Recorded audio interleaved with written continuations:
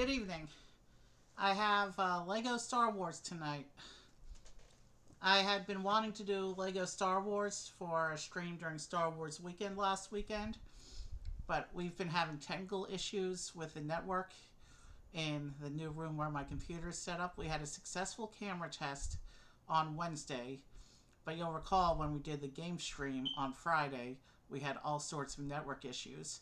So our whatever's going on with the network this end of the apartment, we still haven't fully resolved.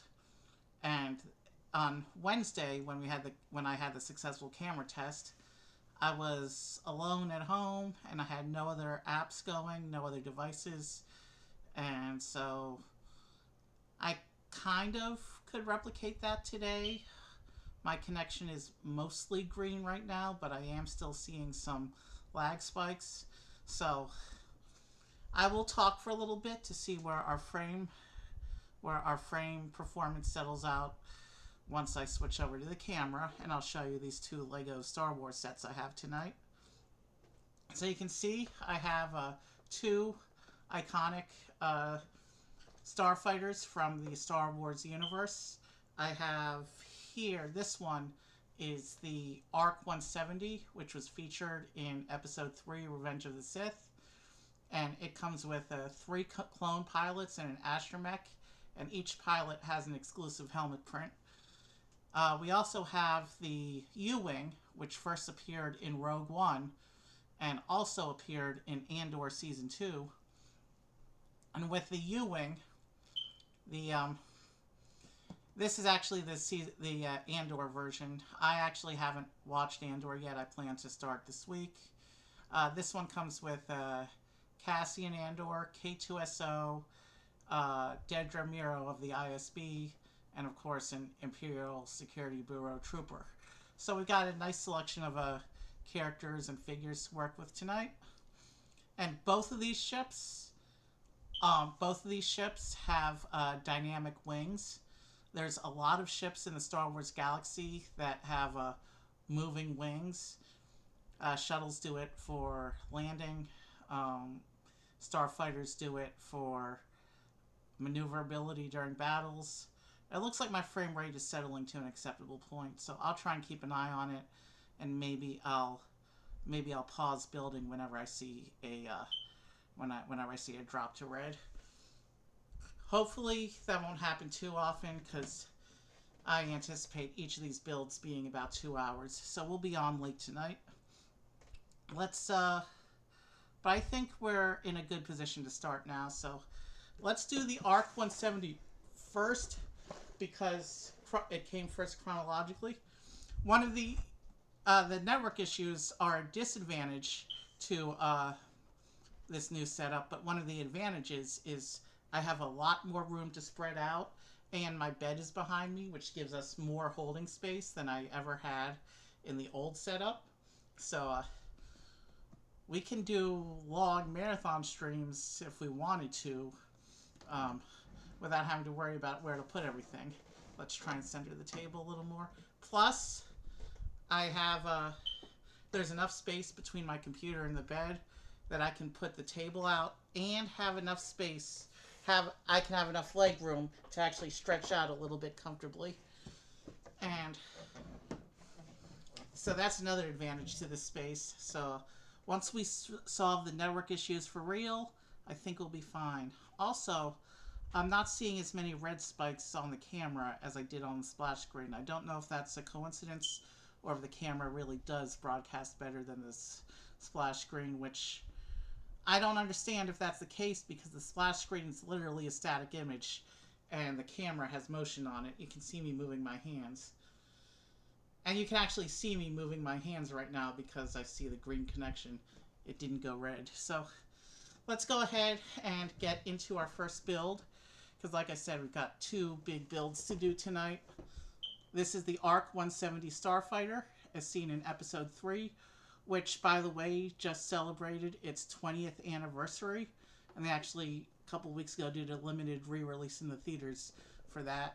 We actually went to see it on the big screen during that limited re-release. So, the ARC 170 And one thing I like about these two ships, this one has crimson red details on the base of gray. The other one has blue details on the base of gray. A lot of Star Wars ships are like plain gray, so it's always nice when there's a splash of color to break up the gray. So there's the front of the box. And here is the back of the box. And you can see here, what am I looking at? So this is just an alternate. Okay, so this is what it looks like from the back with the wings closed. That's why I didn't recognize the picture. So you can see here in the inset pictures, it shows the gun turret, and it shows how the wings open. Let's go ahead and get this open and get started.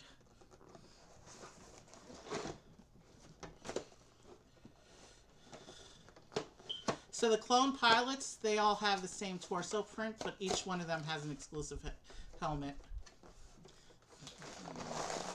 So let's see what we got going on here. I'll set the box down aside. Kind of want to do the trash off camera. Okay. Here's an instruction book. You know what we do with that. So I'll just set that up here. We have here a sticker sheet. It looks like this sticker sheet came a little bent, but it looks like it's only affecting one sticker. So, sticker sheet.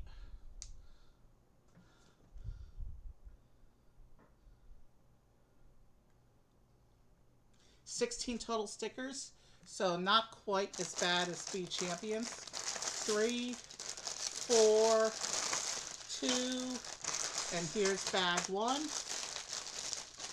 Let me stick these aside. Let's actually put these over here.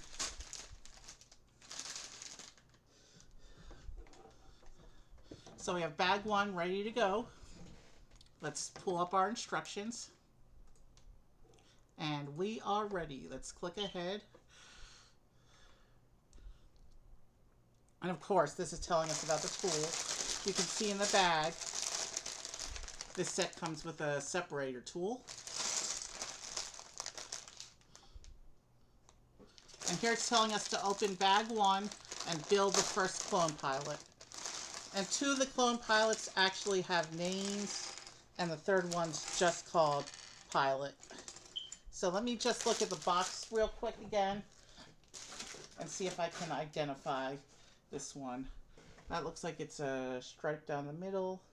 So this is going to be Clone Pilot Oddball. And then there's one with the blue markings on the helmet. That's going to be Clone Pilot Jag. And then the one with red markings on the helmet is just Clone Pilot. And the astromech we're going to see later is going to be R4P44. So, but for now, this is Clone Pilot Oddball we're about to put together. So, and yeah, I know. Okay. When I set up the camera earlier, the instructions weren't this far down into my table. Let's see here. I can move the table a little bit closer.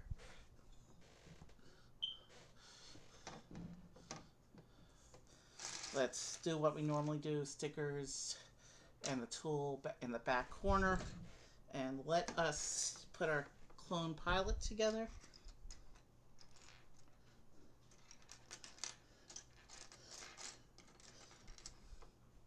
And I can see the astromech's body in this parts pile as well. So we're actually going to get our little droid right now as well. But the instructions right now are specifically showing us the clone pilot.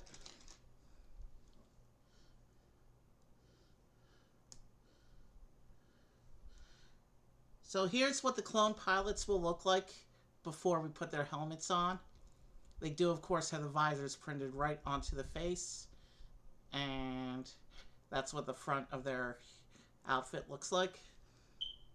And then you can see the air pipes that are common to a lot of pilot types in Star Wars. And there's what the back print looks like. And now let's get his little helmet.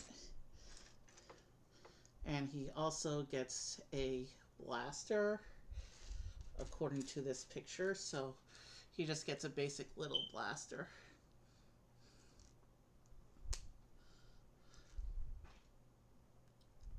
So there's Clone Pilot Oddball.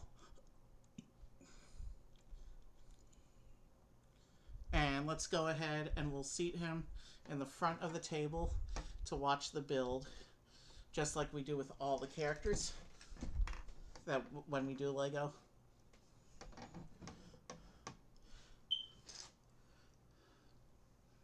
We'll go to the next page now, and this page is showing us putting together the droid. So this is R4P44. He is an R-style astromech droid. This will be the third R-style astromech droid in my Lego Star Wars collection. I have the two other R astromech droids. So here's R4P44.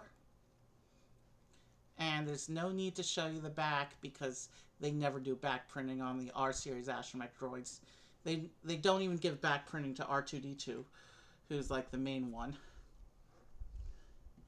So let's sit him at the front and let's go ahead and get started building this thing. And there's going to be two more pilots. In-universe, the ARC 170 was actually built by the same in-universe company that also designed and manufactured the X-Wing starfighters. The ARC 170 was a very advanced battle platform, but because it required 3 pilots, it was considered high maintenance and hard to yield, and so it fell out of use after the Clone Wars. And smaller starfighters that they made, such as the X-Wing and also the Z95 Headhunters, became more popular.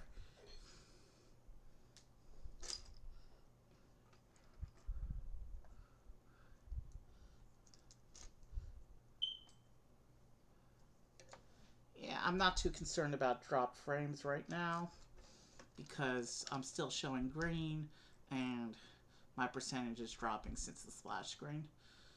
But I will keep an eye, like I said, on the studio window for frame drop moments so that I can pause my action. And we're already doing our first little sub-assembly here. So typically what happens with Star Wars ships is it typically starts with like a framework in the first bag, and then the other bags start adding on to the body and details. We've only done one Star Wars spaceship before. We've done other Lego Star Wars sets, but only one spaceship, which was the Mando N1 Starfighter. Go on my YouTube history if you want to see that video. And I'm just pausing for a moment because I do see a red drop out here. Meanwhile, I'm going to go ahead and get the next page of instructions here. Alright, we're returning to green, so let's continue. I can't promise that I'm going to stop the action every single time that we go red because there may just be some times I don't notice. But anyway, if you want to go back in my YouTube history, we have several Lego Star Wars streams in the past, but the only spaceship we have is the Mando's N1 Starfighter. I hope to change that, though. I hope to build an extensive fleet of Star Wars ships now that we're caught up with Speed Champions, but I heard there's 6 more cars coming out in August, so... June, I think the big Lego project on stream is going to be Animal Crossing, and I think we're going to... And we still have, of course, some Mario content left. So we do have lots of Lego plans still coming up over the next couple months on this channel.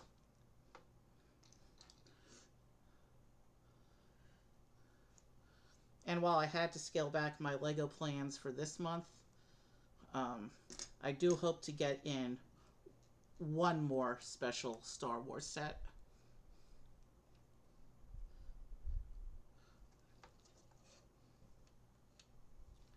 Okay, so this doesn't actually connect to anything yet. This is just... Okay, so this little Technic piece we put in, this is going to be the first part of the wing mechanism, I believe.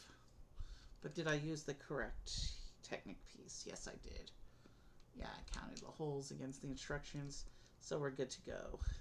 So yeah, that's going to be the first little bit of the wing,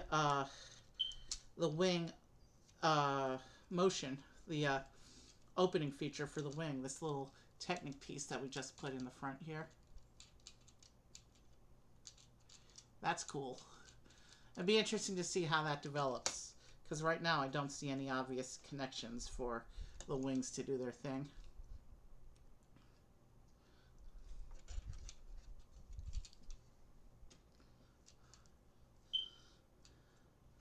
Lego night is one of my favorite parts of the week. And here we are. So yeah, we'll do Animal Crossing next month. We'll have Speed Champions in August.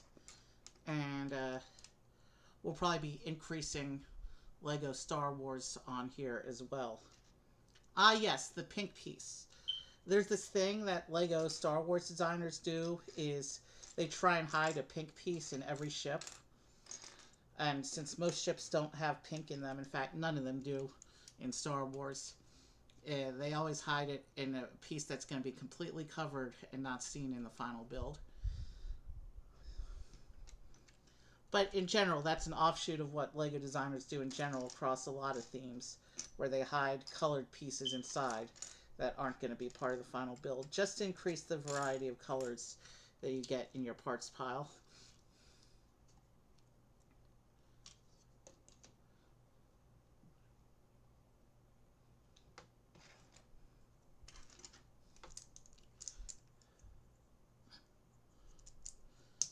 So here, it looks like we're stacking plates to build up some of the shaping.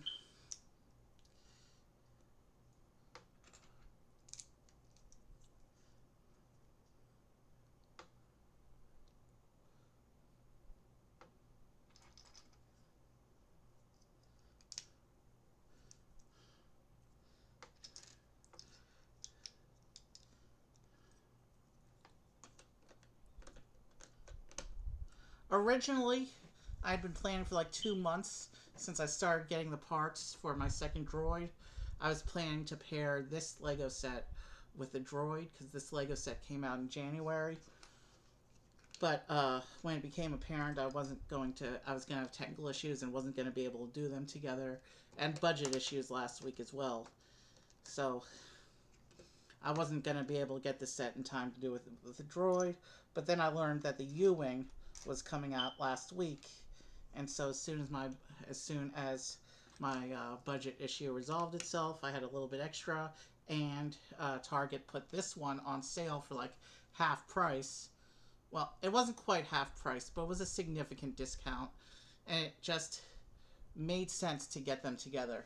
So that's what we're doing tonight. That's how we got this nice stream for tonight. So we're going into an assembly now and seeing if this assembly looks like it's mostly composed of Technic. This is probably going to be the inner workings of the wing motion.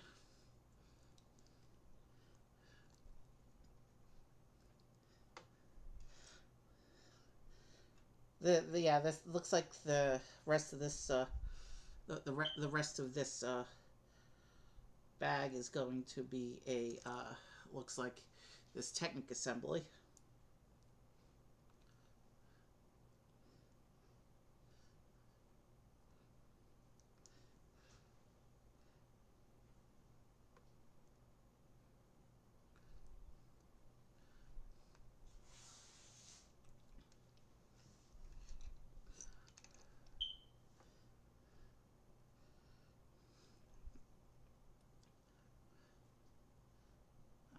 this lining up? It lines up to the one on the end like that.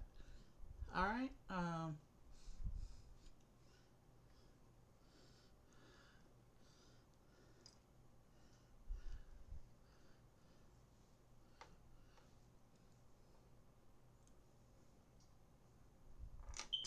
Let me just see something. Okay, I think that's about right. So yeah, I'm almost certain that this is going to be the I'm almost certain this is going to be the assembly that drives the wing motion.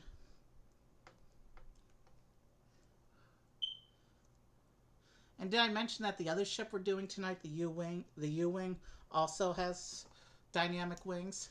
That'll be fun to put together too. I mean, even without dynamic wings, Lego's fun to put together.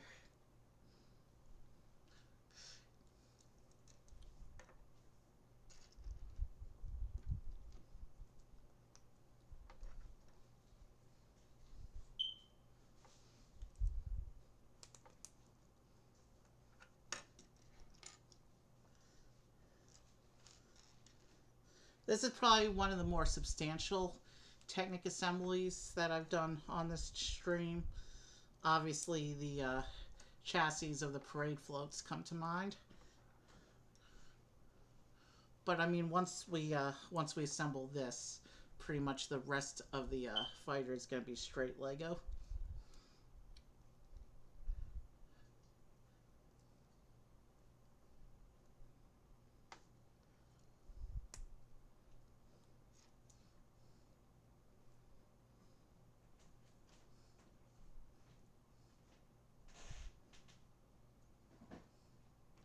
Okay, how's that lining up? Okay, I see.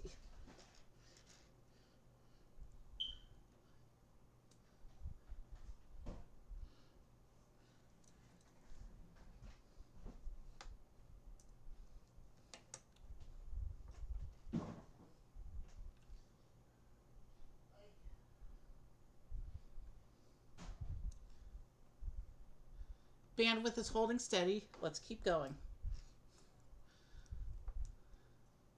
I'm not going to do my standard 2-day playback on, 2 days later post on this video. I'm going to take some time over the next couple days and actually, even though it's going to be a 4-hour stream, I'm going to watch the playback before I post this one. And probably any streams I do in this setup before we fully resolve the net issues. I'm probably going to watch playback before I post on YouTube. So my normal 2 days later thing is going to be out for a little while, but I'll do what I must to make sure that what ends up on YouTube is quality. I'm already not posting the game stream from the other day. I'm considering that a lost episode because of how poorly the net connection was.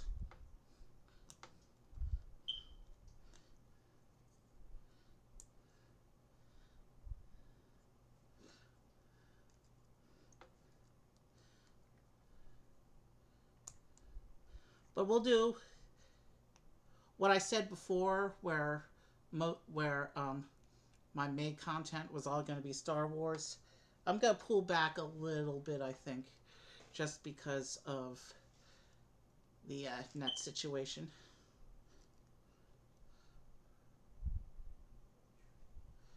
So there will be some more Star Wars content.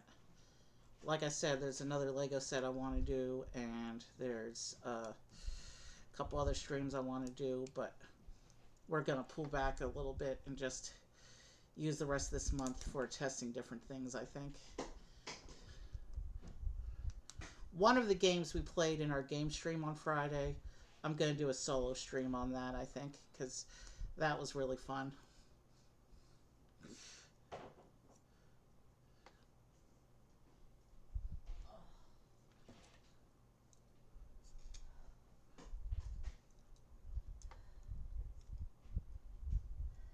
Okay, how is this meant to line up? It's not clear from the picture.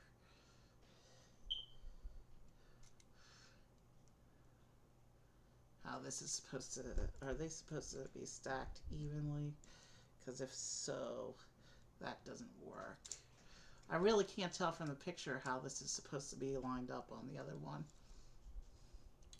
But let's go ahead and proceed over the next few steps, and hopefully it will make itself clear in time how we're supposed to proceed.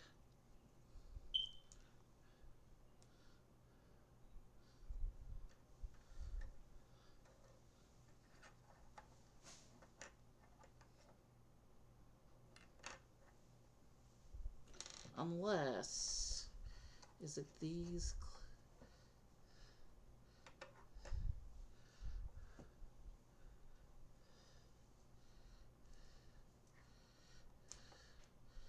I had that pinned in correctly, I think.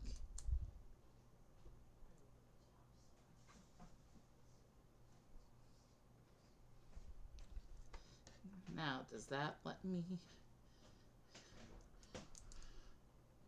No, I still can't do what the picture said. Well, actually, maybe I can do what the picture says.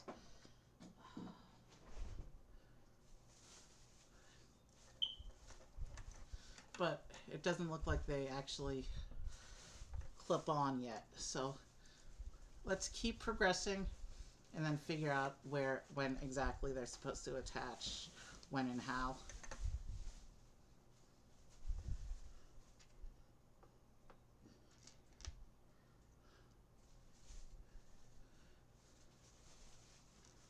Oh, we just went red again, but I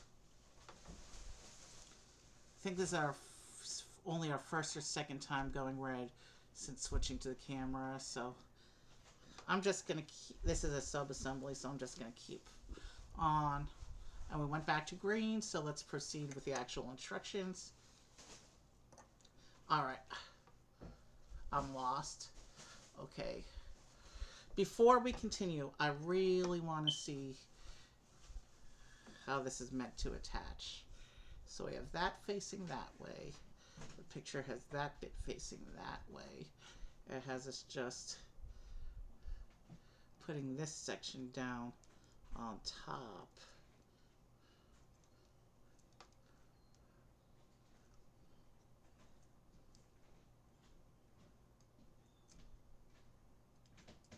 Okay, so it's supposed to rest on top like this. It's not actually supposed to attach yet. So this is another piece of the motion feature, it looks like.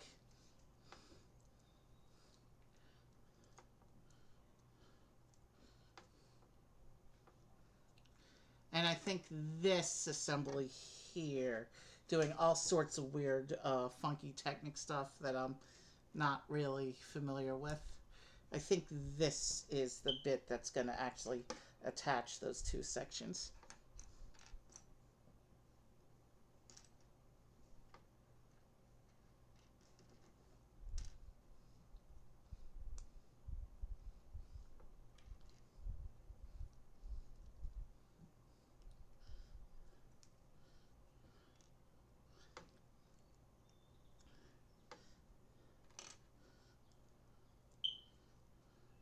Star Wars is pretty good at putting in lots of Technic in the internals for the play features and then hiding the Technic so it's almost non-in-existence in the final build. You can't see it. So I bet that's what's happening here. We have this pretty substantial Technic assembly we're building for the wing motion here.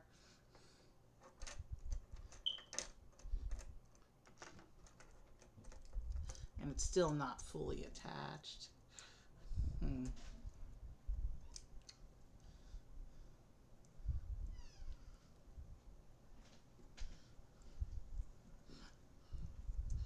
it has us put these bits on like this. And with that, that frames that bit a little bit better, but we're still not securely attached. Now we have another assembly for the Technic here.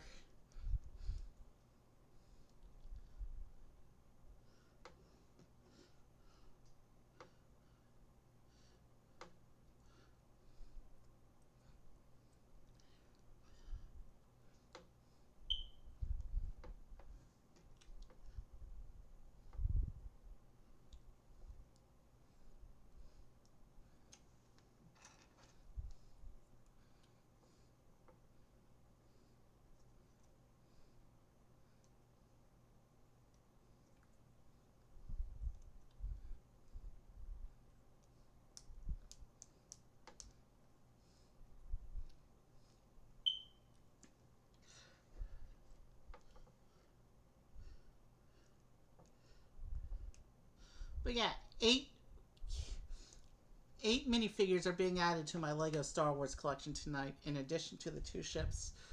So that's pretty cool.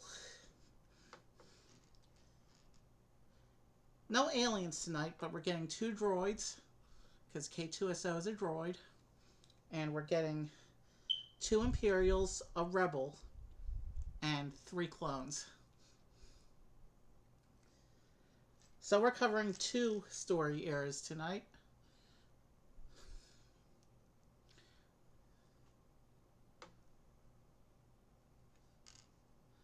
That's not the piece it was looking for. Shoot, okay. There's an easy way to pop those pieces out, though, when you use the incorrect piece.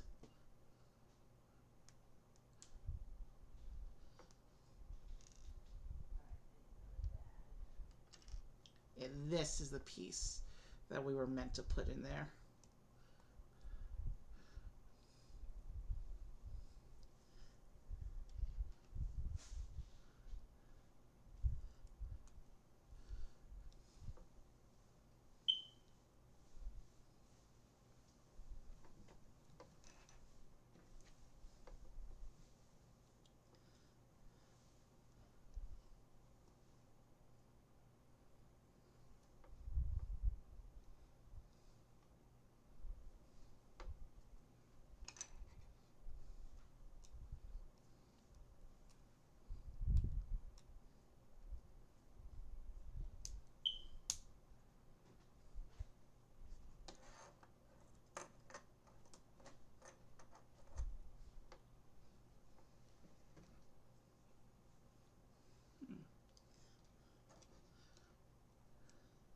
Sorry, I'm really trying to focus. You mess up a Technic assembly, it can really mess up your whole build. So I'm trying to concentrate and make sure I'm putting everything in correctly while it's still fixable.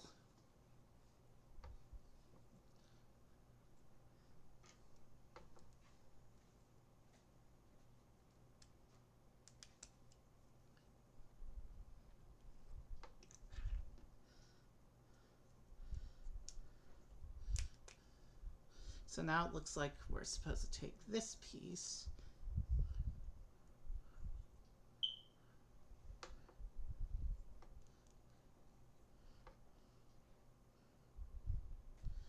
this piece.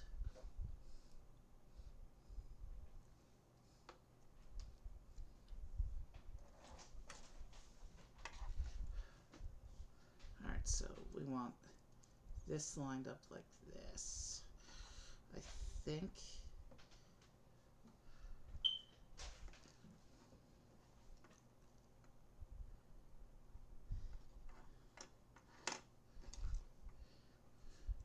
We want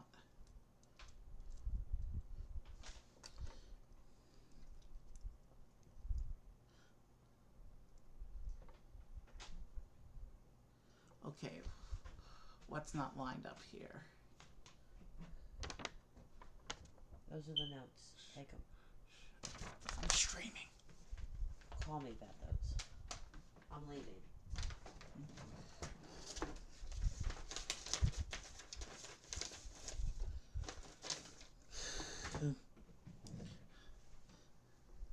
Alright, now where were we?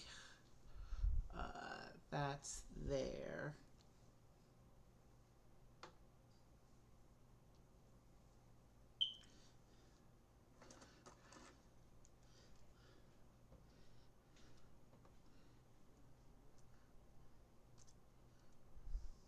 Okay, I still don't know if everything's lined up correctly. But this part of the frame is snapping in.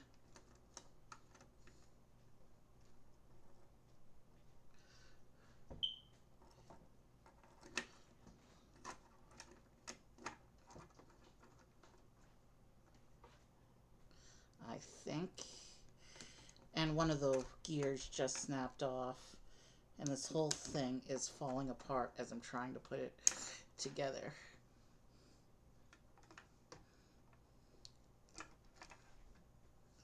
So this was in here.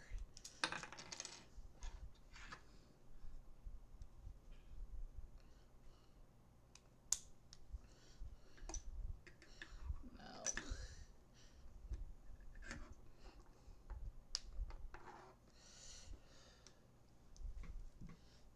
Excuse me a moment while I try and make sense of everything that fragmented off this Technic bit.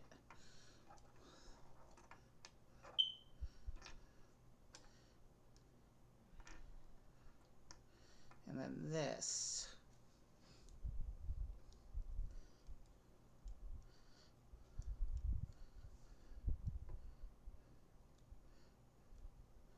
This one was in how? Excuse me, everything fell apart as I was trying to put everything together, so.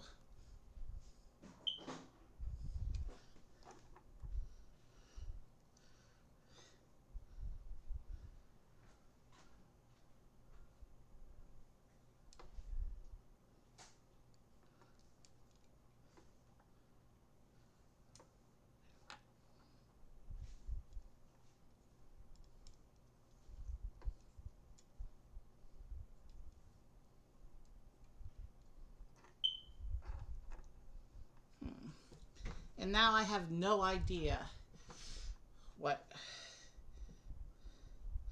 Now I have no idea what I'm doing. Give me a few minutes to try and figure out this Technic stuff.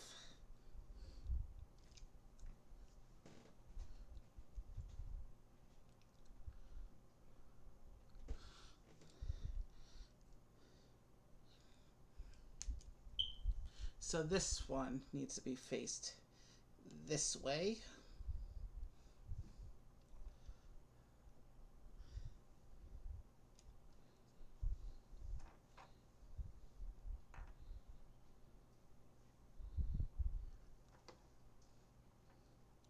Where's that blue piece?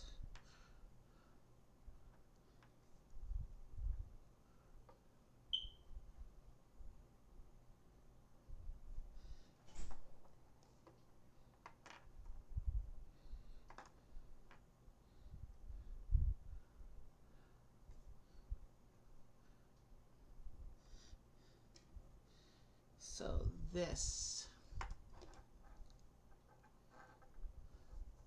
was supposed to have a blue piece on it. That was missing from that piece.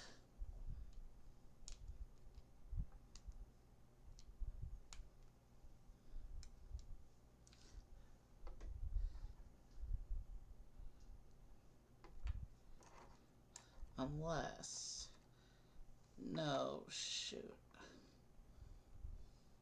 We're all sorts of messed up right now. Okay.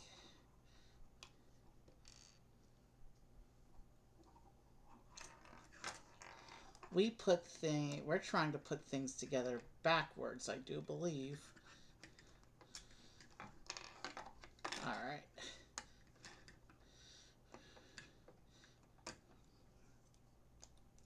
Let's go back to the beginning of this Technic assembly and see where I'm messing things up.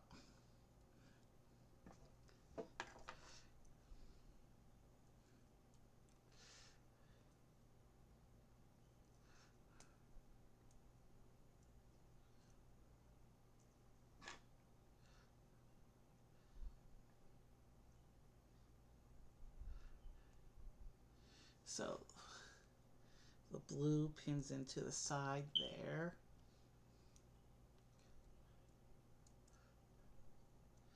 And if we put the red at the top, it becomes like that. And then on this assembly,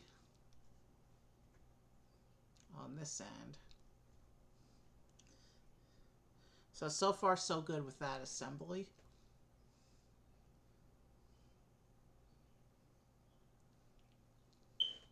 And then we have this whole mess that goes in there.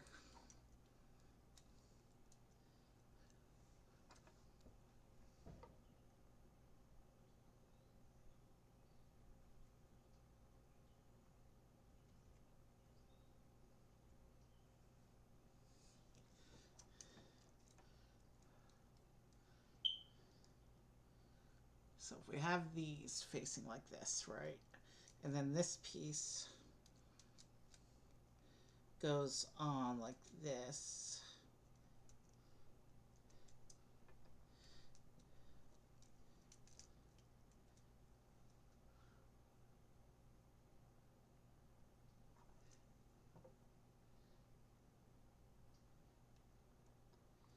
And that piece is actually supposed to pin into there.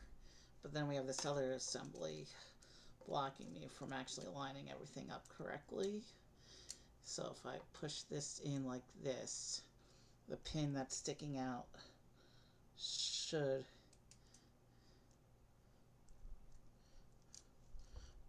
be attachable. There we go. So that's what I was missing the first time. And the one on this end just spins freely because it doesn't have anything connecting it in.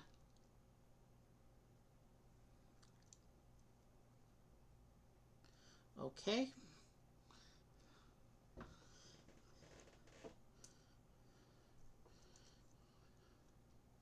So yeah, turning this one does, but then it shows that this wheel is lined up with this wheel, so maybe I am not yet positioned quite correctly.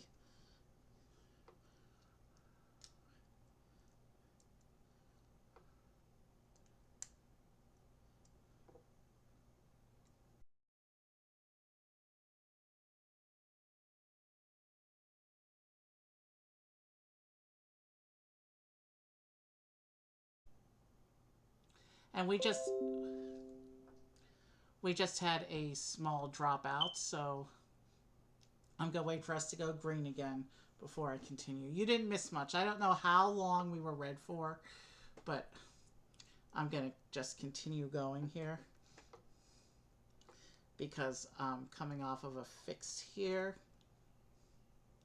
So this piece is supposed to be like this. So yeah, I do apologize for wasting a whole chunk of time with that, but I just really didn't know how things were meant to be here. So now that we know,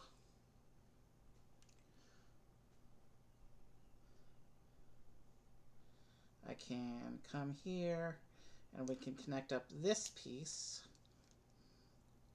as it's meant to be.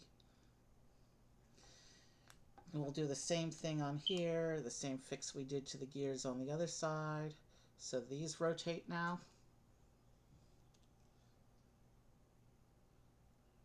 And now if we put this onto the other side of the framework, we should be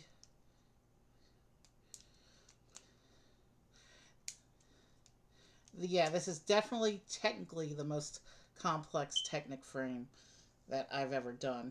And that's why I had so much difficulty with it. We've used Technics before when doing framing and simple motion, but we haven't, I don't think I've ever done a Technic frame to this degree of complexity before. If I can just get these last couple pieces to pin in. Yeah, and that lines up the technicals on those sides. So there we go. That snaps in.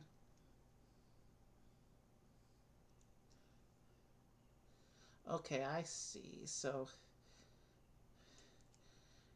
these four little gears on the sides here actually represent the four different, the four wings are going to connect to these bits here. You can see the frame itself is pretty solid now, but you can see how these inner gray bits turn. So the wings are going to connect to those, and that's how they're going to open. Now we just have a little bit more assembly to do for the framing here.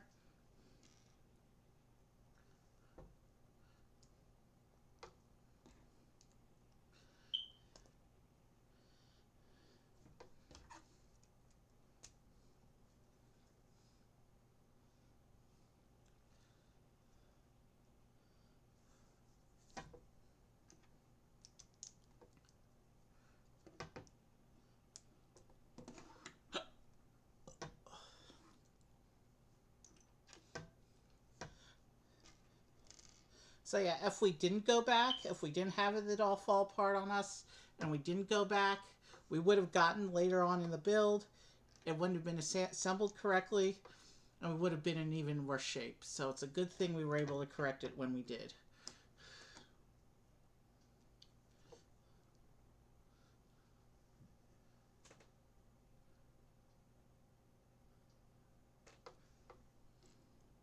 So that one goes there for sure.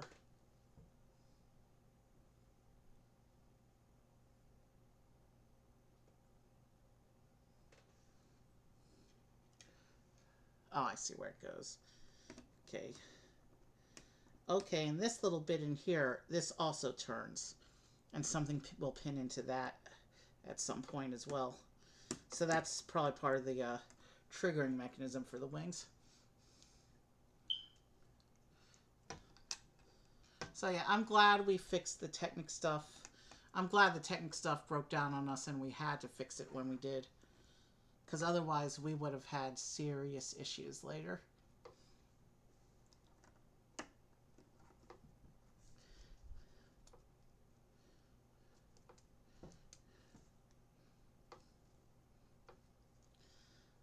Now we're building up the bits of the Technic frame that will allow us to attach it to the rest of the ship. I don't know why it's not letting me press into the hole though. This thing's not lined up properly. There we go. Okay, so looks like that's going to be a little bit of a trigger mechanism in there. And now we're going to take this whole section and we're going to bring this back. How are we lining up here? Shoot.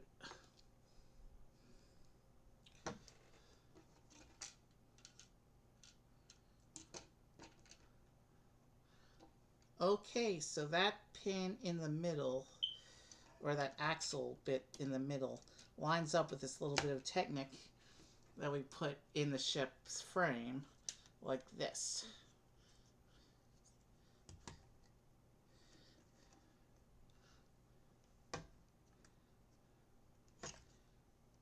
But now that thing's not exposed, so... Oh, I see. Okay, so you push this little bit of Technic that we embedded in the frame, and that, when I do that, it's causing the little wing gears to turn a little bit. So that's going to be the trigger mechanism for opening the wings. It's always nice to finally learn when an action feature actually starts to make sense. It'll look so much cooler, of course, once we actually attach the wings. And I don't know if you can see this because we're actually looking at a little dropout right now. We're on yellow. But yeah, we figured it out. We got there on the Technic frame. So if you push it this way, the wings, yeah, if you push it this way, the wings close. And I can see where the wings are going to insert. So yeah, good feature there. This is the longest we've stayed in yellow without going back to green. But at this point, we've been doing bag 1 for almost an hour now, so I just have to keep going at this point.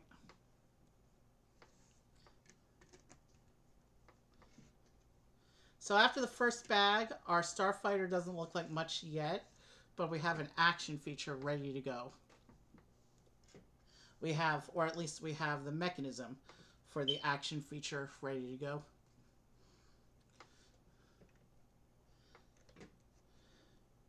So the rest of the bags are mainly going to be building up the body and the wings around the Technic frame that we just spent the last half hour trying to figure out.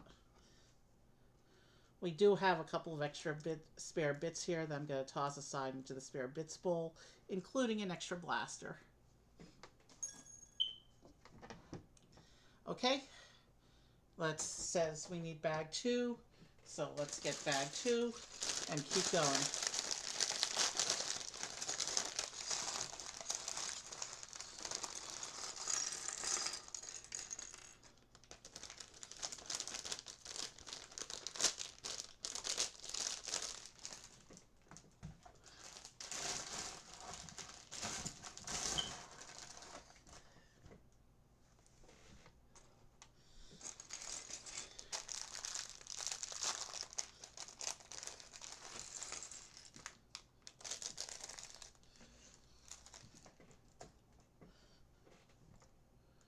So bag 2, we we do not get our second pilot. So it looks like Oddball's co-pilots are going to show up in bags 3 and 4. Bag 2 has us just go right into the next part of the build.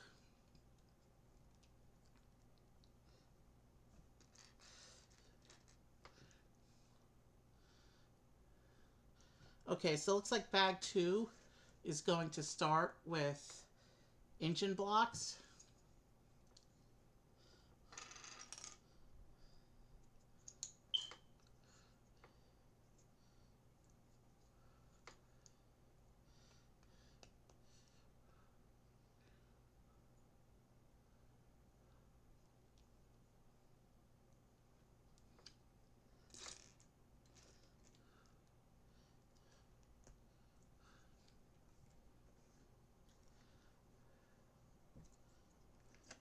And the engine blocks are going to go in the front and start to cover over the gear assembly. We'll do another one of those for the other side.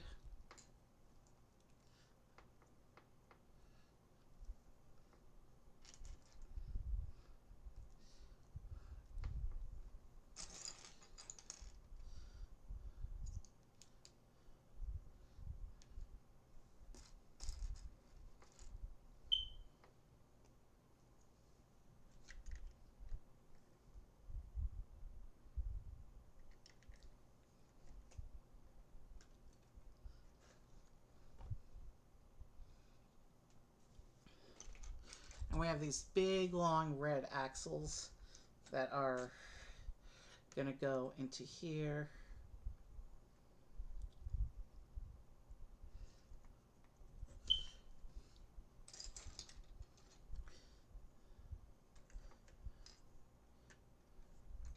And these will anchor the engine straight against the Technic frame. Let's keep going.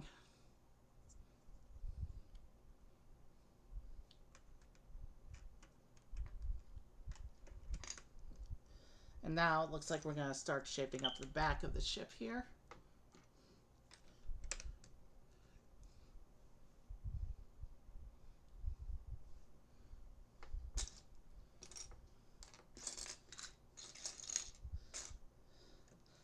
The rest of this ship should be smooth construction from here on out. Yeah, we lost a lot of time on the Technic frame, but it looks like the rest of this is going to be fairly standard build techniques.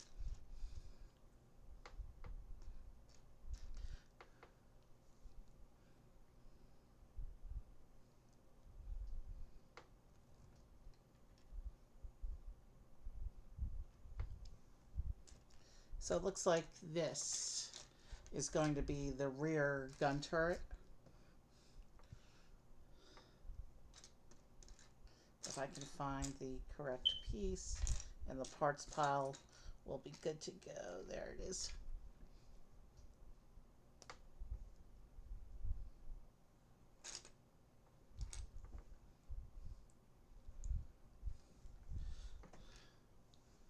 Sorry, I was behind the instructions for a good chunk of that build right there. But let's stick that in. So we now have our first rear gun turret in place.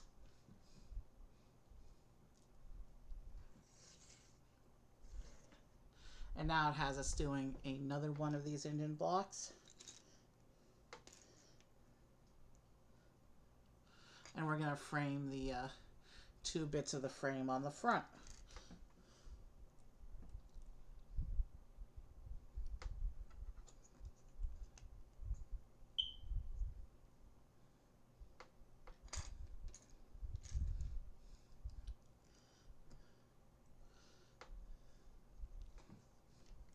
So I'll go on like this.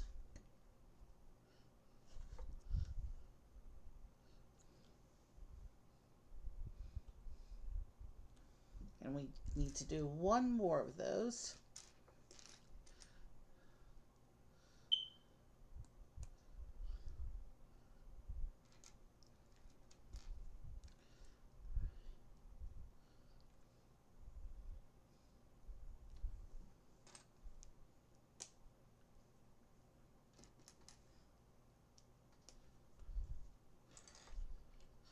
that'll go onto the ship there.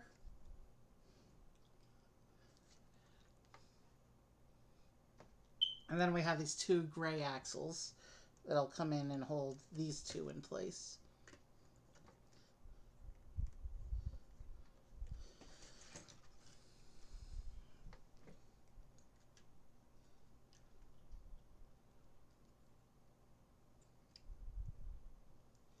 And let me just make sure I didn't jam up the mechanism with that. No, these still turn freely. Okay, we're good to go. All right.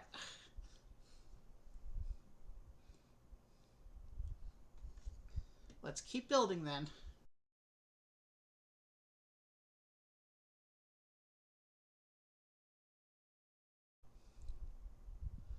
This one also looks like it's going to be a little sturdier than the one fighter I have so far.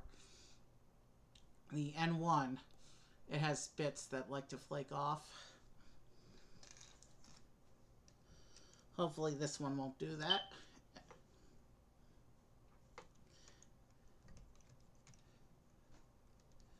We're still having connection dropouts, but an hour in, and we're less than halfway through the first build. We just got to keep going. We're back to green. I will definitely be reviewing the playback before I post this video. 4 hours of my life that I will not get back, so.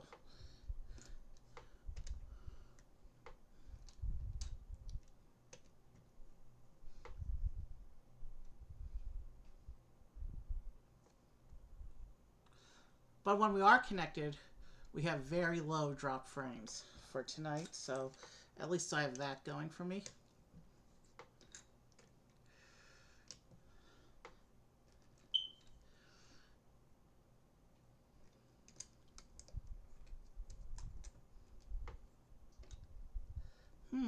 Slow piece. Smooth slow piece. Is this the beginning of the first cockpit area? I don't know, but we'll find out soon, I guess. And this goes down the middle here, holding the frame in place. And actually, because we have it sitting on the table, I'm going to leave the mechanism in the closed position for now.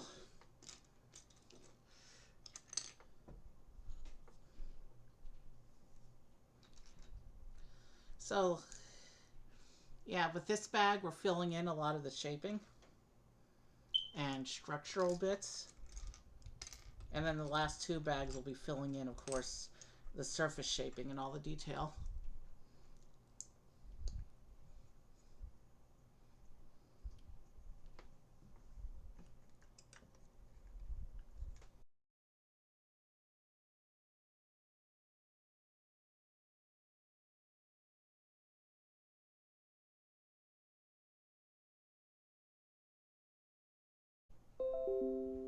Wow, we just had a big drop out there.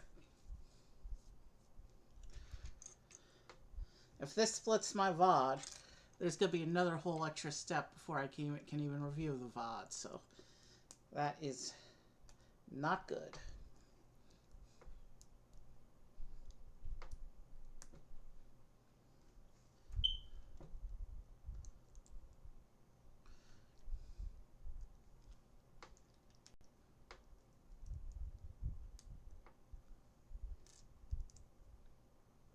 We are back to green though, so we're just going to keep going and hope for the best.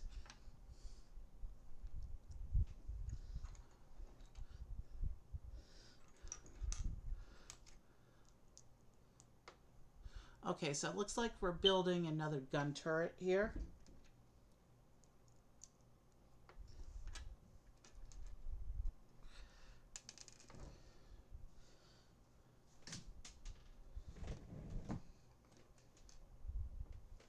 And of course, it just had to go on the floor. Because what is a Lego stream of mine without a piece deciding to slip out of my fingers randomly? Let me see if I can get it.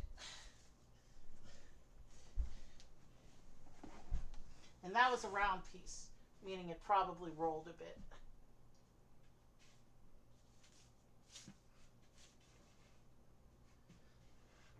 Got it.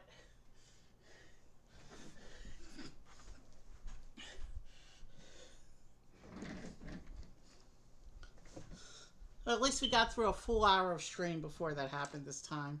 Usually that happens early on.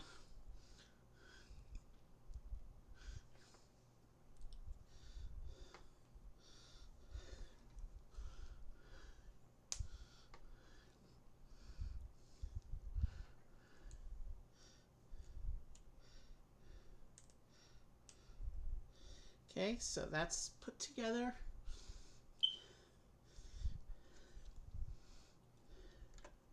And this will go in here. And this lines up with the other gun.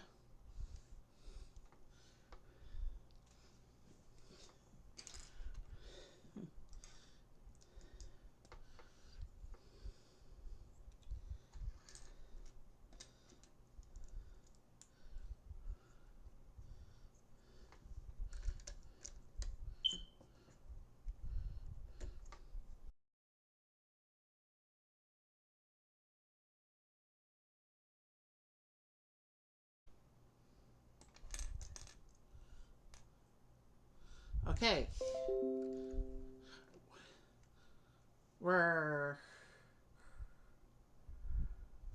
We dropped several times in the past few minutes. The first bit of stream was so good in terms of the connection. I don't know what's going on the past few minutes, but we have here two pieces that are going to need to get the first two stickers of the set.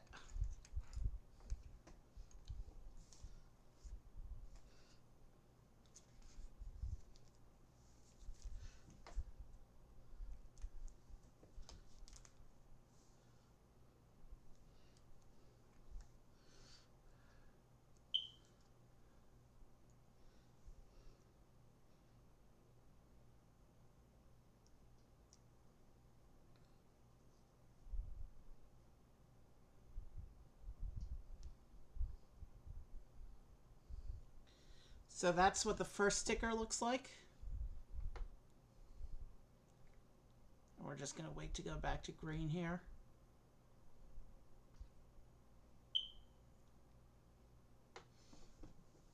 While we wait to go back to green, I'll go ahead and do the other sticker. Because I know I'm not good at getting those on camera, and you won't miss anything.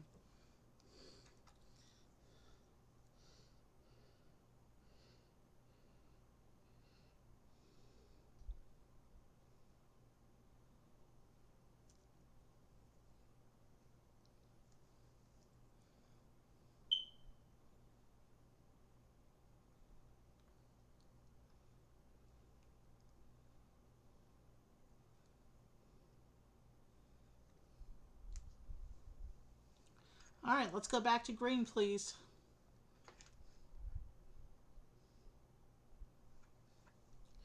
Meanwhile, I think I can line that up a little bit more symmetrically with the other one.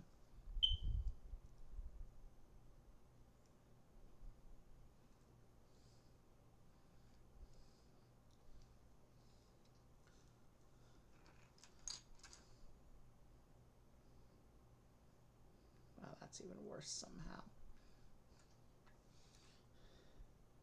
Well, it's okay that we're still red because I'm still trying to adjust the sticker here.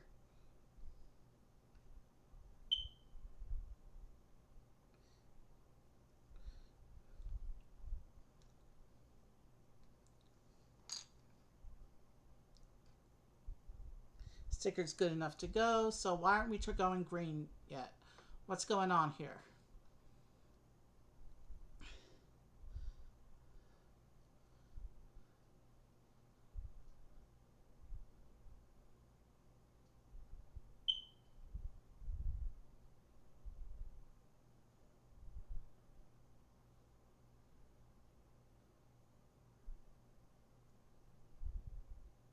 Our connection was good. I don't know what's going on here now. We've been in red for a solid 2 minutes. And I'm not going to build while we're stuck in red because then you won't be able to see the action.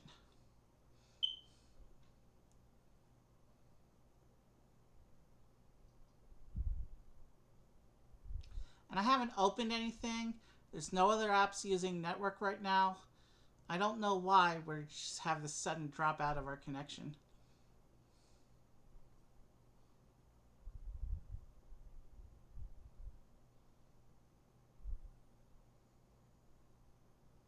Maybe I'll reset the connection. Let's wait a minute or two and see if I need to reset the connection.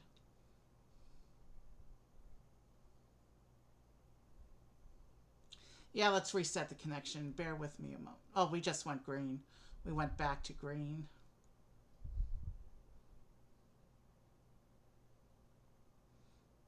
And then we went back to red. Didn't stay green very long. We were doing so well too. I don't know what's going on here.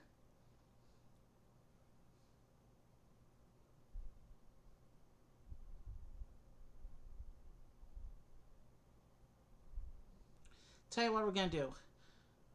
I'm going to take a quick snack break. And when I come back, I'll see where we are. And if we're still red, I'm going to reset the connection.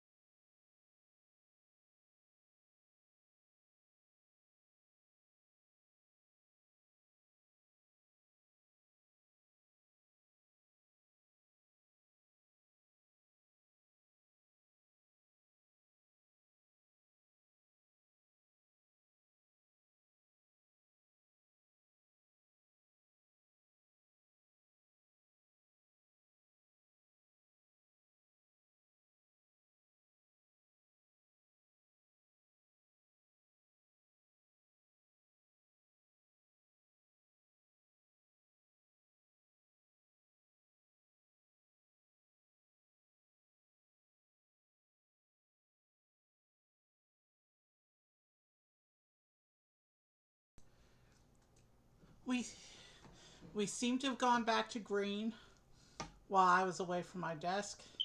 As soon as I clicked to unmute, we went back to red. But we're green, so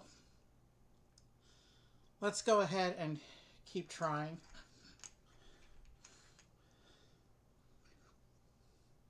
So here's the two pieces with the stickers we're about to put on.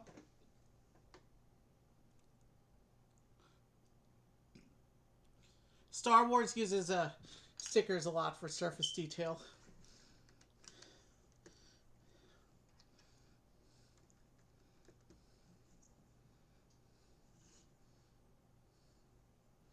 So that they go in the back there by the gun turrets. And let's keep going. And we're red again.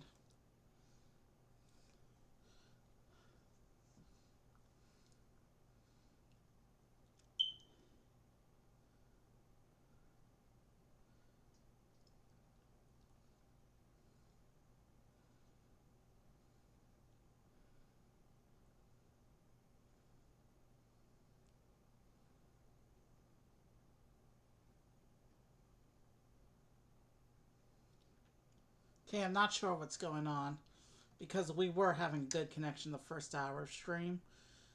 So I'm not sure why we're dropping a lot now.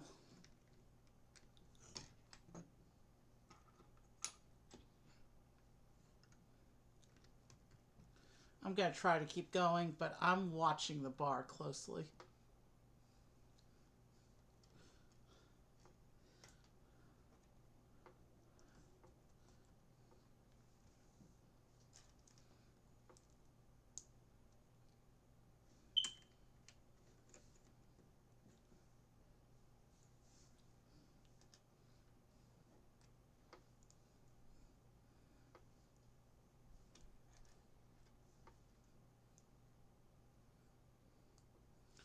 We're still going back to red a lot, so I'm not sure.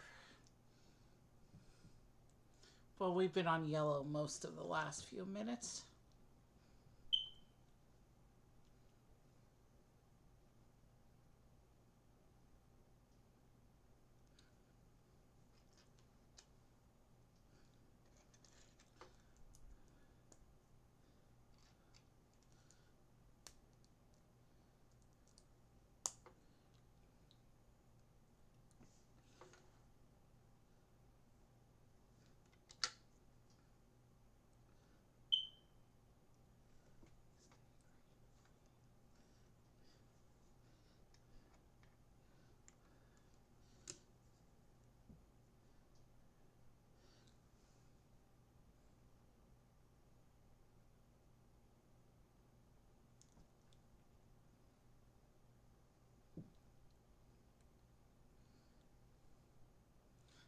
Red again.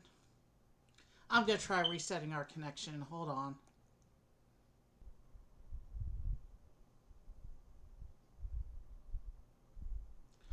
Okay.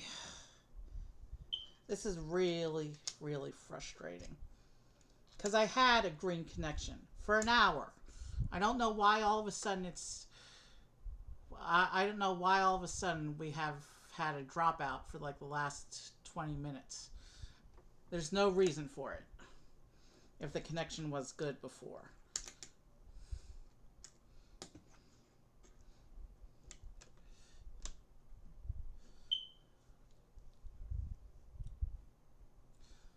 But we definitely haven't gone back to green anytime recently.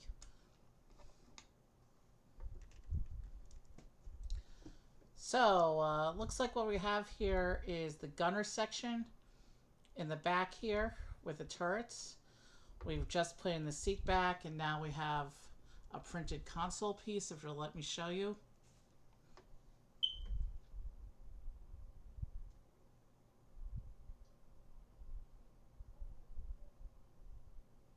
There's the printed console, and this will be for the navigator.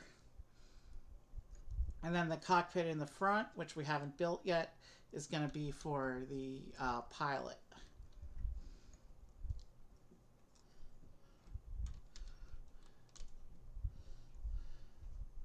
And actually, let me just see.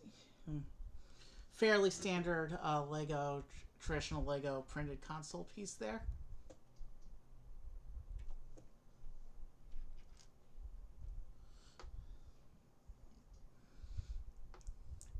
Right now I'm working with tiny pieces that are just going to be fat fingered and you won't be able to see anyway. So I'm going to keep working with what I got here.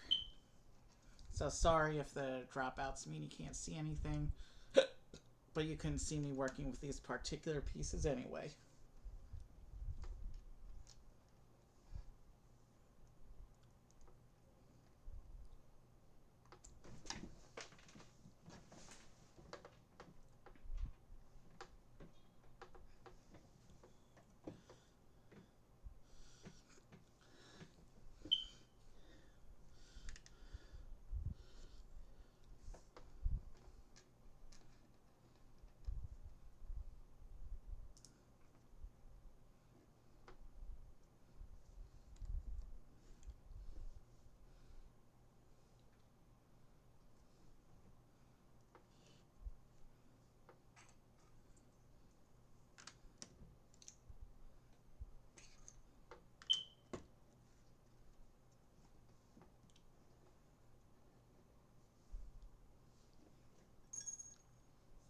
So concludes bag 2.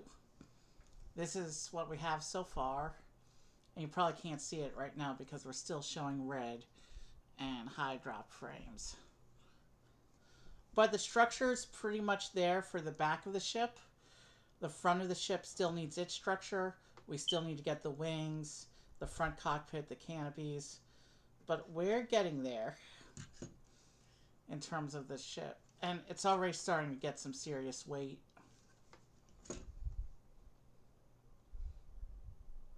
We back up. The router box was much hotter than usual when I went to reset it. It also took longer than usual to come back up. So I wonder if that had anything to do with the issues we were having just now. But we seem to be back on green, so let me go back over to the instructions here. And let's go on to bag 3. And bag 3, it looks like, begins with stickering a canopy piece. Usually, they print canopy pieces, so I don't know why we have to sticker one. That's unusual. And you can bet I'll be watching the meter closely. Especially after we've been having so many issues. Looks like this bag has a bunch of big chunky parts. So I think with bag 3, we'll be finishing up the back of the ship. Maybe starting... All 3 canopy pieces are in this bag.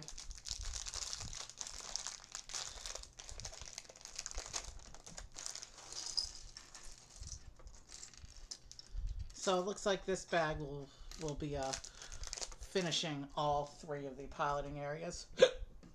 And this gap in the middle here with the 2 jumpers in it, that's where the astromech is going to sit between the 2 back cockpits here. We are on green now, so we might be able to do the rest of the stream as intended. The router was just having a little hiccup. We'll see how things go with the balance between green and red as we continue on. It's a little cheap that they didn't print the canopies for this set. Normally canopies are printed pieces. And canopies need to be lined up straight, so it'll be more... Canopies are one of the types of pieces where it'll be noticeable if you don't have it lined up perfect, so... yeah.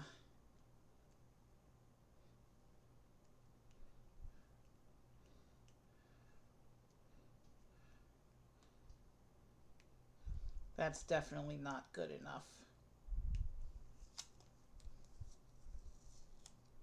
If I move it like a millimeter this way.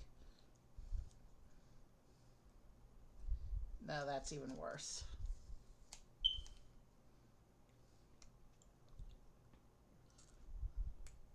We're still dropping frames, but we're seeing a lot more green than red now. So hopefully that reset was what we needed.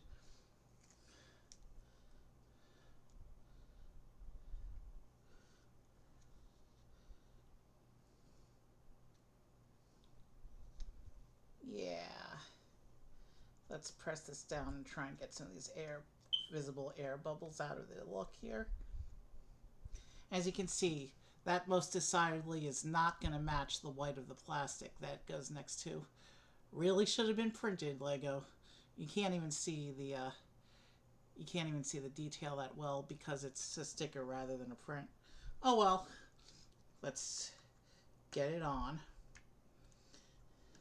So the gunner's station is now properly covered.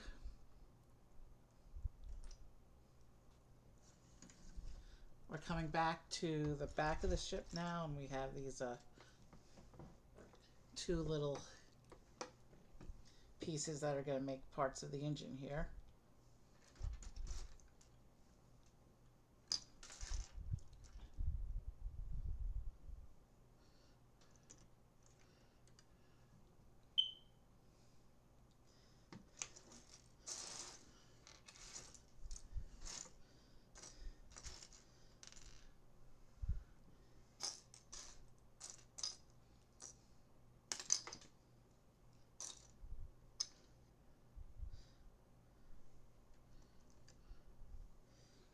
And these pieces just slide on. They're not secure yet. I'm guessing the next piece of the engine is what's going to secure them on the very axle tip there. Yeah, here we go. It's using a transparent piece here. which is what they usually do to make the engine glow.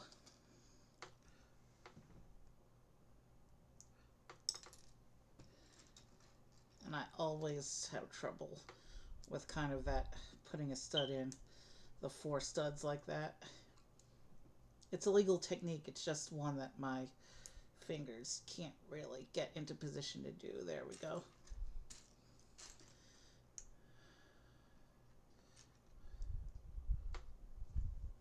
And we just press this on, and this will lock the rest of the engine block into place. And now I just have to build one more of those. Let's see, does it go any farther? No. So we need to build one more little engine here. Again with the tricky stud between 4 studs. There we go. And this one will go on this side and lock this engine bits into place.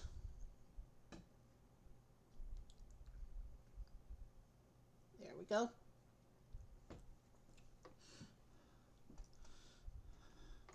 And that's what those 2 engines look like with the engine glow bits on.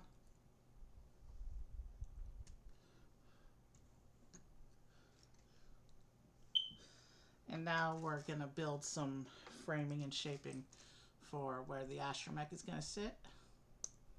And I'm in red again. Okay.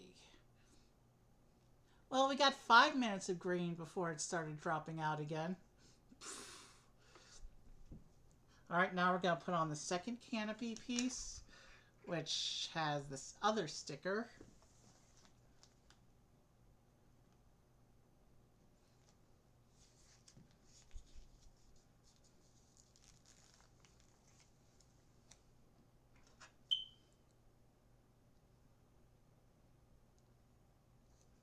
And I just realized this bag didn't have a pilot either. So we're going to get both of the remaining pilots. So this is Oddball here, who's been sitting waiting patiently down here. We'll get Jag and the unnamed pilot in the 3rd bag. Typically in a 3-pilot setup, the one in the front, who'll be sitting over here, where we haven't built yet, he's the main pilot. The one second here would be the navigator. And then the one up here in the back would be the gunner. And then, of course, we also have the astromech doing their thing. Okay, I was fairly straight on that sticker. We're good to continue.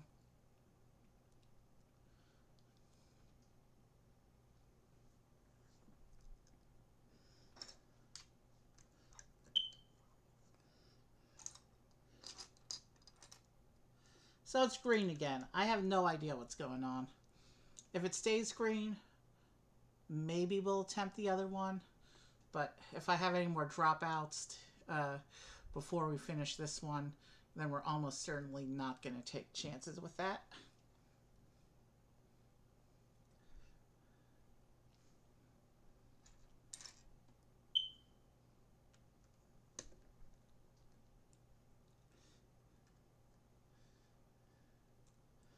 Maybe. We'll see. What I may do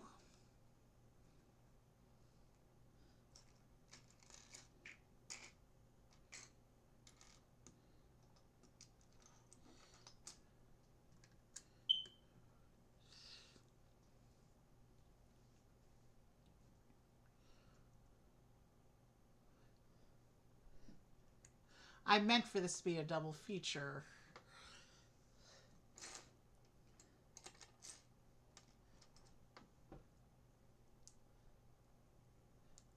Let's see how the rest of this build goes. Then we'll see what's our best strategy is. But we keep going back to red.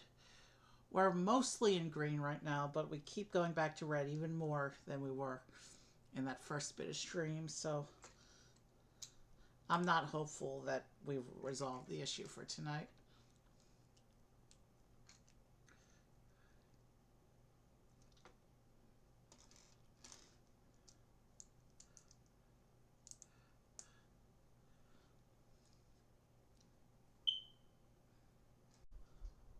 But as you can see, we're beginning to put structural bits in for the front end of the ship now.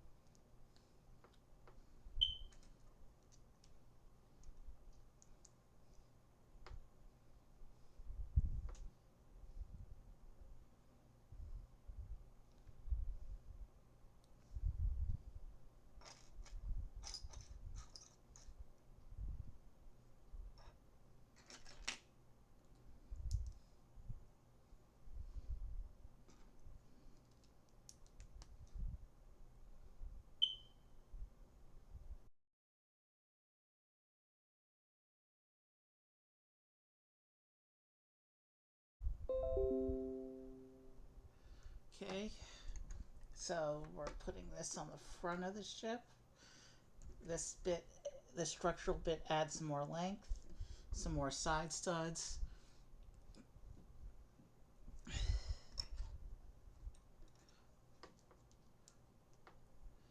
it looks like we're going to build up some more of the structure here.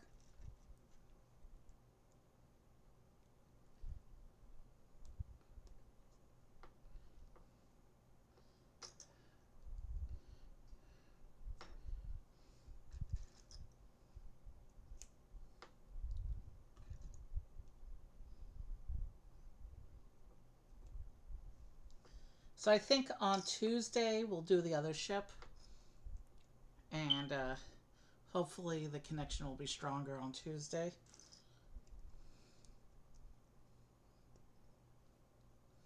And that will probably end up being a daytime stream.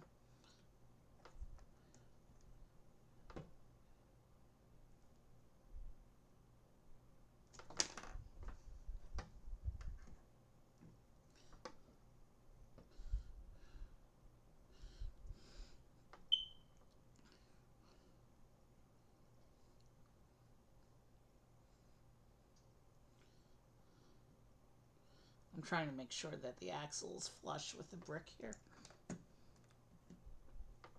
Yeah, now I can do that.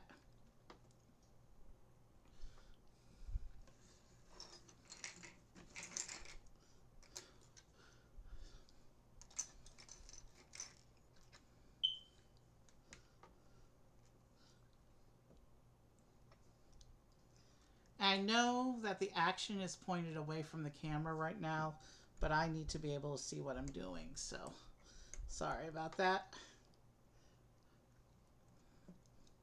But yeah, we're putting in some shaping and coloring now for the front end of the ship.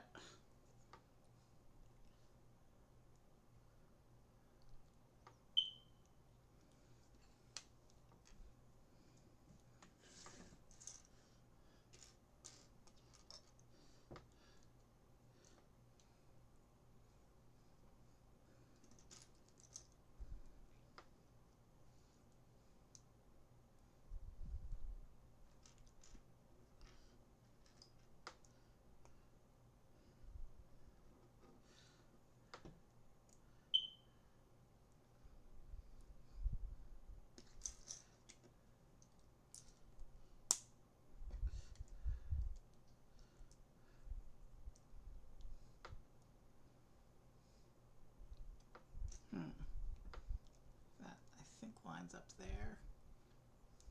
Sticker time.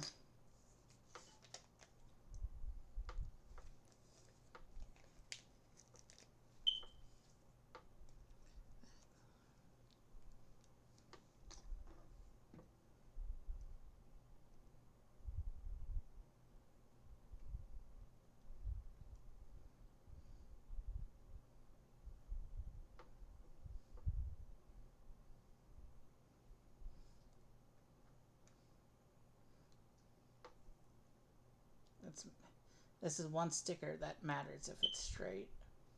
So I'm trying to make it parallel before I press the whole thing down.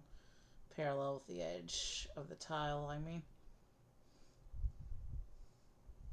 There we go. That's good enough.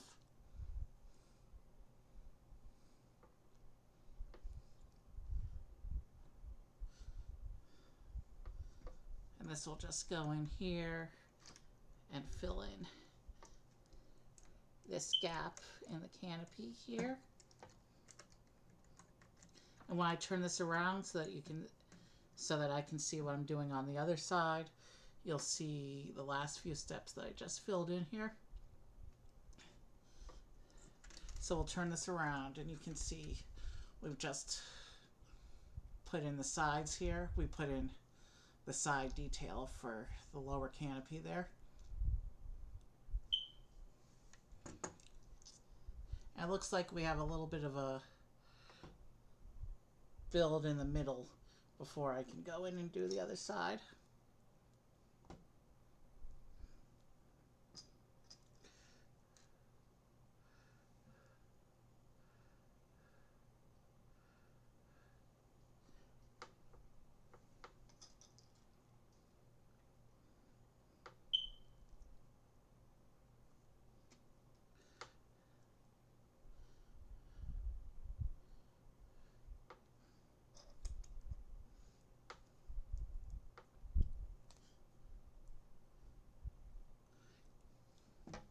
So these will go in here like this.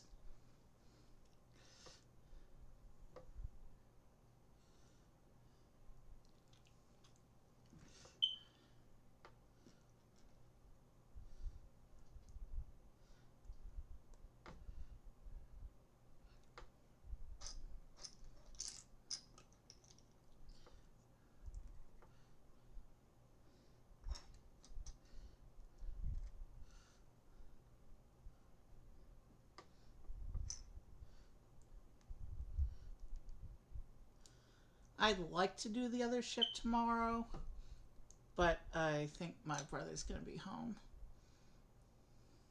which means he'll be using some bandwidth.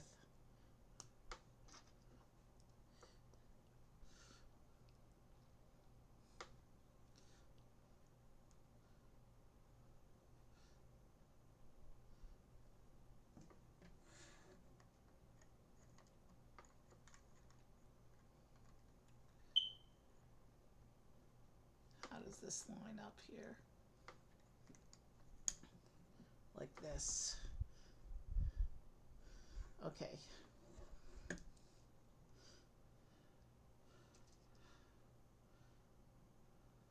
So now we start building in the other side.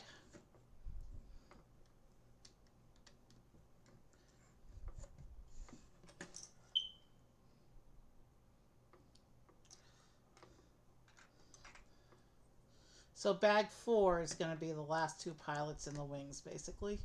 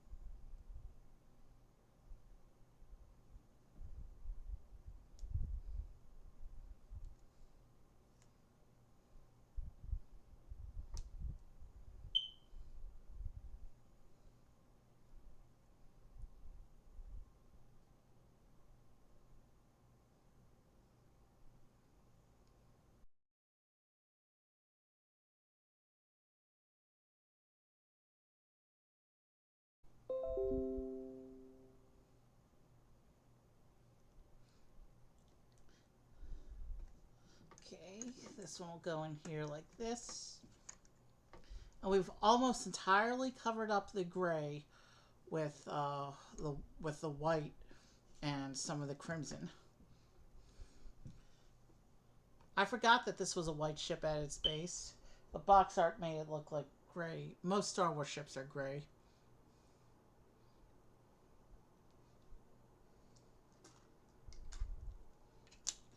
This is one sticker that centering matters.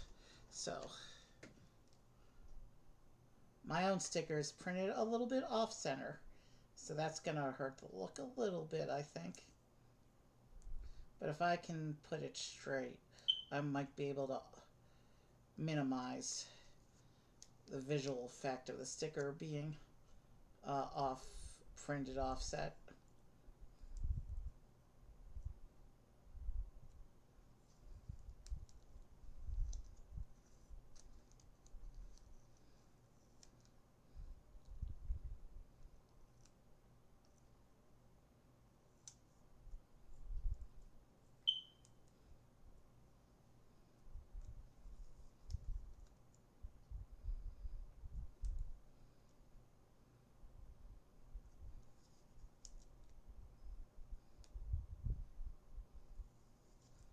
Now that's definitely gonna look off center.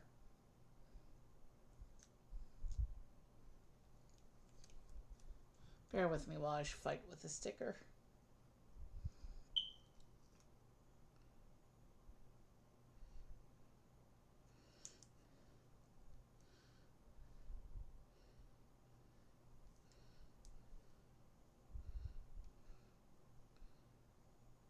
That's about as good as it's gonna be.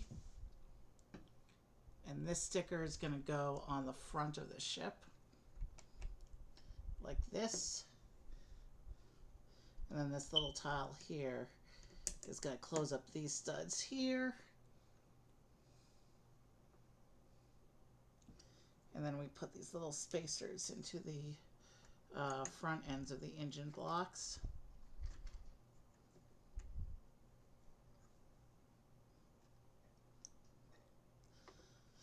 So yeah, the only bits of the Technic frame that remain exposed at this point are the bits that are actually going to manipulate the wings.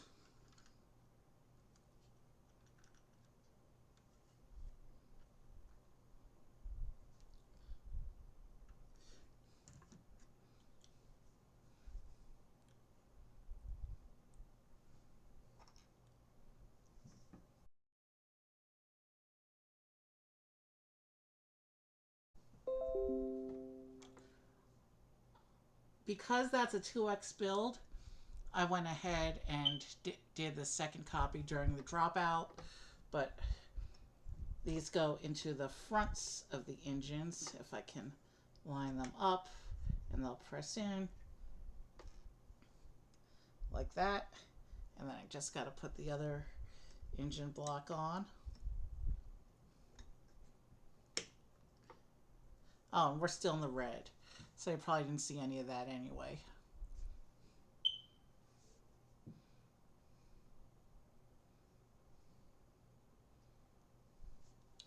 I need to be able to see this.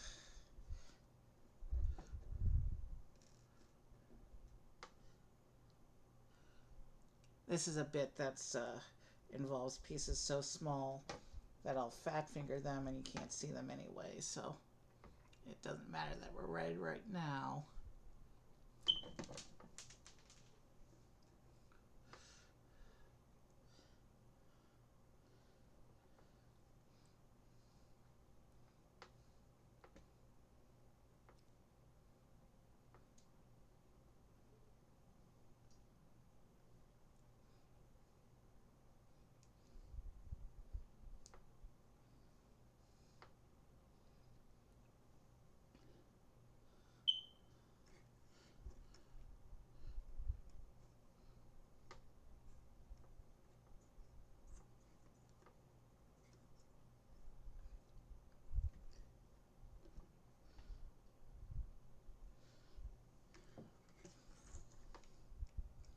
And these are just some engine detailing bits. Let me just make sure I have them lined up symmetrically so it looks good. So it has these little silver bits on the engine fronts. Time for the third and final canopy.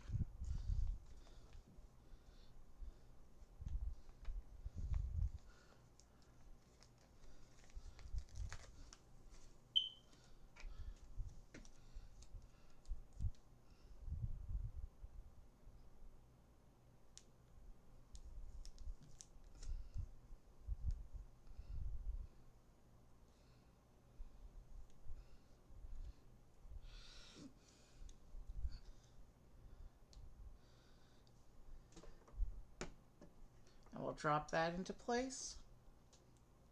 And then it has us going to bag 4 as I go red again. Yeah, we're not even going to attempt the other ship tonight. So bag 4 is going to start with 2 pilots.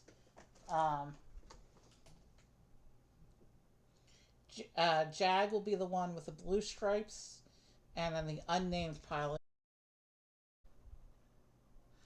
Okay, so now we are now recording directly to the computer. We're going to pretend like the stream didn't completely collapse, but we're not going to drop any more frames. I'm just going to go ahead and finish both ships, edit everything together, and we'll proceed. So we're going to start by opening bag 4 on the ARC 170. This will contain our 2 remaining pilots. Speaking of which, Oddball gets to sit. He doesn't get to sleep on the job.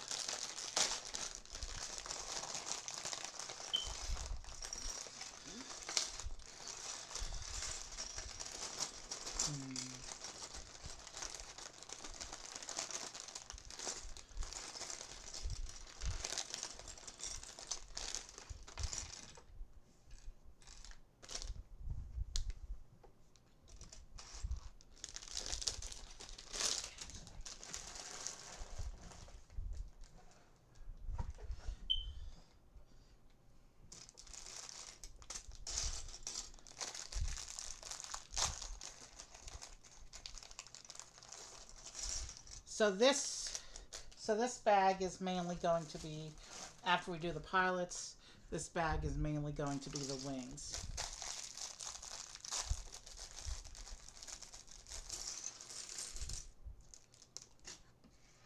Oh, that was close. That piece almost yeeted under the ship right off the table. Let's go ahead and start with our 2 pilots. Now they'll be exactly the same except their helmets. Again, for differentiation and to show that they're all different. This is Oddball. He was our pilot from the first bag.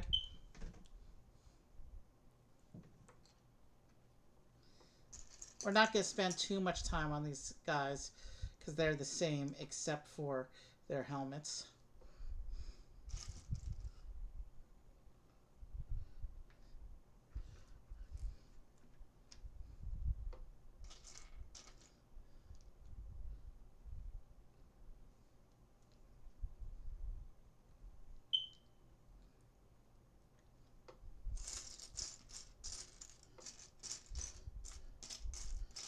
And there, according to the picture, these guys also get the little blasters.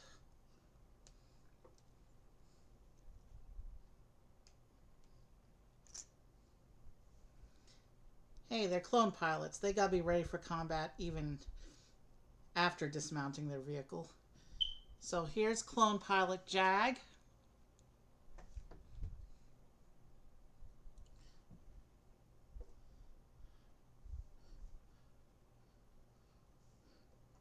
And now we just gotta get the parts for this last clone together.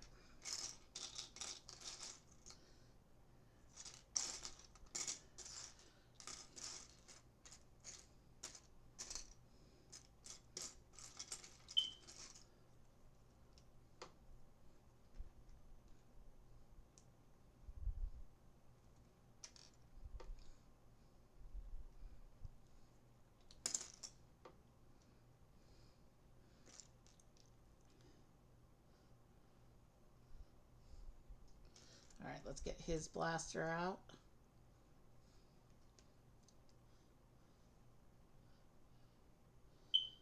And here's the unnamed clone pilot who will be sitting in the gunner position.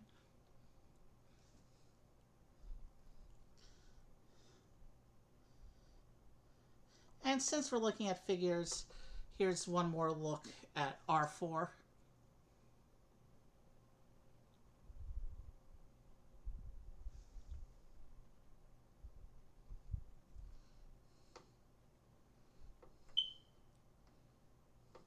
All right, let's get on with the build. Okay, so each of the wings is going to be a separate assembly, and that's why there's so many pages on them.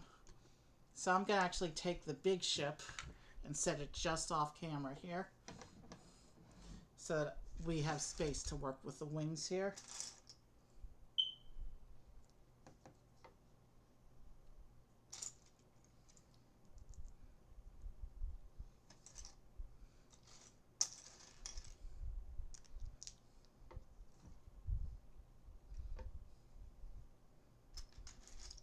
Oh, that's cool. A piece that's actually printed.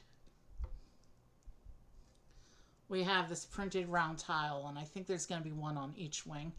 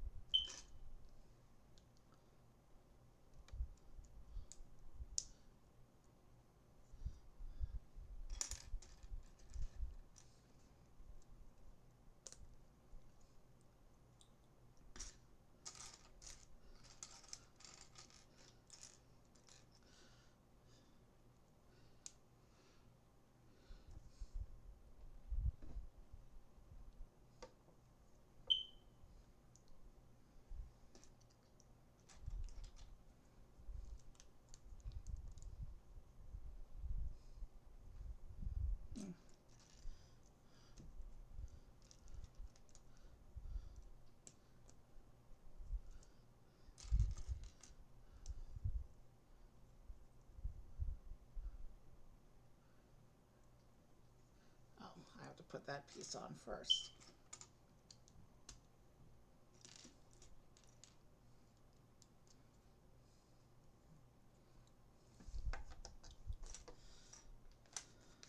These stickers should be fairly straightforward. They're squares, and even though there's going to be 4 of the copies of it doing the same thing, none of the parts are going to be visible at the same time. So it doesn't, it's good enough. So there's the first wing.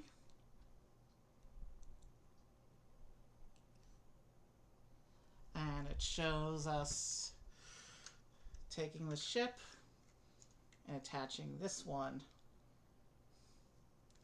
on the underside here, lining it into there. So Starfighter's not going to fly with only one underwing. We need to build the rest of the wings. Oh, I forgot about the mid-wings. It's actually a 6-wing ship, so we're doing the mid-wing now for that side.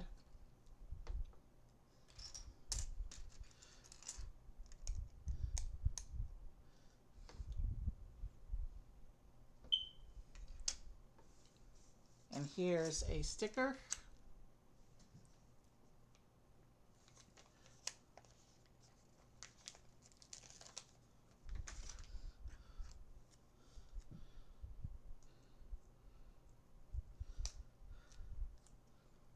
Let's see if I can line up the white bit with a corner. So there's the sticker. And we're going to attach that.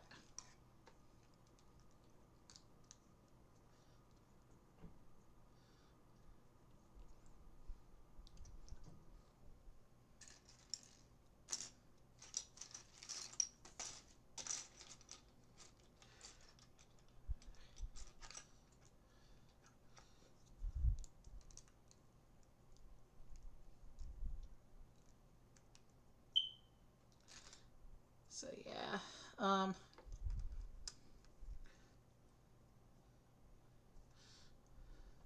this may be a way that I do content in the future if the bandwidth is going to continue to be an issue.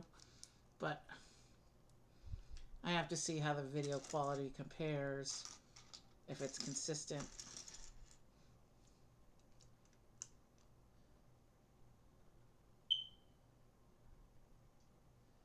Did I miss a step? I think I missed a step somewhere. Yeah, no biggie though. The step I missed was just putting this into place.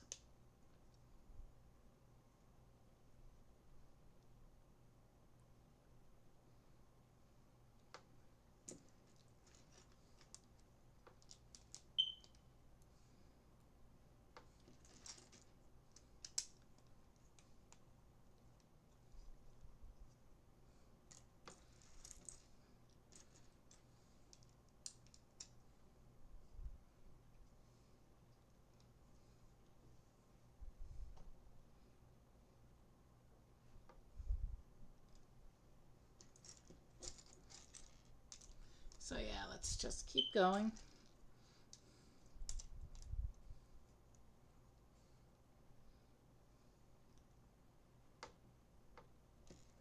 And I can see some flick fire missiles in my parts pile. That's going to be cool. Most Star Wars ships have them.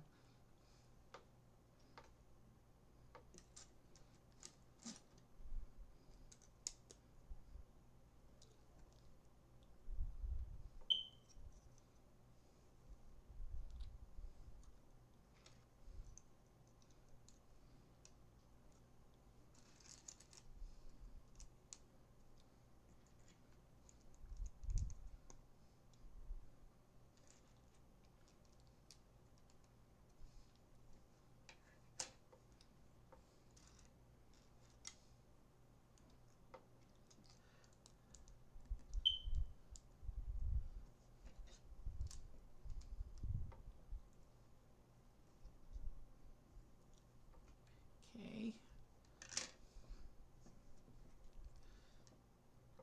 I know I stopped talking. Right now I'm focused on building. Trying to make up a little bit for lost time with all the dropouts we had.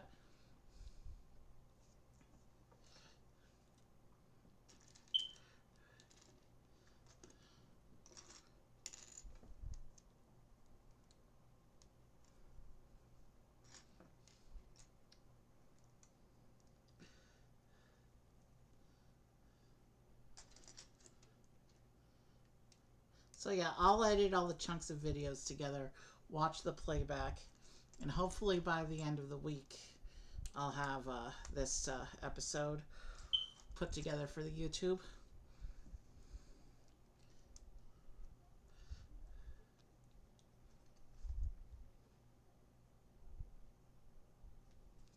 And now it looks like we're making a gun turret.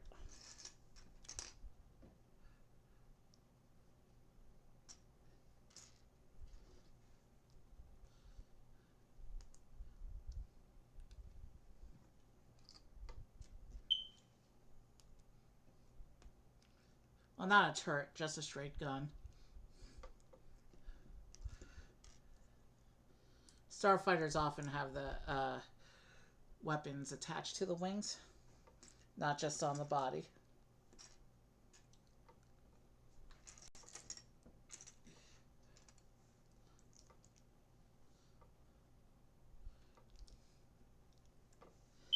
Yeah, this is the piece for the spring-loaded missiles.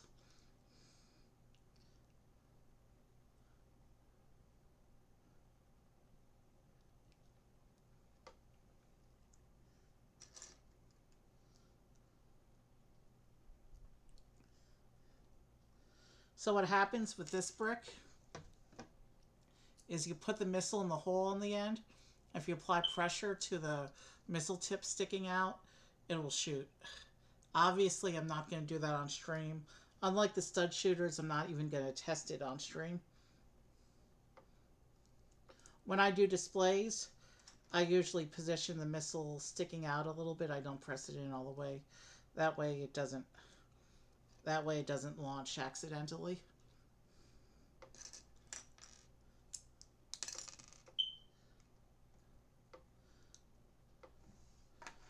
So here's what the missile looks like. And that will go into the hole like this. And I'm not going to press it in all the way, but what you do is you apply a little pressure this end and it fires.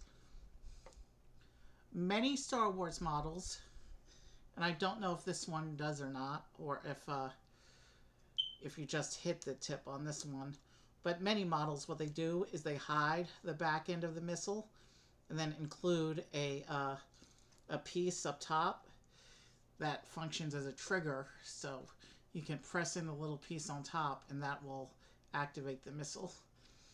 And whenever you have a flick fire missile, they often also include a simulation of an actually shaped gun emplacement like they did here. So with the missile in place, that's what that laser would look like. You'd have the missile up top and then the brick-built gun below, the stationary gun that doesn't really do anything.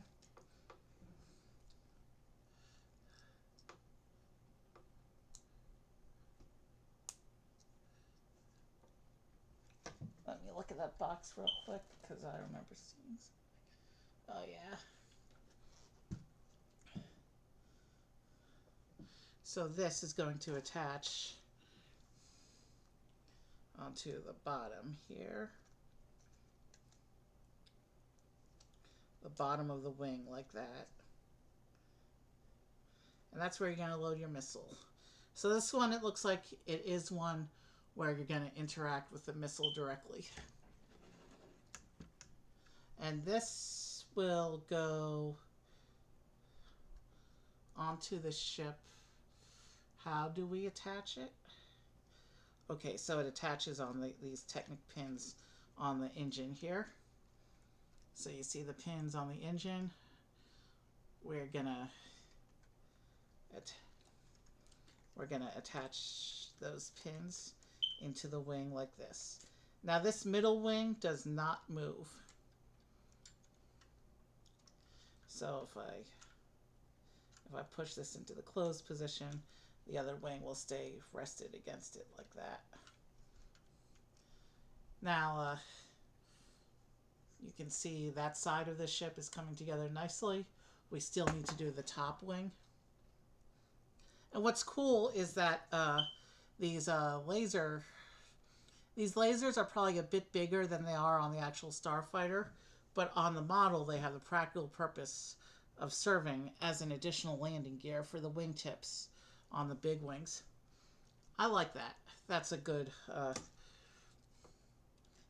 bit of design. I do appreciate when I don't always appreciate when the designers sacrifice detail, but in this case I like having the gears there, so I like how that turned out. That was a good artistic modification on the part of the designers, having extra bit of stability for the wingtips.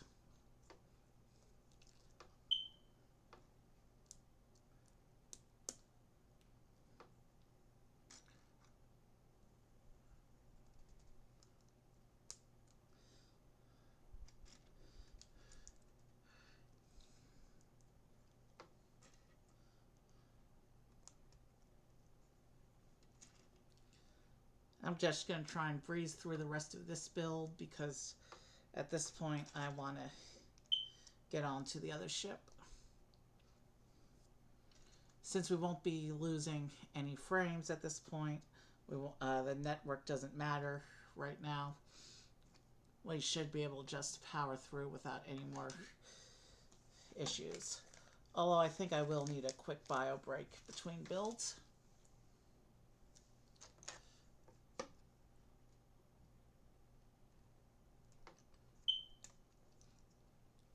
So this little wing is going to go on top of the big wing. in that other little Technic port like this. And you can see from the side, as I push the little trigger, they open and close against the big wing. So now I'm going to turn the ship around so that I can work on the other 2 wings. Or 3 wings, I should say. So we're going to do the lower wing for the other side now.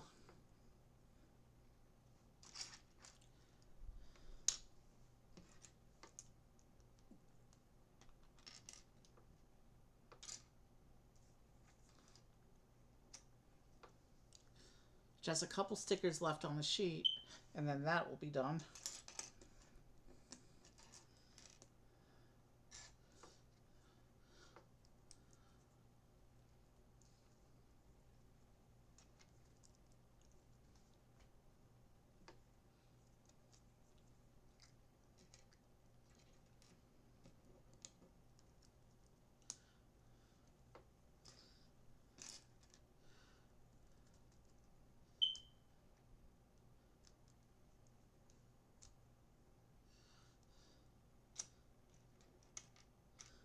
I wonder.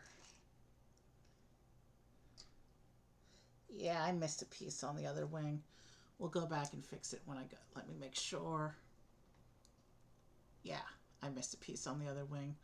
We'll go back and fix it when I put when I go to put this wing on.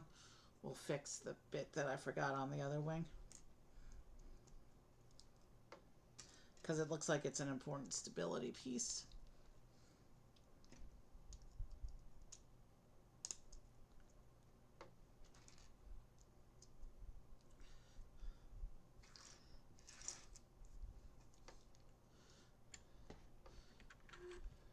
So let's go ahead and stick this one on here. And I need to open up the wings so I can get under the other wing. And then I forgot to put in, actually it'll be easiest I think if I just pull the wing out and put the piece on. There we go, I fixed it.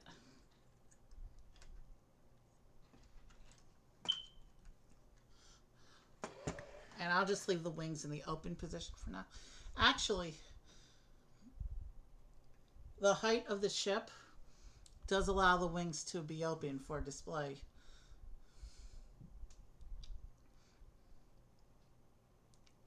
Which is a cool touch. Because this is one ship that looks cooler with the wings open.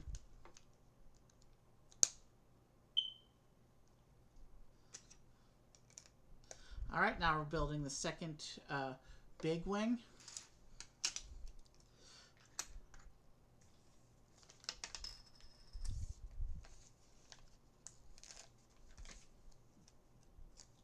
And looks like I actually forgot the sticker for that last wing, so let's go ahead and pull that wing off so I can get the sticker on.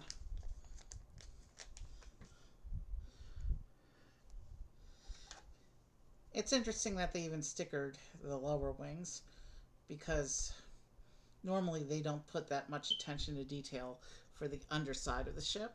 So I think it's pretty cool that they the underwings do have that sticker.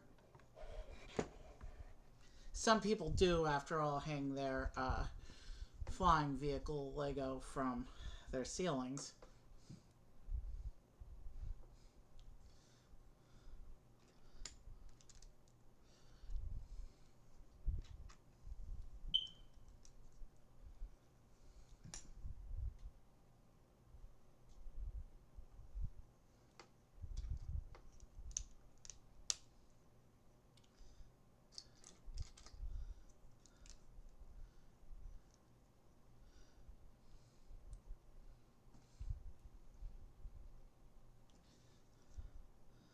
We are going to see if there's Obviously, we're not going to be able to do a real raid because we're not connected to Twitch right now, officially.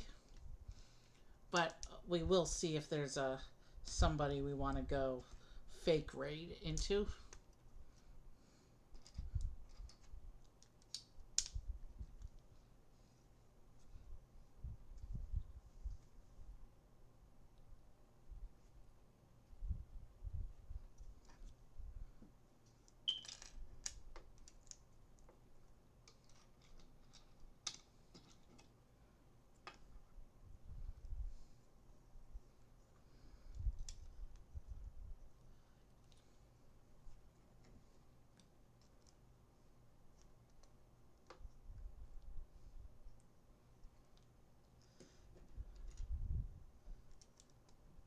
It's Sunday night, so there might not be anyone, and maybe an extra step that's not really worth the trouble, but we'll check it out anyway.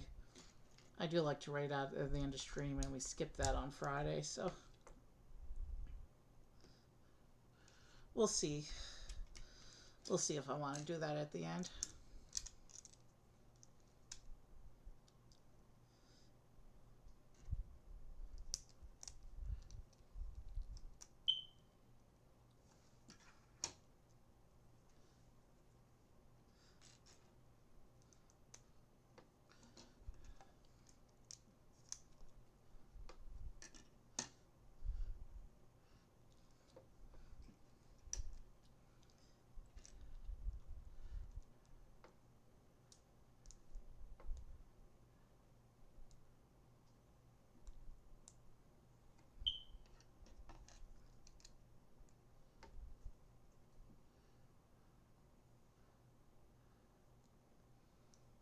Okay.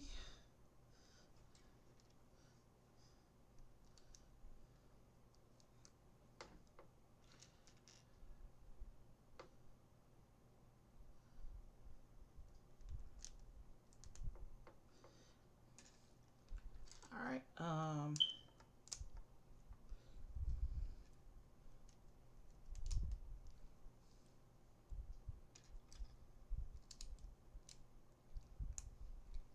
Okay, so that goes there.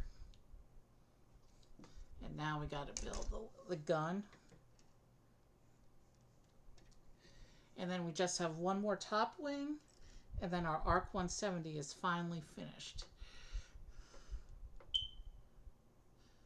And I'll have to really figure out what to do about these net issues, because fake streaming is not a viable long-term solution.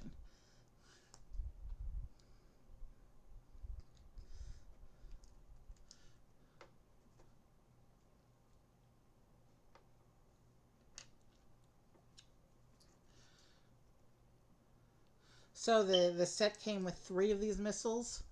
So you have one for each of the side guns, and then a third one as a spare. They always include one spare when it comes to the flick-fire missiles, which is a good thing. I actually on one of my other Star Wars builds accidentally lost the missile when I fired it off by accident, so I don't attach them anymore. I just put them in loosely.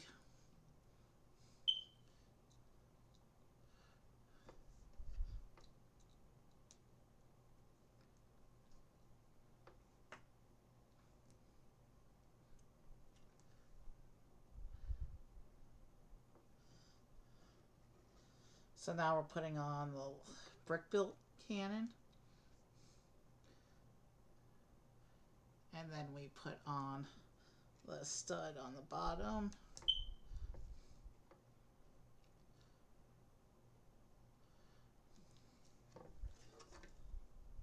And then this will attach to the bottom of the wing like this.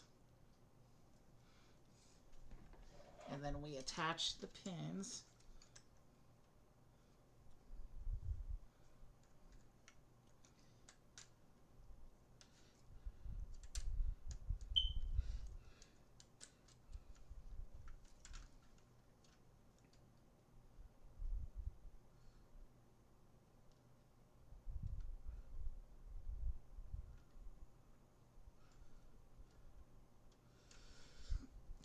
Okay. And then with that wing attached, all we have to do is do the final top wing here, and then the ship will be ready to fly.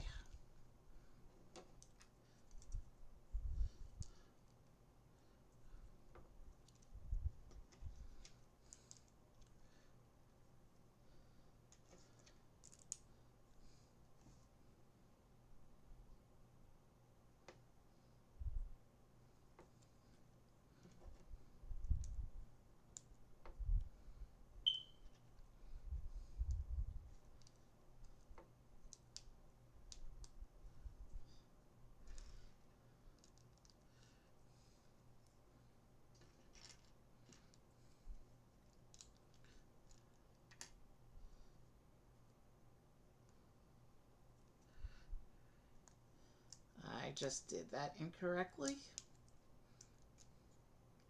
but easy fix.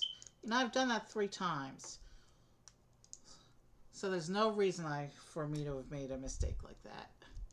But whatever. It's already fixed. Let's move on.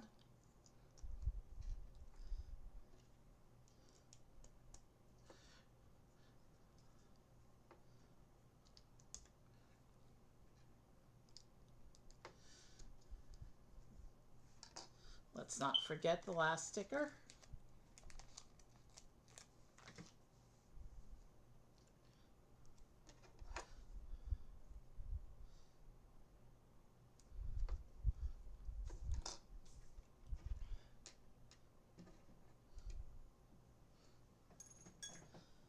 Here is the empty sticker sheet.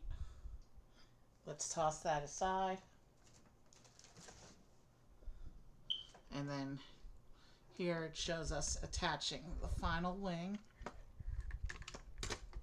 So let me come over here.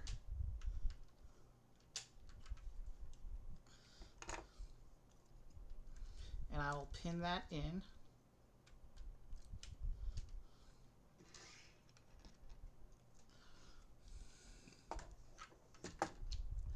And this shows how you press the trigger to make the wings open. This shows how you load the spring-loaded shooters. And here's the 3 pilots hanging out around their ship. And here's an advertisement. Yeah, some other stuff that I may or may not get in the future. Let's go ahead and turn off the instructions. And so there's our little clone pilots in the front. Here's the ARC 170. And yeah, let's get some close-ups on the camera. So here's what the ship looks like with the wings folded. And then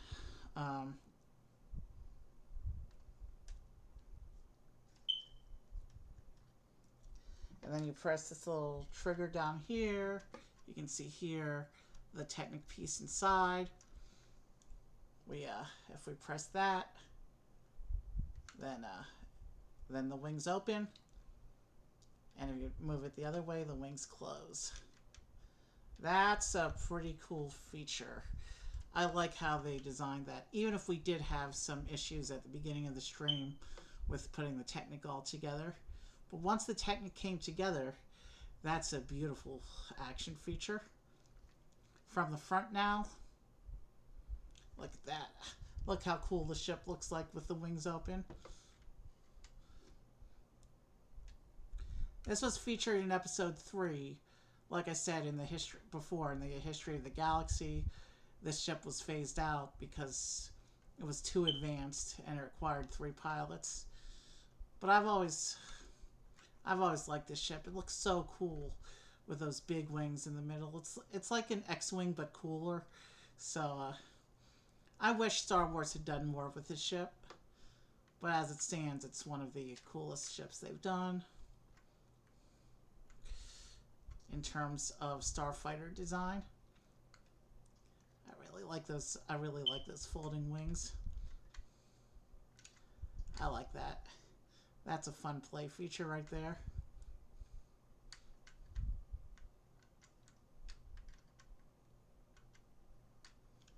I could do this all day.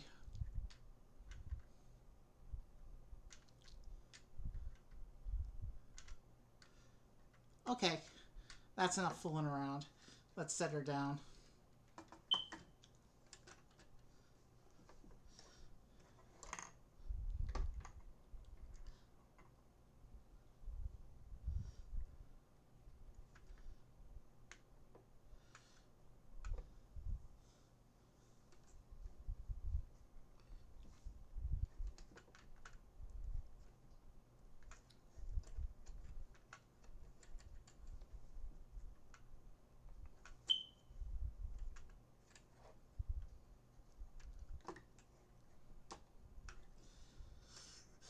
And I'll just set it next to the clone troopers like that. The clone pilots, I mean, they're all pilots. And little preview of when I come back from bio break. We are going to go ahead and finish this up for today.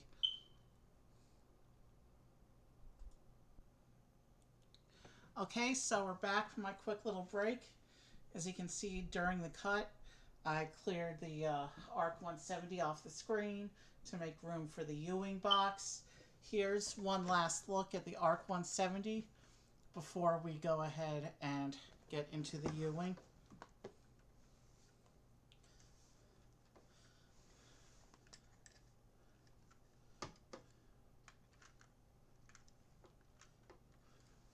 And there's one last look with the wings open.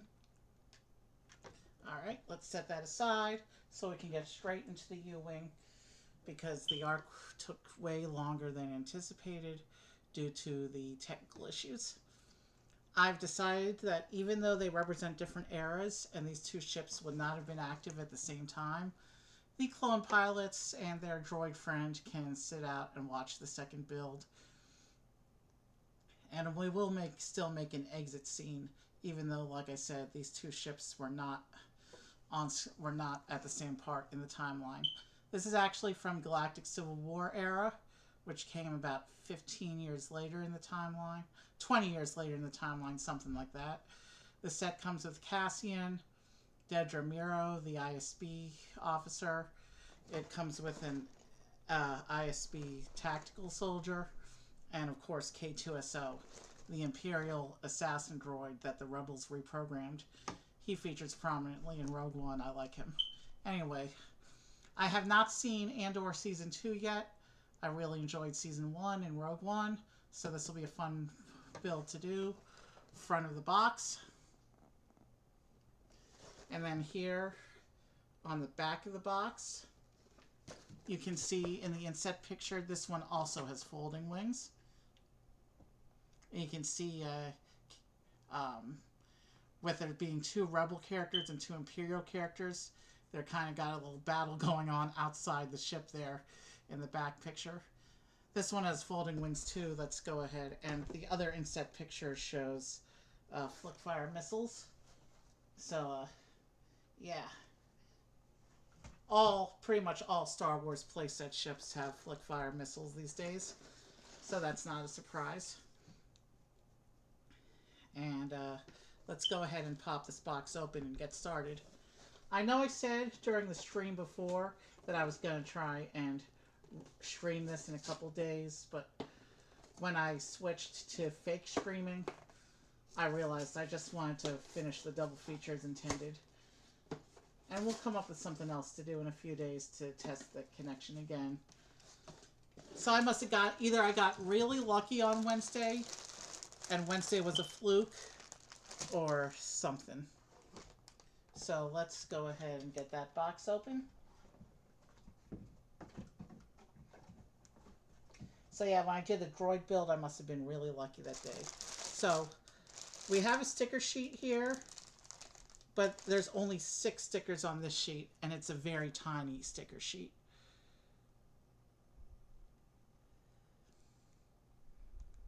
This sticker sheet will be super easy, barely an inconvenience.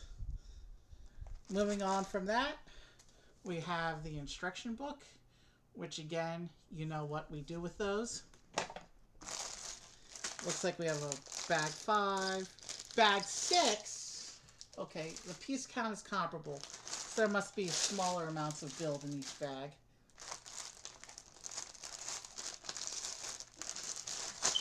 The biggest bag is bag 4 here.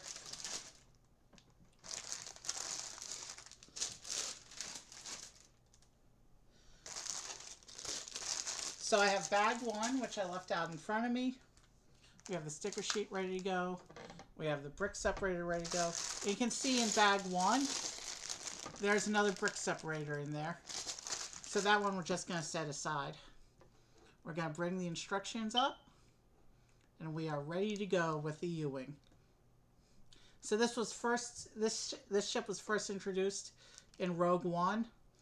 And then I guess it's used again in Andor, because these are Andor characters that are in the minifigures. In Rogue One, in addition to being, it's kind of on the larger end of starfighters. In Rogue One, they actually transported a number of troops in it and used it like a shuttle. It's called a starfighter on the box, but given that it's also functions as a troop transport, it's kind of a combination starfighter and shuttle, I guess. There's the separator page. Bag 1, we're going to start with the unnamed character, which is the Imperial Security Bureau soldier. The ISB is the Imperial Security Bureau. Their job is to scan the galaxy for any violations of Imperial law. They're kind of a big deal.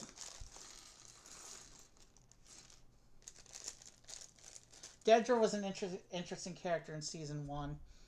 It'd be interesting how her character arc turns out in Season 2, which I haven't seen yet.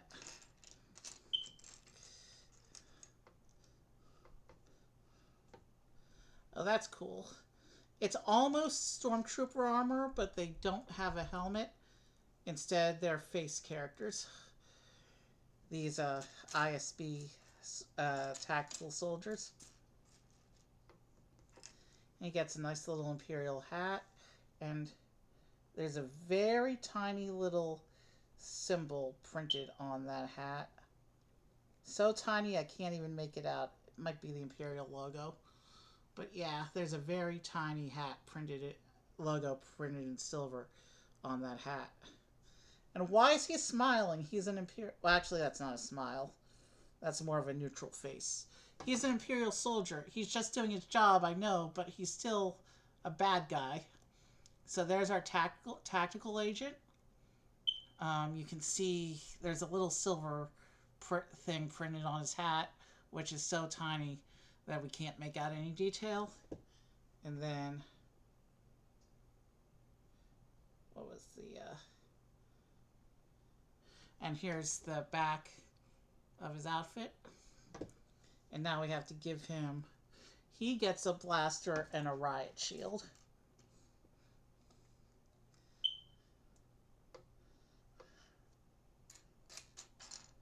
So let's find this shield piece.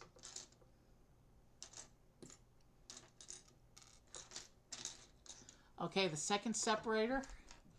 I'm going to go ahead and... We only need one per stream, so let's go ahead and set that aside. There's his shield. Let's go ahead and arm him.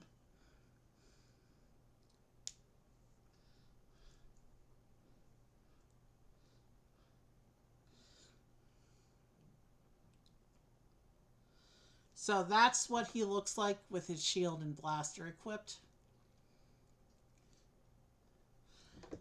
The ISB soldiers are basically like the equivalents of the Imperial Police.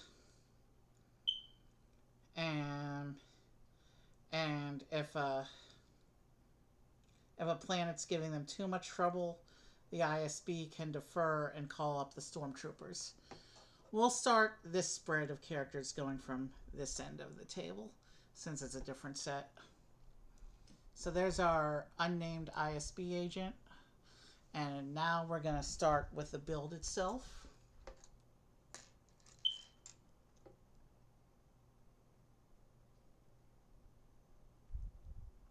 Let's make sure I get the correct pieces here. Okay, let us begin. The U-Wing is now officially underway.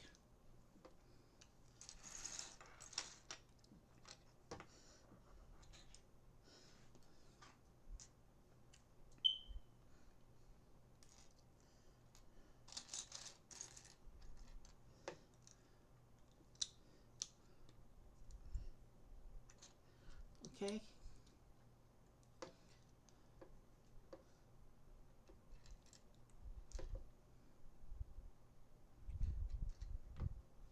And now we put in some of these pieces.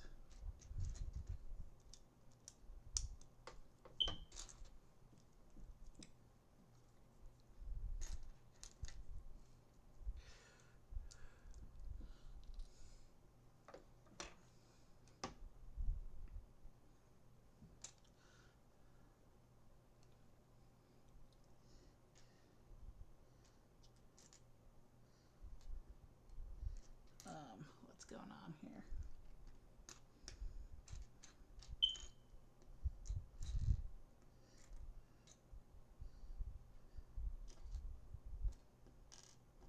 All right, that's the piece we want.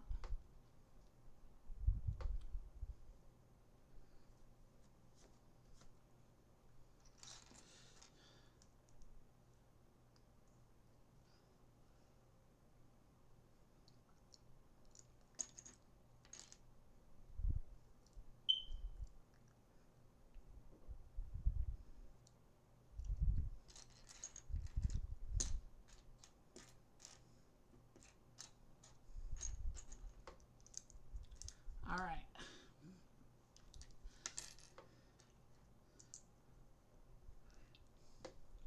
Let's keep going.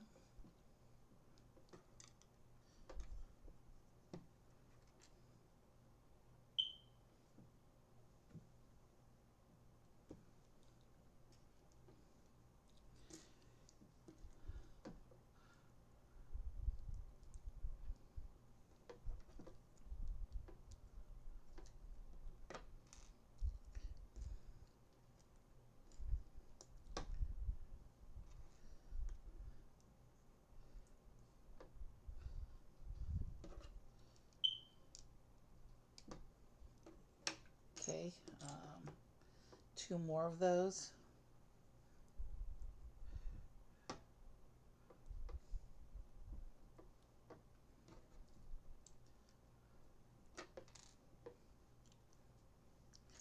So again, we're in bag 1, which means we are building up some base structural and framing bits. And this isn't going to look like much of anything for a little while. But you can't have a fully rounded ship that looks good without first building up some structure and frame to hold it all together.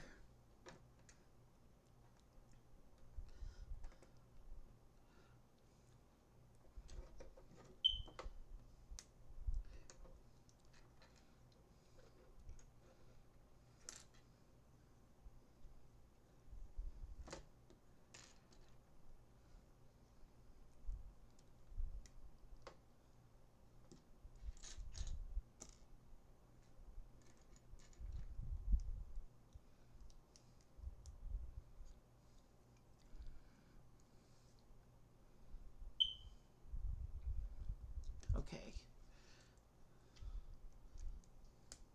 I don't see any Technic in this first bag.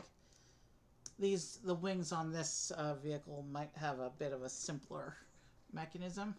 I guess we'll find out when we start setting that up. I'm not going to make any assumptions, but yeah. Hopefully if there is Technic, it's not as complex as the Technic that we saw before.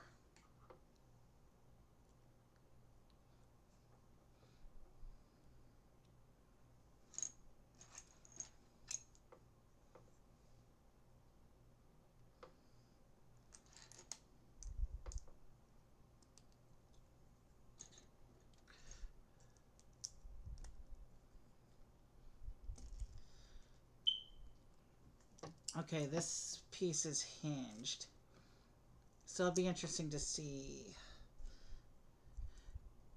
Usually with hinges, that means it's going to be kind of a holding area or a storage compartment.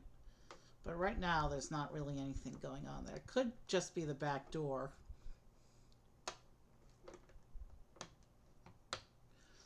Instructions say to leave it open for now, so let's do that. Let's just leave it open and keep going with the build. And actually, these brackets are going to make it so that it can't be closed all the way. So it could just be that the hinge, in this case, is there for shaping. I've seen hinges used for that too. Speed Champions uses that technique a lot, where they just use a hinge for shaping rather than for an actual door. Yeah, it looks like that's how it's going to be used here. And now we have a little bit of an assembly to do.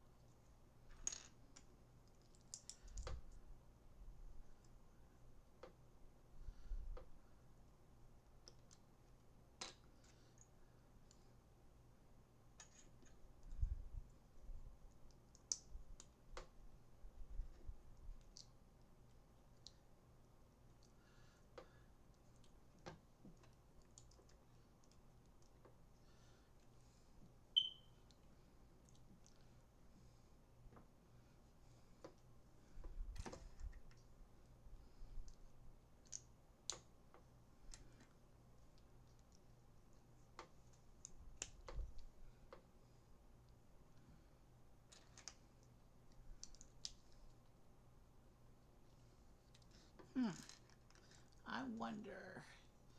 Yeah. So this will go on the back like this. But I don't know. This doesn't look like much of anything yet. And it still shows this bit being open, so I'm going to leave it open until it tells me otherwise.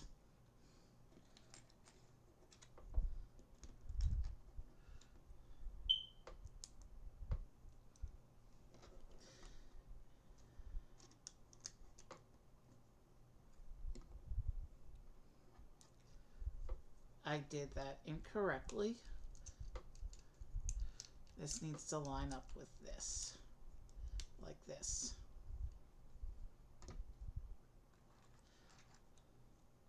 Now it says to do it again for the other side.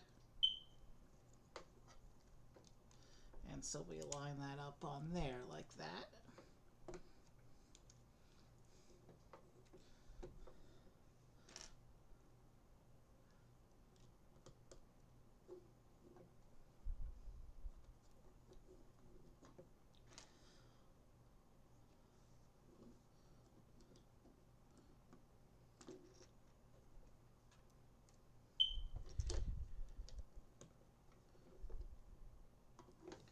Okay. That section is together.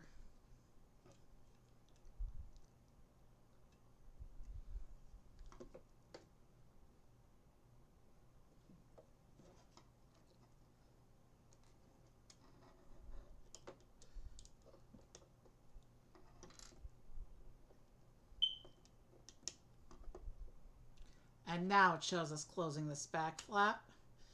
And here, it's very obviously only used for shaping here. So that's what that looks like folded up.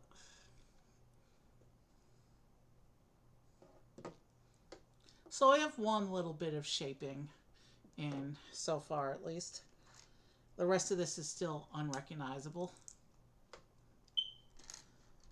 But as we keep adding parts, pretty soon it'll start to be recognizable. That's how Lego works.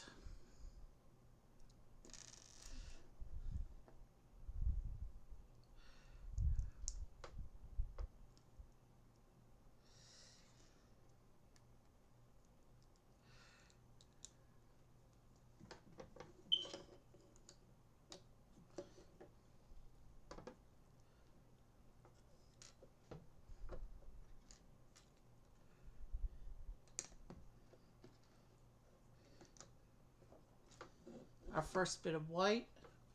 And actually, I can't tell if that's going to be white or gray. I think it's going to be white.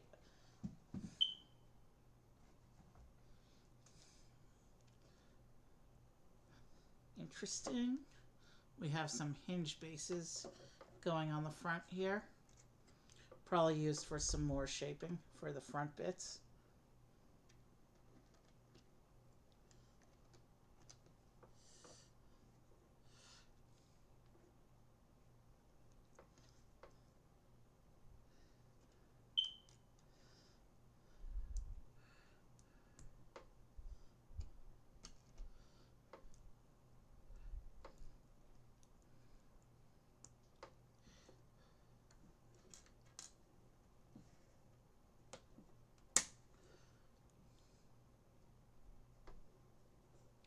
And we're already doing our first sticker, and it's on this tiny little piece. So, and this sticker is just going to be a console. So it looks like what we've been doing this whole time is setting up the front end of the ship, because if this is a console, then this is going to be the piloting area. Unless this is just a generic interior computer, which a lot of Star Wars ships also have.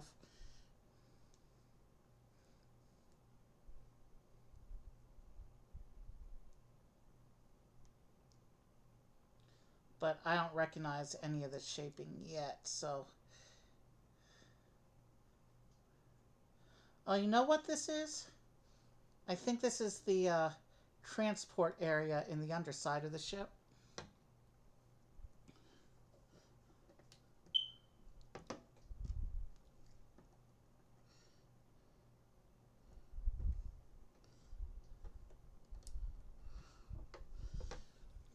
But that's what that printed console looks like. Printed, I meant stickered. That's what that stickered console looks like.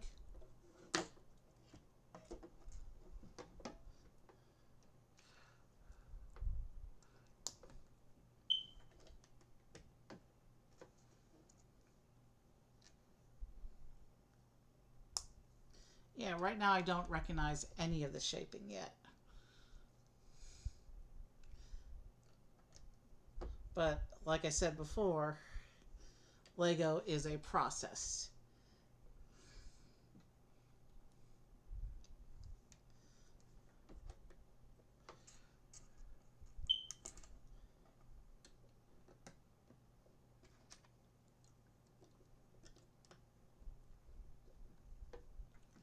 So we are doing lower structural bits for the ship right now.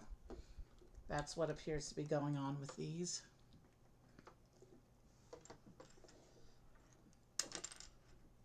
And that's why it doesn't look like the ship yet.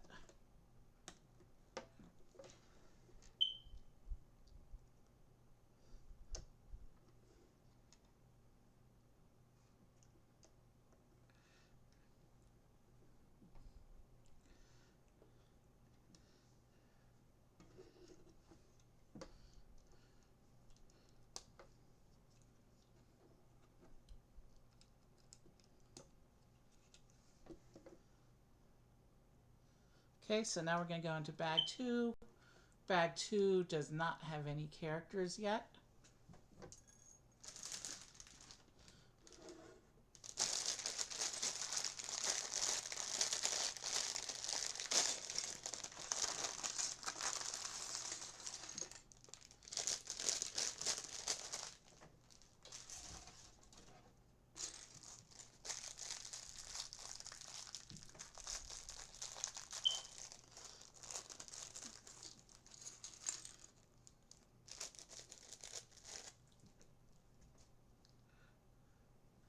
So bag 2 is going to, we're just going to go right into it. And I can see the flick fire launcher bricks, but the missiles themselves are probably not until the last bag.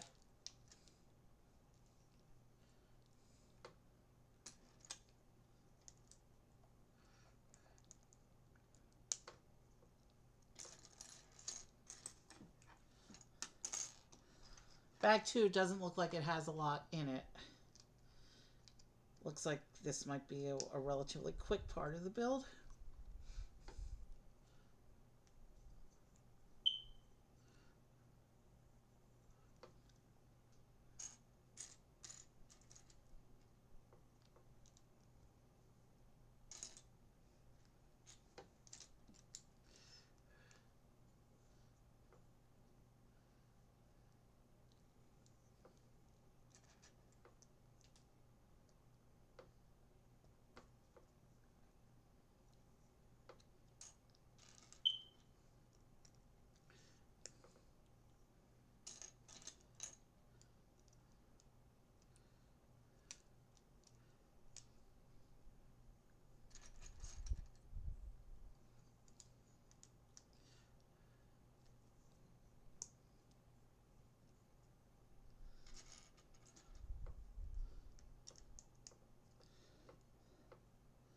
Okay.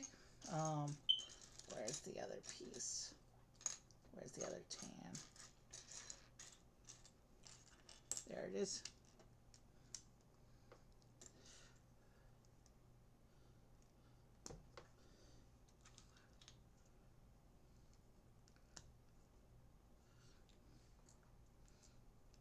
And for this ship, it has us putting the two launcher bricks right next to each other.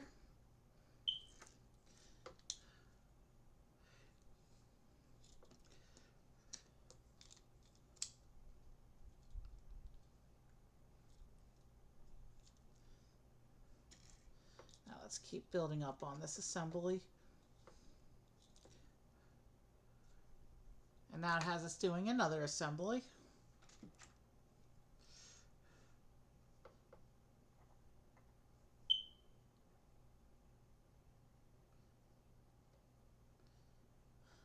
I do think it's cool that I got my third astromech tonight. Well, fifth astromech if you count the BBs. If you're counting just our units, this is my third astromech.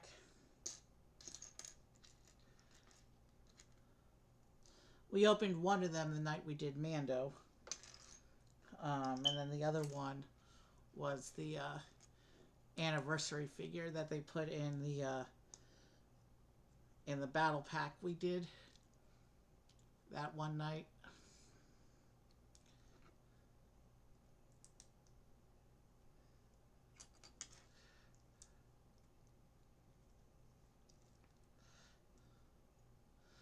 You know, it was a fun and unique show? Skeleton Crew. It would be fun to incorporate that on the channel somehow. For Star Wars, it was a little bit different. It was unique and refreshing, and I liked it.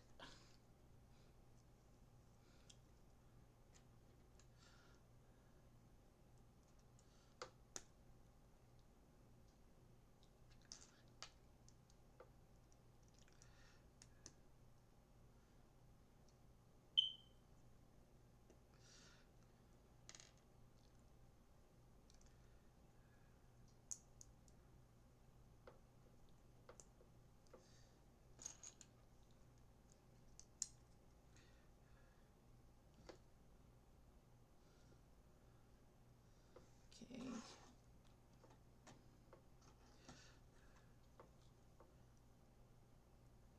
Oh, we line it up like this.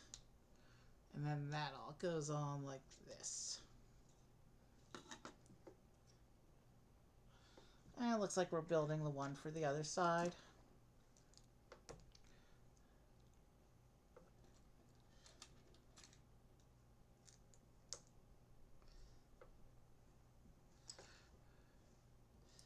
Oh, and there's a ball joint in there. Is this where the wings are going to attach?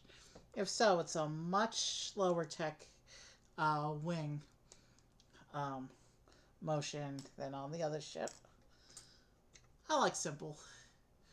After that Technica frame we did on the Arc 170, simple would be good if this ship went that route for its wing motion.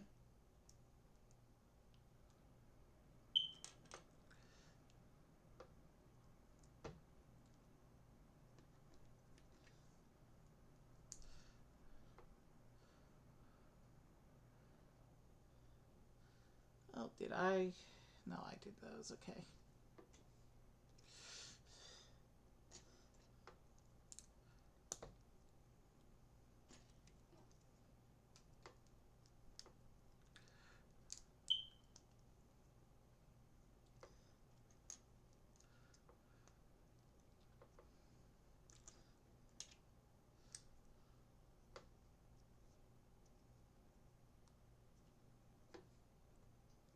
So this one will go on this side, like this. And now we're going to get our second sticker, which looks like another console.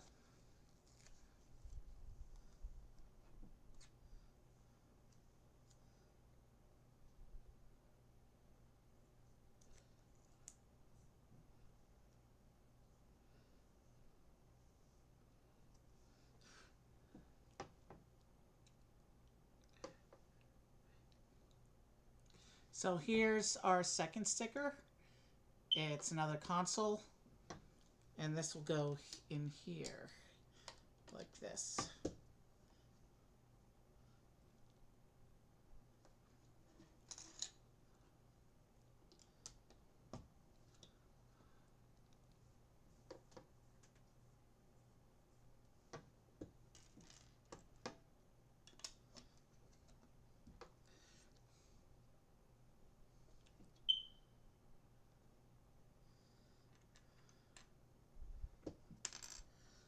Okay, so it looks like this isn't going to be perfectly symmetrical because it looks like the slope for this side gets a sticker.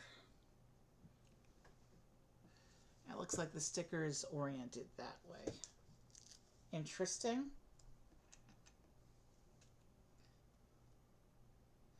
Star Wars markings aren't usually non-symmetrical. And I don't even know, the camera's probably not even going to... Okay, the camera picked up that there's a bit of a yellow triangle. I'm not sure what the yellow triangle means or whatever, but it's going there. And the other side doesn't have that.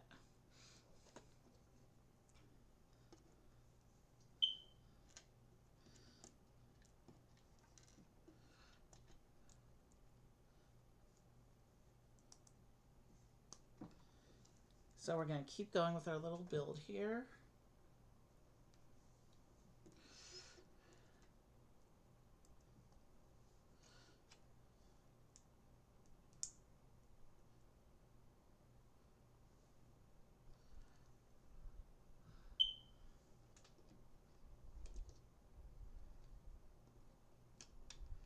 Okay, that's supposed to just sit in there.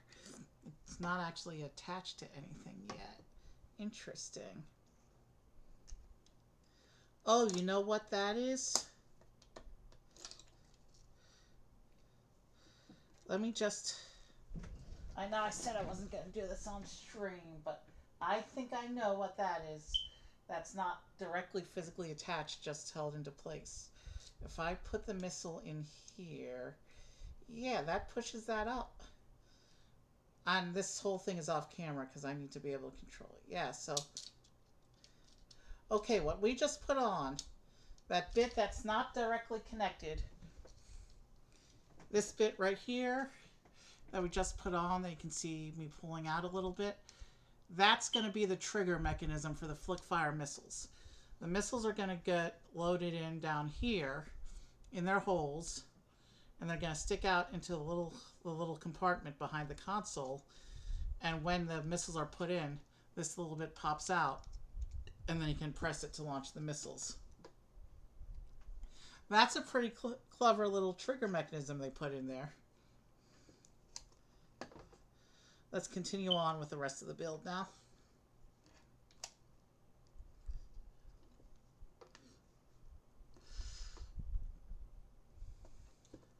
Okay, this is going to go lined up with the front end of the ship, it looks like. I think that's supposed to be the front. That is where the missiles come out of. And it still doesn't look like much of anything, but the ship has a lot more substance now.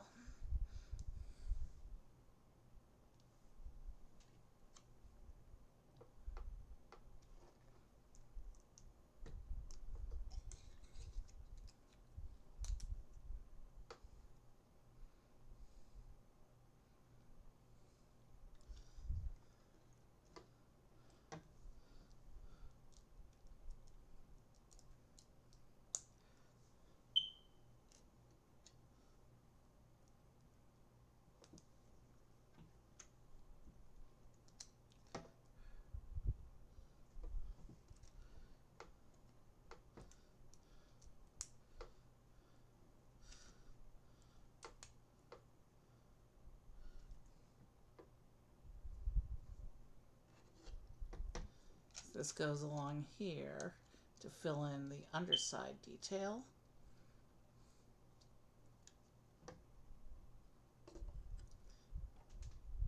And now we'll build up one of those little sections for the other side.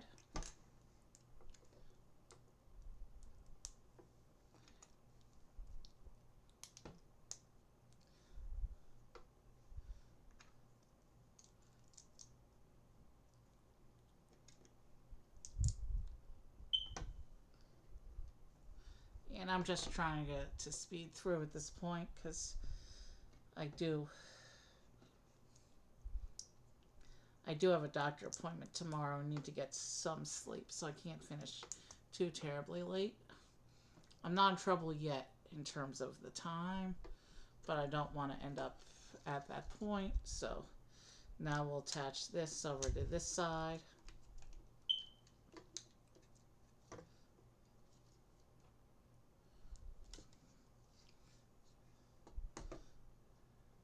And now it looks like we're doing some more of those little fake cannon things. Or not fake cannons, but brick-built guns. They always put some sort of brick-built gun near where the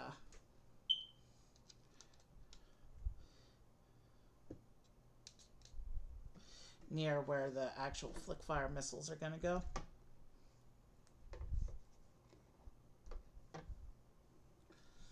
So that'll go on there like that.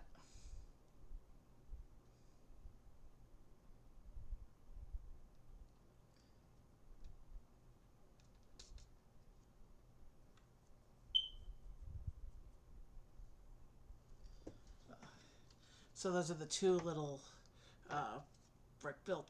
These up here are the two little brick-built guns up front.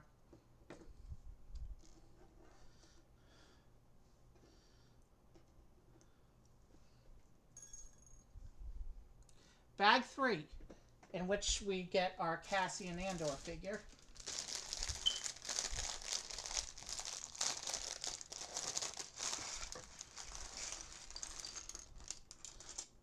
Bag 3 doesn't have a lot of pieces. It looks like this is one of those ships where the bags are separated, not necessarily by section, but by how substantial.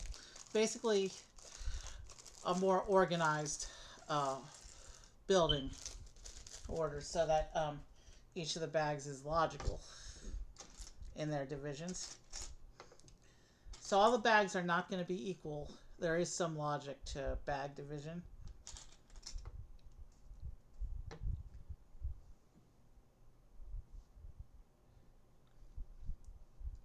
So we have two choices with Cassian.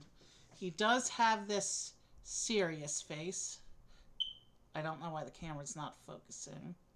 Come on, camera. He has a serious face, but I'll show you his other face once I add his hair.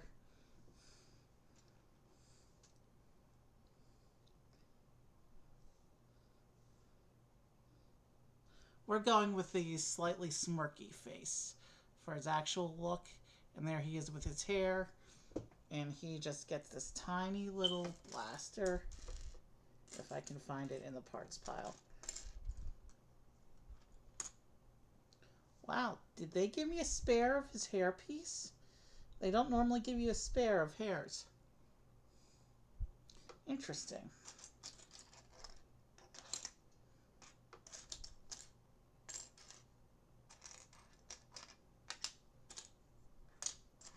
Not so interesting though if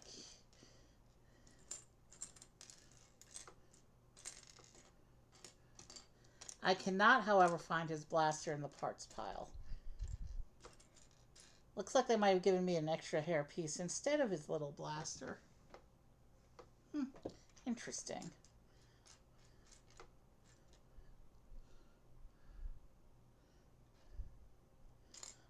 No, there's...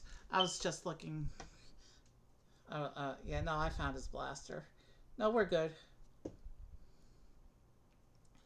So, he's holding his blaster now. He's ready for battle.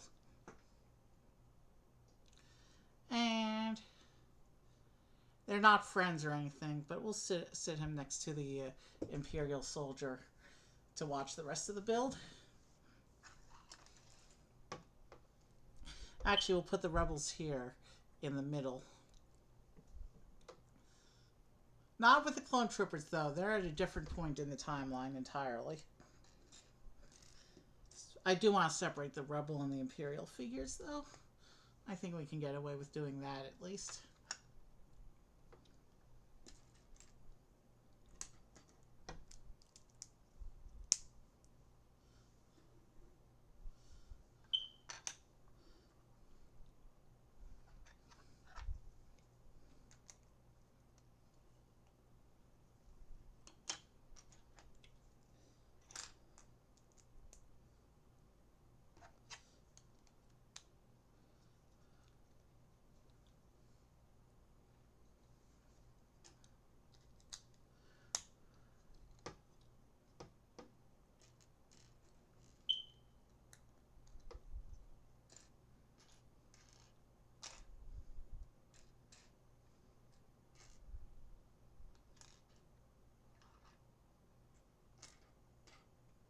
Okay, I'm supposed to have 2 of those studs.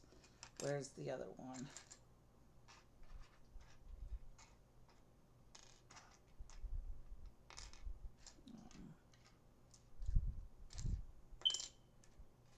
I'm not seeing it under stuff either. But I did have one in the spare bits bowl, so we're just going to go with that.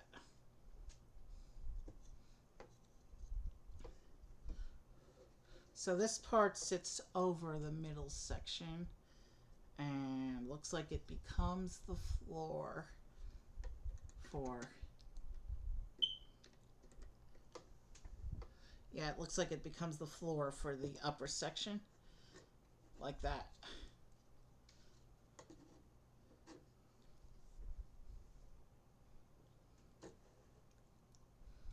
So now it looks like we're starting to get into some real structural and shaping bits. And this ship will finally start to look like what it's supposed to.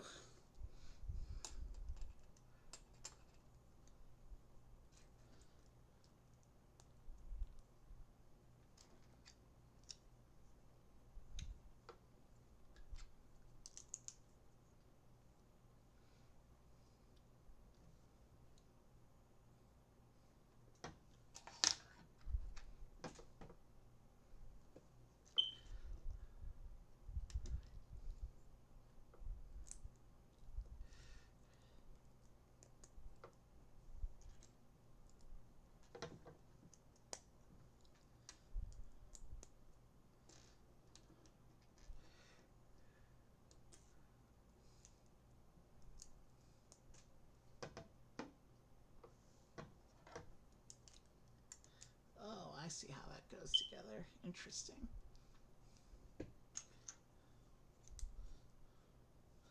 Oh yeah, so this is going to be a significant part of the shaping of the ship here. What we're building now, I think.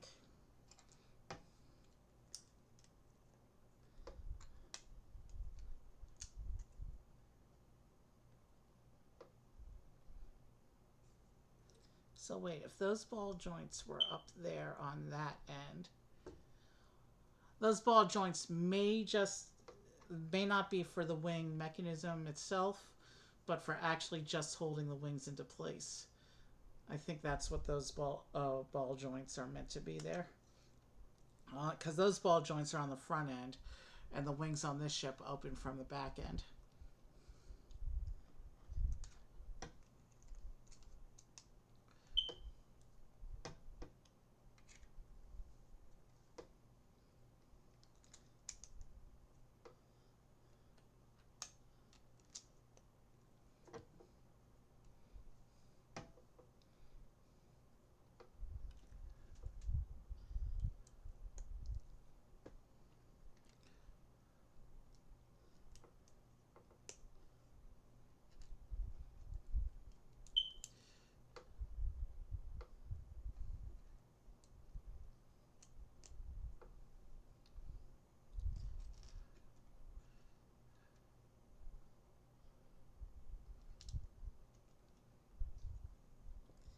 interesting.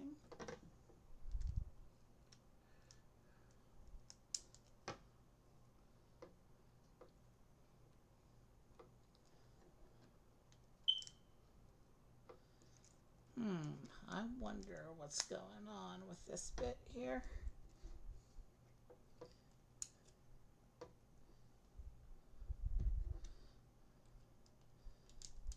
Is there going to be another gun turret up here, maybe?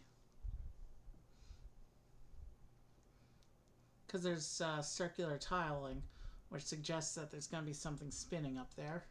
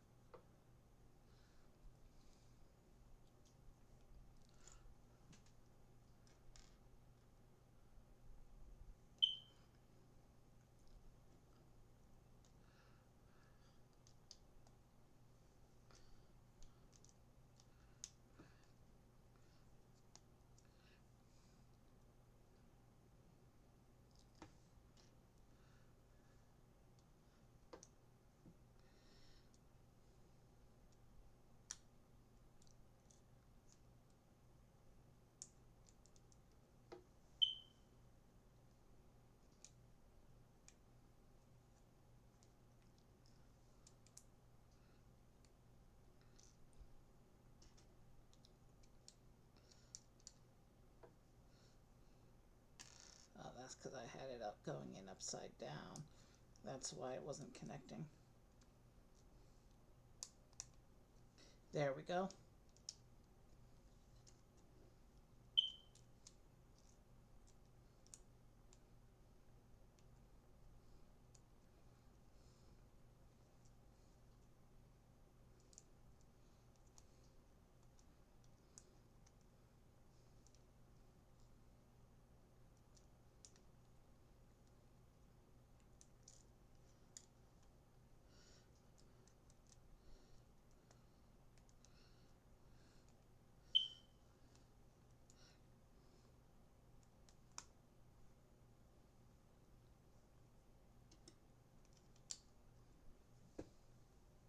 Alright, there we go. That step's finally done. And we gotta put some pins in.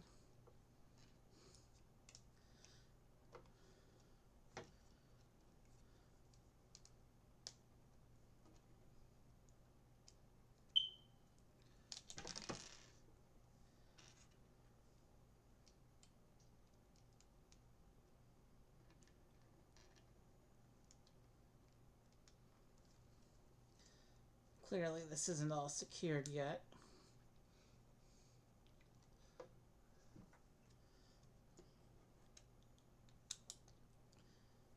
Maybe it's not a turret because nothing can attach to those grill pieces. Maybe it's just a bit of shaping and decoration there, that round bit.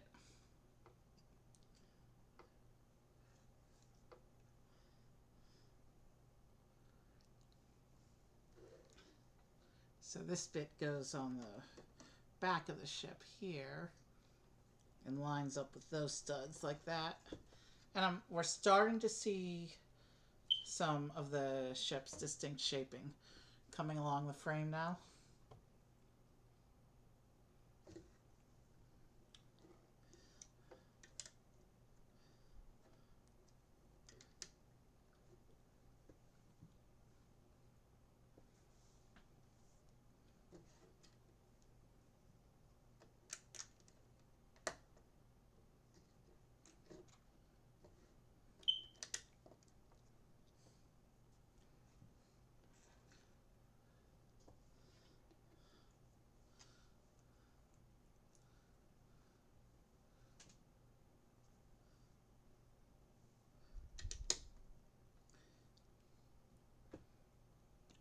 Okay, I don't normally get an extra hair piece in the spare bits pile, so that's interesting.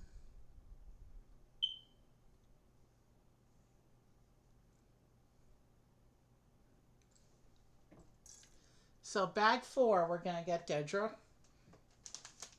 Dedra Miro, of course, being the Imperial Security Bureau officer.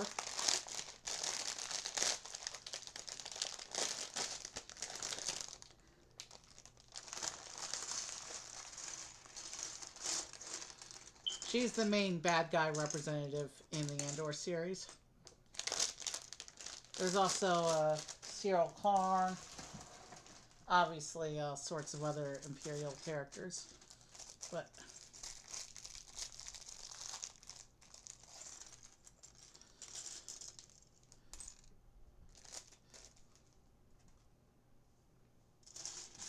so let's start with getting her. Let's start with putting her together.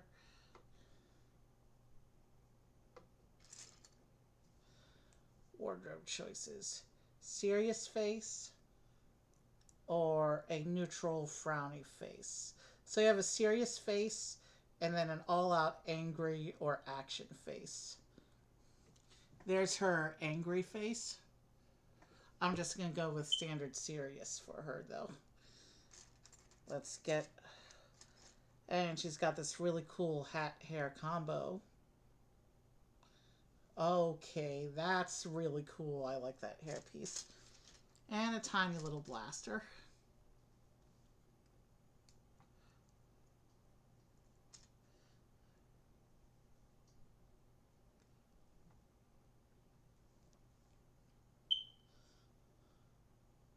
So here's Dedra Miro, the ISB officer.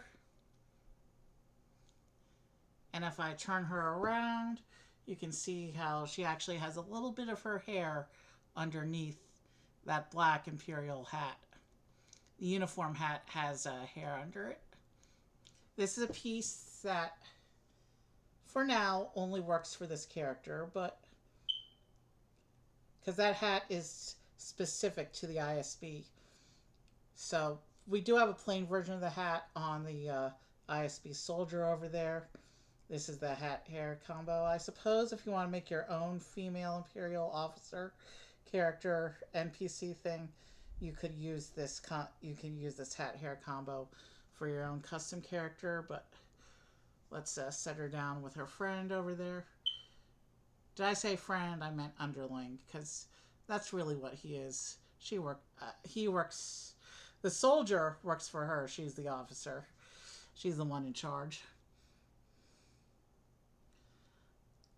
Obviously, the head of ISB is in charge of her. So she's not totally in charge, but for purposes of being Andor's enemy, yeah, she's the one in charge.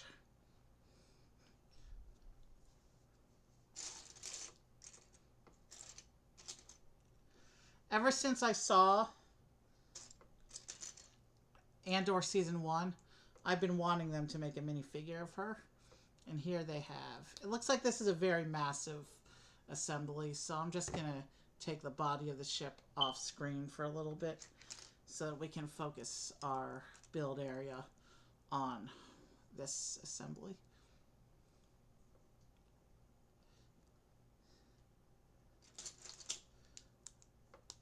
Actually, you know what I think is going on here?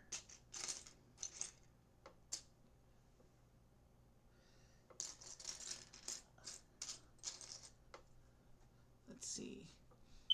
Could this be the first win, maybe? It is a pretty massive, long, thin assembly.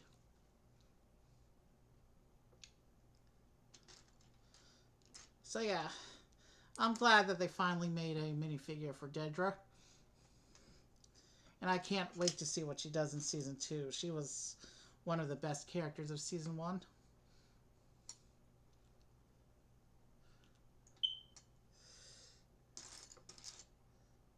Well, I shouldn't say best, because every character has their importance.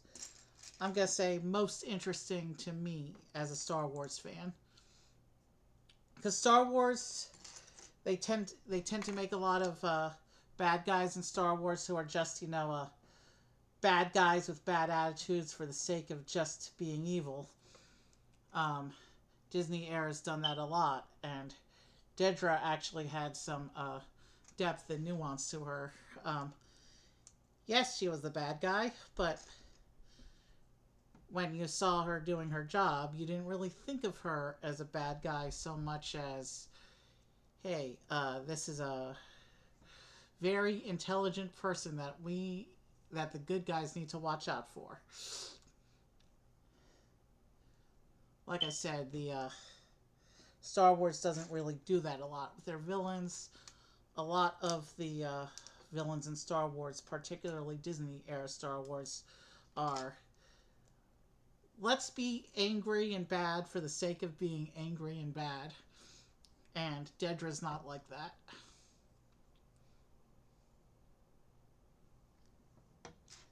Here's some more ball joint work going on this piece, on this assembly, I should say.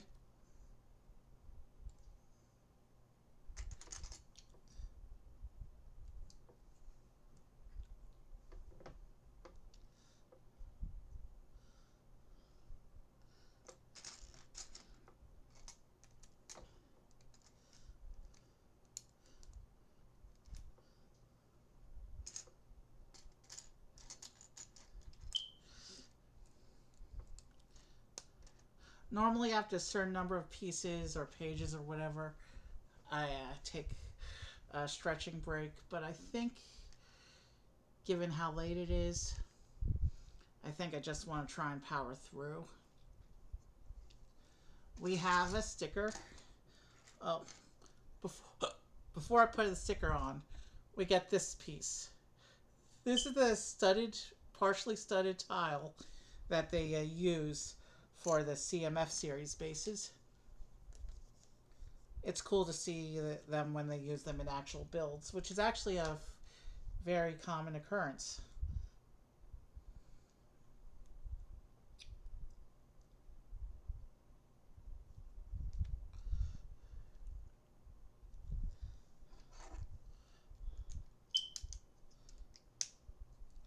And here's that sticker. It's just some markings on the side of the ship.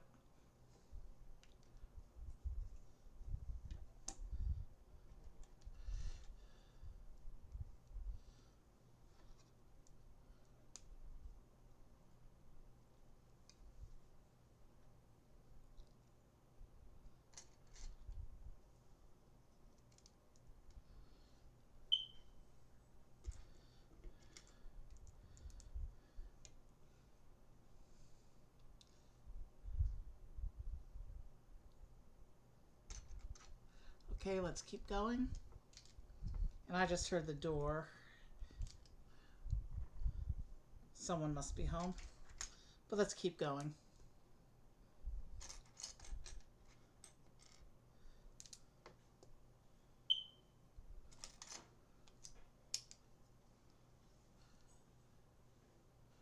Okay. Let's... Okay, now we do an assembly on the assembly.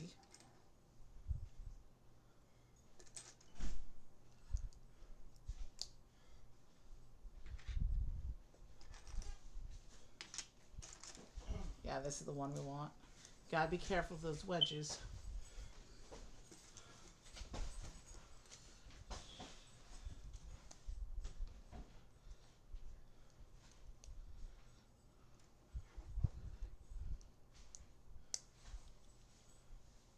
And then this attaches on the end like this. Wow, this is a big assembly. Let's make sure I have everything pressed in all the way so it doesn't break on us later.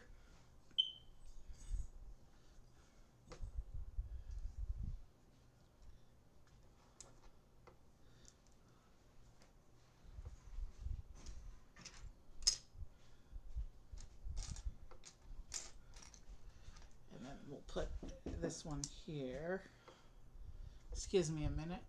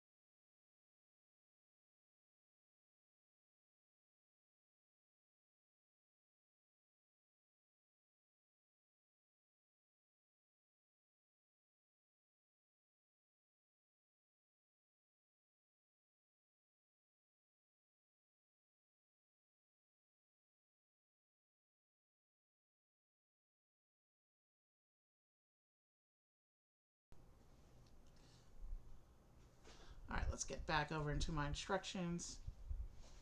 Okay, so this is the wing. One of the wings. Let's bring our main unit back out. And right now it's connected. So this wing is very much simpler than the other wing. No big technic assembly here. This one's just connected by a simple hinge. And that little ball joint piece in the front of the ship holds the wing in place. So you can see that's how it clips in. And it looks like we get another, we need to take another one of these hinge pieces. And how does that go on? Well, that just lines up with the other hinge piece to secure the thing, like this. And now with the hinge on each layer like that, and then we get 2 plates also to help secure this thing. So with these layers of plates added beneath the wing like this will secure it into place. Very low-tech wing mechanism for this ship. So here, it opens like that, and it just goes on these little hinges here. So very simple mechanism. No technic involved. And then this little bit here, this clips onto the ball joint in the front to hold it into place when the wing is closed, like that. And now I'll just set this whole assembly aside again so we can start building up the wing for the other side.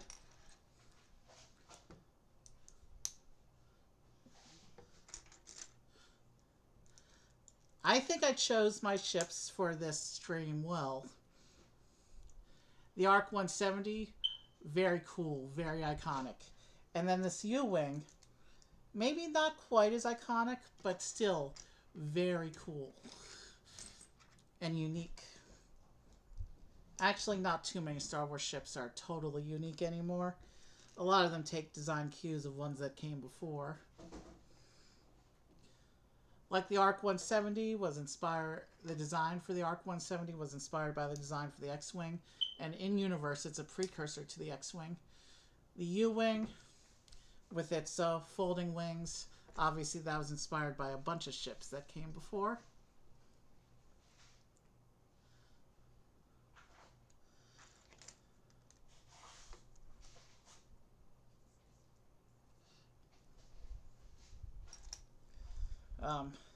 So many ships in Star Wars have folding wing configurations. I think that's the point that I was trying to get to earlier when I was talking about the ARC 170. What's interesting is we never see the U-Wing in the original trilogy, but we know that the Rebels had them at that point because they were in Rogue One, which takes place right before A New Hope. So the theory going there, of course, out of universe, it's because they weren't designed yet. But in universe, the theory is that the U-Wing, the Rebels had a couple, but because it's a higher maintenance ship, they only had a few, and they were all destroyed at the Battle of Scarif. That's the going theory for why in universe they weren't in the original trilogy. Obviously, you have to do weird retconning when you make a movie, and then you make a movie that's set at the same point in the timeline and has elements that that first movie doesn't have. Star Wars has had to do it a whole bunch. The way they handled Ahsoka's absence from original trilogy era, though, was sloppy. That whole world between worlds thing that they did, I just think that's a whole sloppy mess, and I'm not going to get into it. It's totally unsatisfying to me in terms of a storytelling device. And to me, it's just sloppy writing. Basically, they had Ahsoka, like, in an alternate Force dimension for the duration of the original trilogy, trapped in there. And that's why you see her in the Clone Wars era, and then you see her again in the New Republic era, but you do not see her during the original trilogy era because she's trapped in like this Force alternate dimension. Yeah, that's just sloppy writing in my part. I mean, on Star Wars' part. But a lot of Force things that they've done have been inexplicable, so that's just one of the more egregious things. The Force is supposed to be about spirituality, kind of Star Wars' answer to religion. But that's kind of what the Jedi and the Sith are. But they've taken the Force and they've just turned it into like this all-powerful magic source. And while in a way it's supposed to do that, it's just they've run too much with the magic side of the Force without putting enough focus on the spiritual side of the Force. And here's another marking.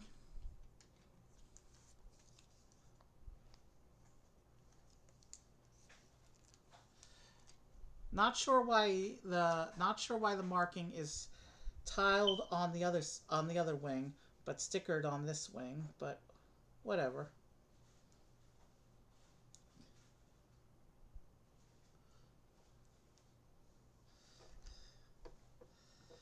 Yeah. There's the little yellow sticker on there. Like I said, I don't know why it's tiled on one side, but stickered on the other. Does it even line up with the other one? No, it's because it's farther down the wing. Okay. So yeah, the markings aren't symmetric at all. That probably explains that.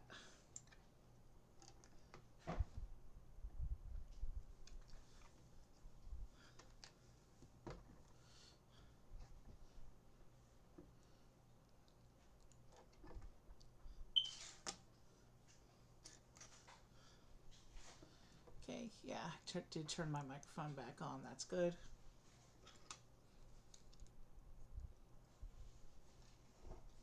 Oh, wait.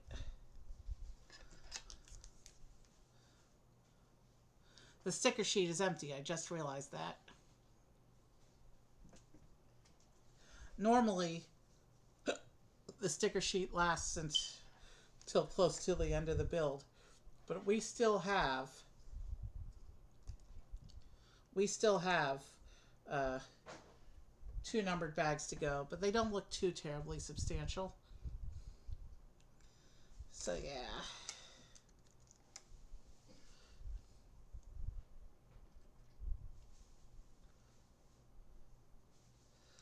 And I messed up a little bit with the tiling there. So let's pull this tile up, move it where it's supposed to actually be, and put this tile there. Okay, that's fixed. And now this wing is going to clip onto this side of the ship.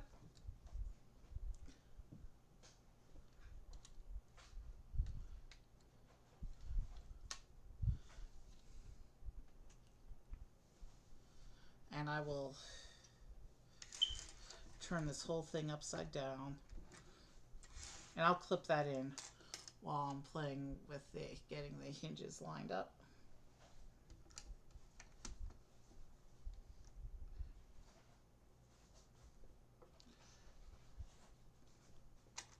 And then, of course, these two plates go in to help secure it all to the body.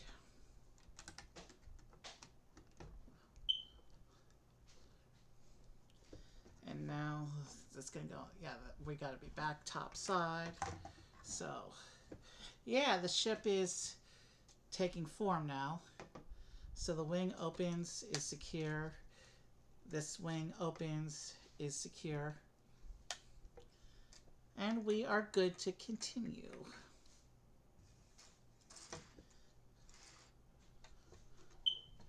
I'll just set this back here and try to keep the rest of this action as much on camera as possible.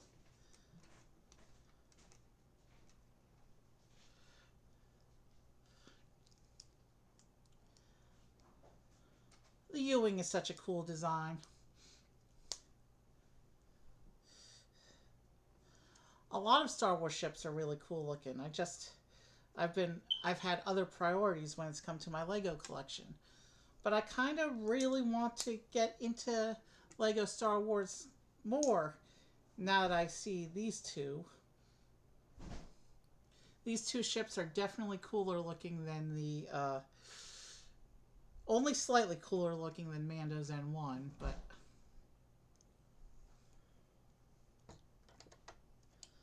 so now we're putting in a little bit more filler shaping here.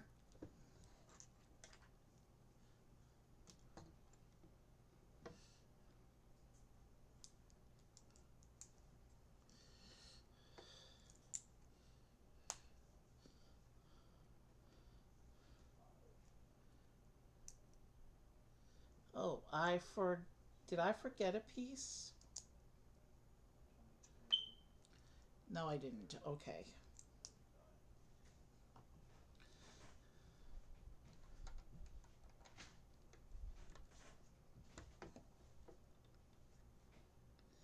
Things are not lined up evenly on my ship.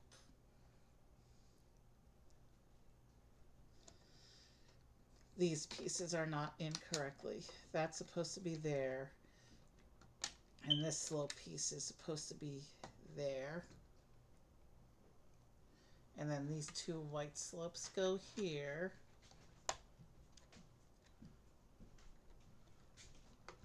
To fill in the gaps here. That's what wasn't incorrect. And a little tiny blaster for the spare bits bowl. And then let's keep rolling for bag 5. And bag 5 we are building on the main unit, so let's do what I can. This thing is massive, it takes up the table. But let's do what I can on screen if I can.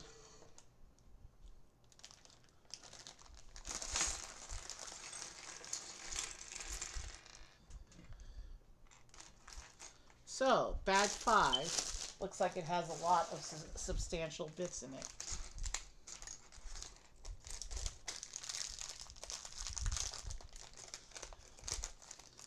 You know what? Based on the pieces that I see here, bag 5 I think is going to be our engines for the most part. Let's see how much of this I can actually do on camera, given that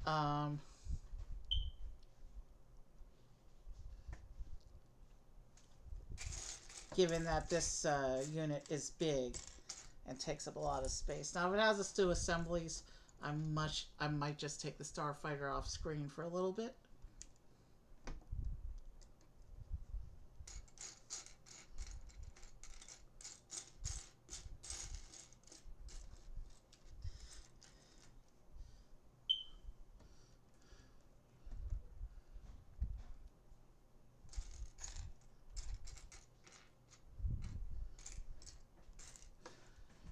It may be that the part of the fighter that I'm actually working on at times might be behind the instructions. I do apologize, but I'm working with limited space.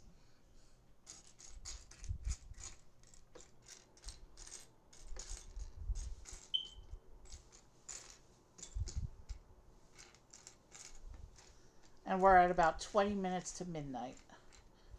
Thanks to the technical issues we had earlier, where the stream ran way longer, but like I said, I'm going to edit things down before I actually post this video. So we're not going to have the usual 2 days later YouTube upload. It'll be when I have time to sit down, edit, and process the video. We'll hopefully by the end of the week. I still want to get it out same week. I don't want to have a backlog of too many episodes, but with the drops we had, today's stream is in multiple video files now, and I need to splice them all together.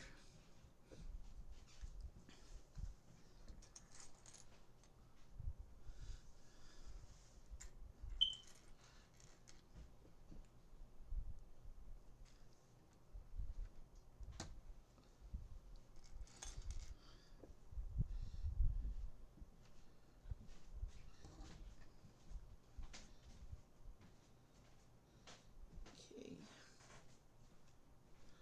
So what's interesting is the bottom section is still wide open. We don't have any finishing going on down there yet. I remember the whole fighter being, actually according to this picture, it may be, I don't know if we close up the bottom section or not, but they did travel through space in one of these in Rogue One. So if the bottom section is all wide open, that would have made that scene in Rogue One not possible. Then again, this is the Andor U-Wing, and it may be open in Andor. Like I said, I haven't seen Andor yet, so I don't know. It'll be interesting to see if Bag 6 actually closes up the bottom section. Meanwhile, let's keep building on with Bag 5, because we have to finish Bag 5 before we get to Bag 6. Do I have things out of alignment? Because it says this is supposed to line up. Yes, I did put these bits in the wrong spot. Alright, but easy fix.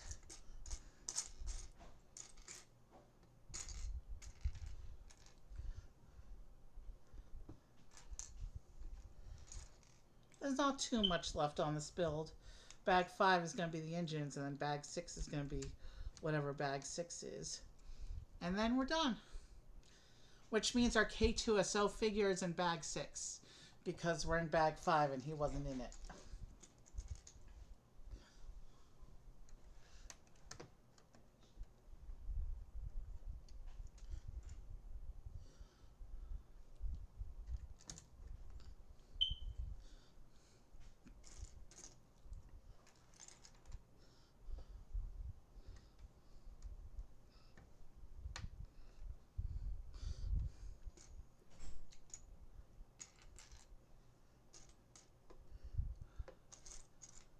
Okay,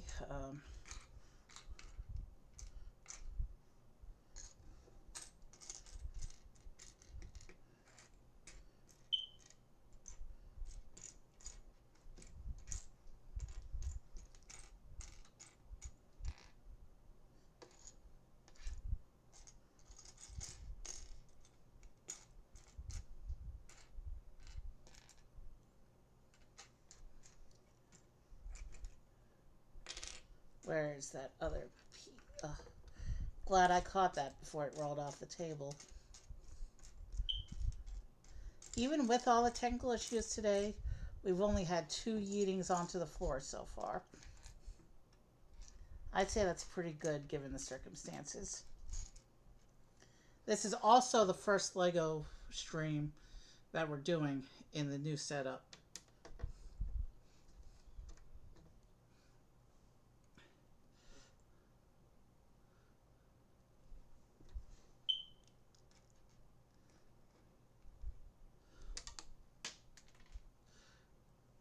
Make that 3. What fell? I heard it go down, but because I wasn't watching, I didn't see what went down.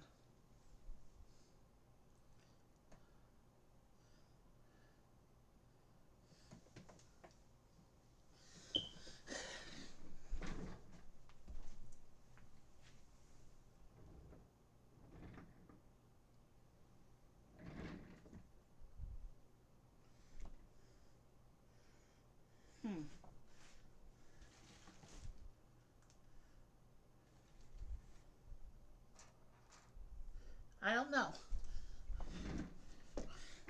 We'll look around the floor, I guess, if we get to a piece we can't find. Oh, there's a piece on the floor right there.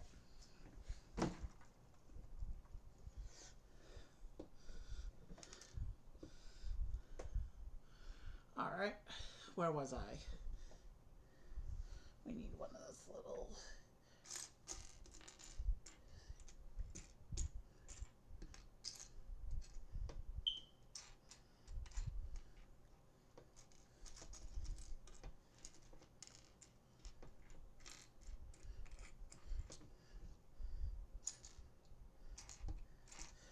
Digging through the parts pile is difficult with this big ship in the way, but right now we're adding pieces directly to the body of the ship, so it's got to stay on camera. Okay, we got to put some pins in here into these holes we put on. My guess is these pins are going to be where the engines will attach.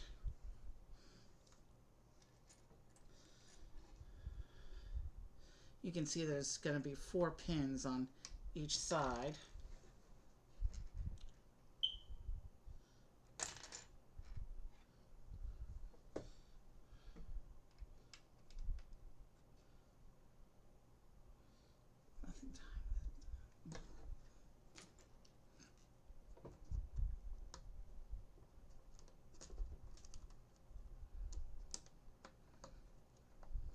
There we go.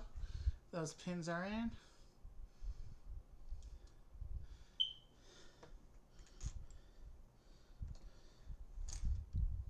You know what? I'm going to take this off. I'm going to make the 4 of those, and then I'm going to bring the ship back to attach them.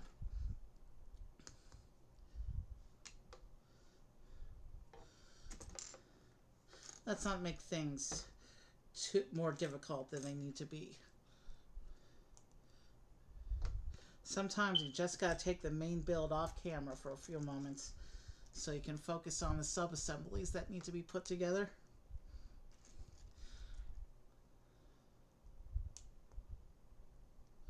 So it looks like this is some more of the structural framing to attach the engines.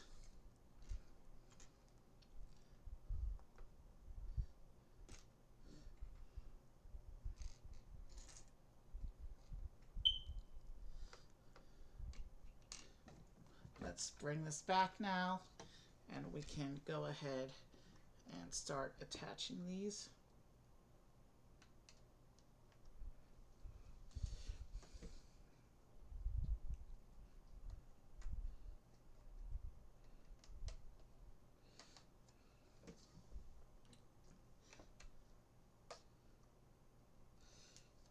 Disney era Star Wars has been a mixed bag in terms of quality. They did some really nice things, but they've also did some really weird things. So I'm just going to say Disney era Star Wars is no different than George era Star Wars. It's just different. I mean, that didn't come out right. Disney era Star Wars is not much different of an animal than George era Star Wars. It's just excuse me a moment.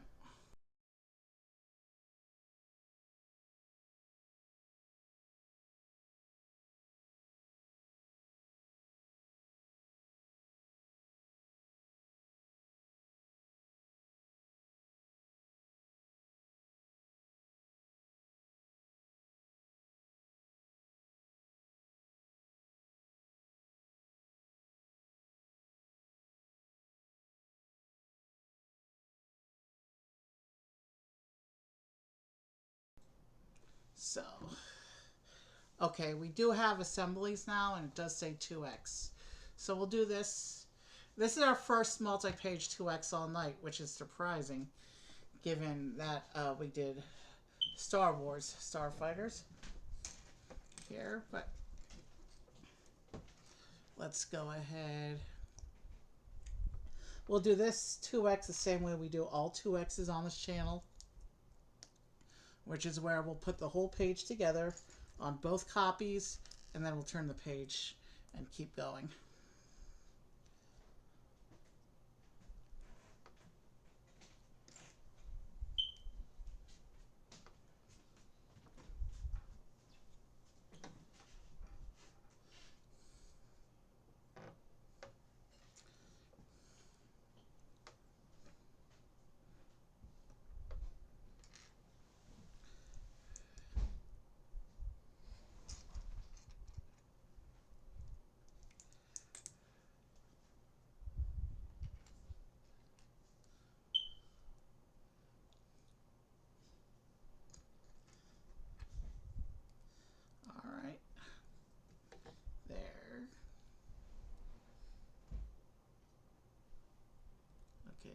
did remember to turn the microphone back on, so let's keep going.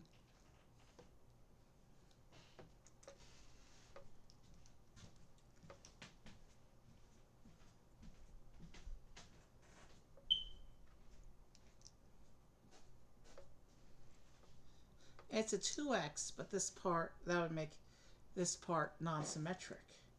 Interesting.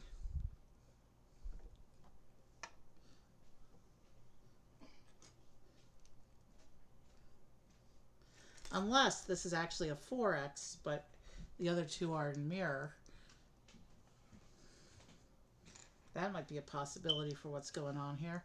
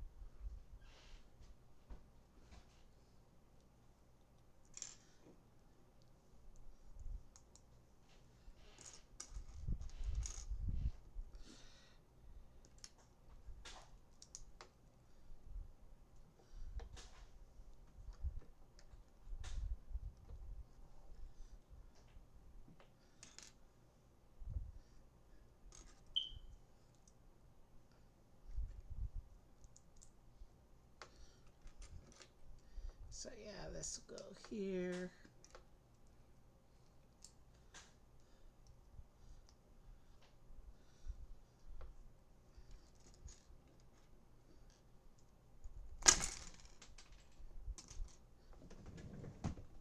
That one I did see go down.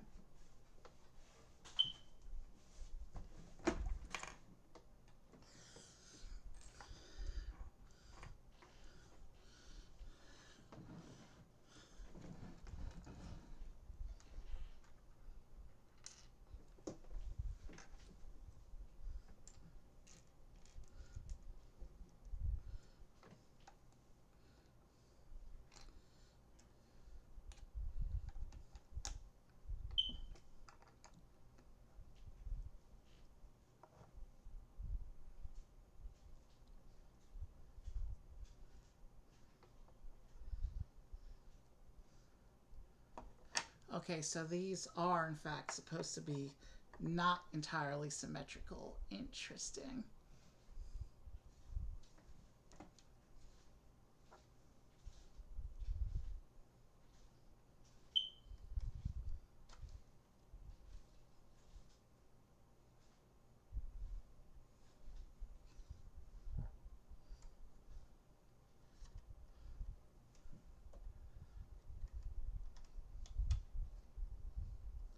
Okay.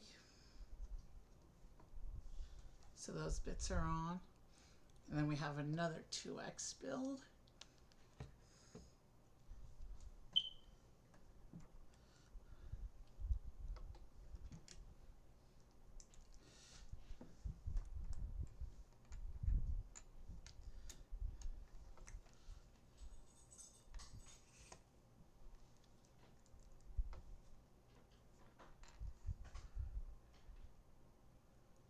Oh. Don't forget to space things properly so that the pieces that you're supposed to put on can be put on.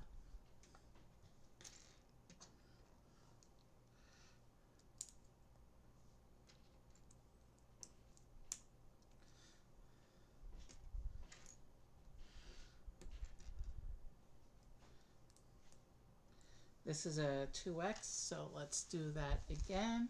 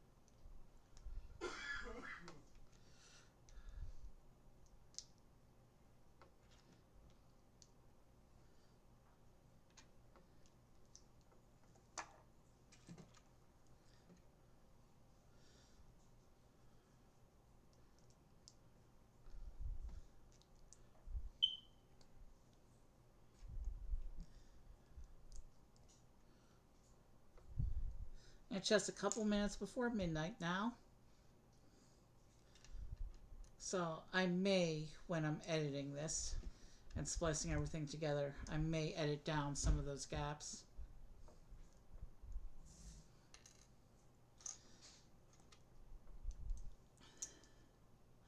I mean, I started this mess about 7:30, which was 4.5 hours ago. Yeah, I'm definitely going to edit down some of the mess.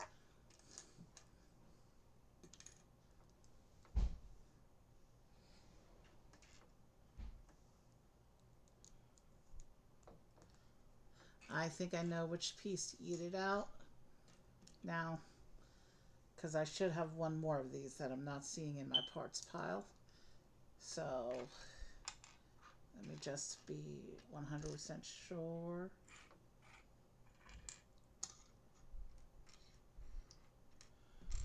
Yeah, I know which piece isn't on here. So let me just do a quick look around.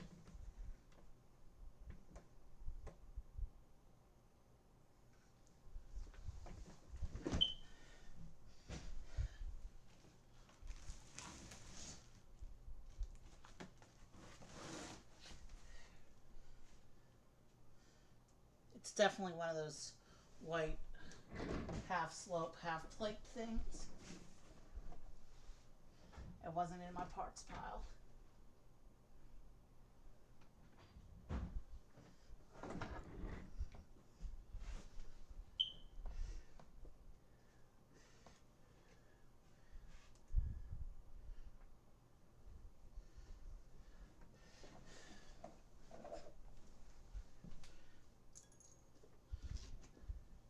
And honestly, I'm not seeing it on the floor either. Did it bounce under my desk, maybe? No, it did not.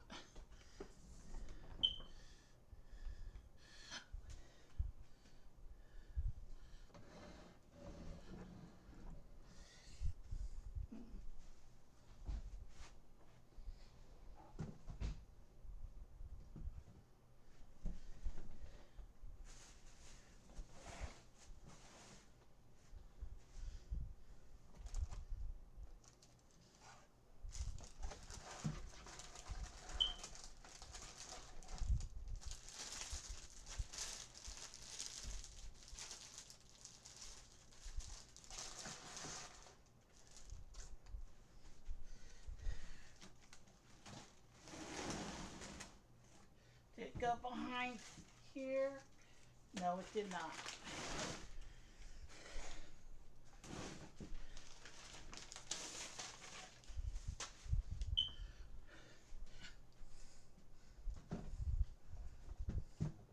Okay, I'm going to shine flashlight mode on my phone under the bed and see if the piece turns up.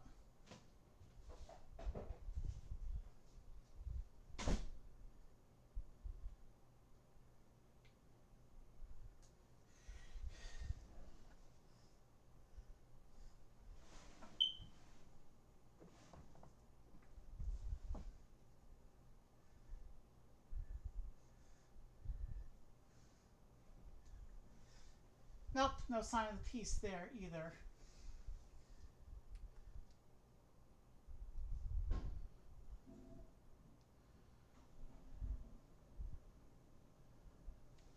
Okay, we'll have to go without this piece.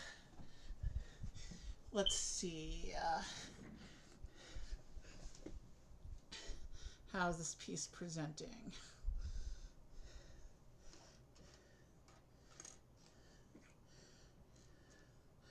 So I looked around pretty thoroughly and the missing piece did not turn up. So it definitely fell.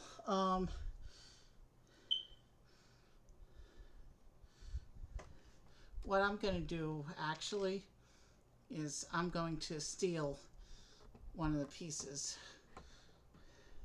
from the previous assembly.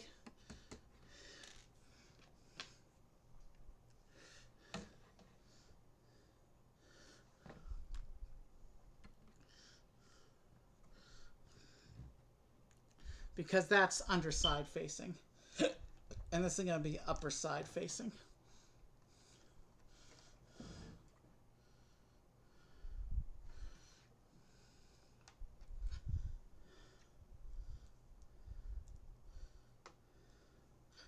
So the other by moving it from the other piece, moving it from the other area, it's not going to be, the missing piece isn't going to be terribly noticeable, whereas it would be if I let it stay missing on this assembly.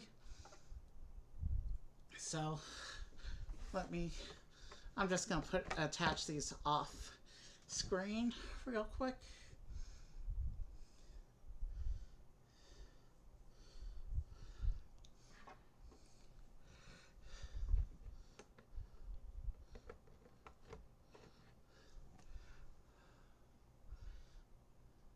And now we have a 4X build.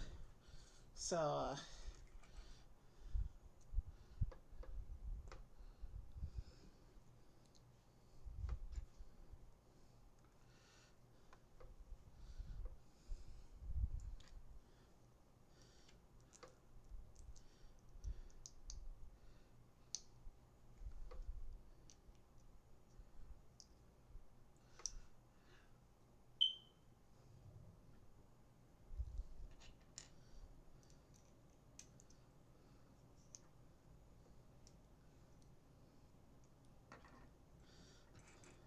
it's 4X. So what I just did, I skipped a piece. I skipped a step here, obviously. So I need to go back and fix that real quick.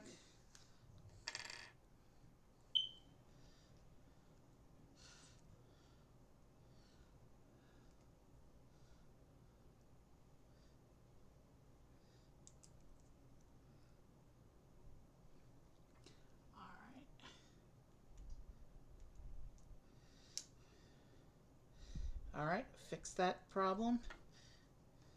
Let's not forget steps again. Okay, we want the spacer first.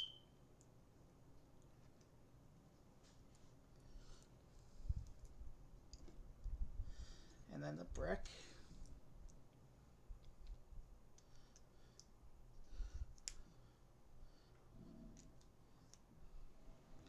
There's 2. Got to do those 2 more times.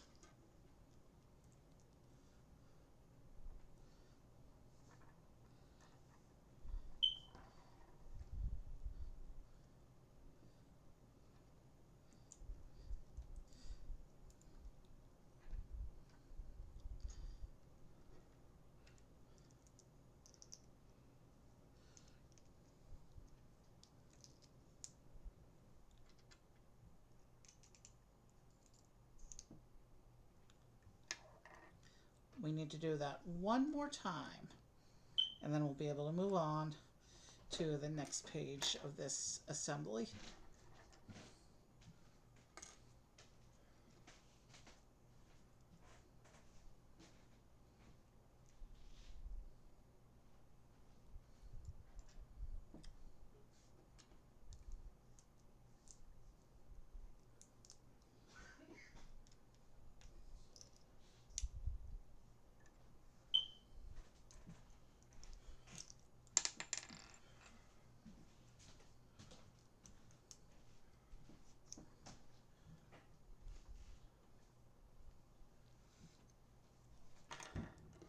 And here's an assembly on the assembly, so I'll just build 4 of these and then I'll attach them all.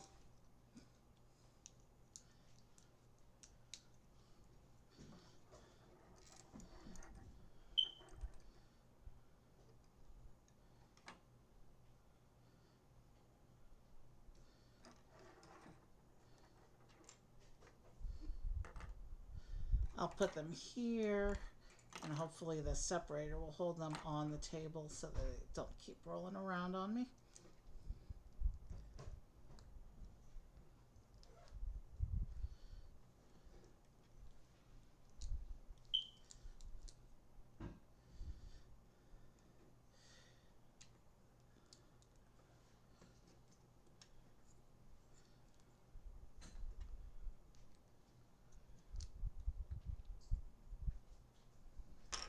There's one. And we just got to do 3 more of those.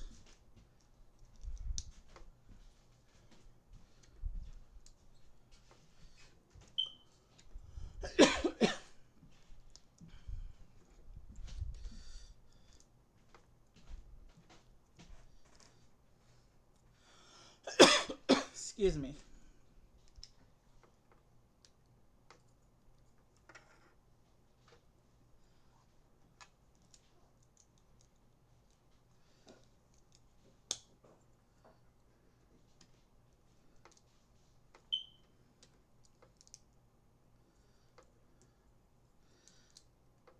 So yeah, I'll have this video up as soon as possible, but it's going to take me a little bit extra time to get it ready because I have to do editing. I think end of the week is a realistic estimate.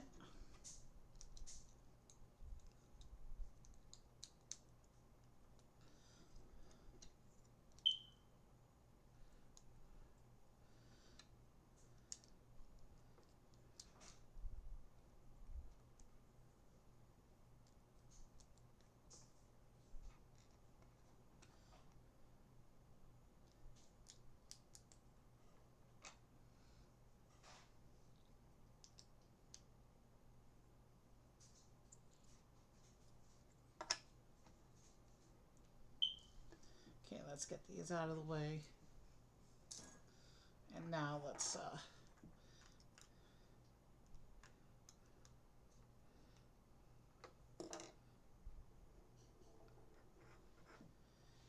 they still flop around, but because they're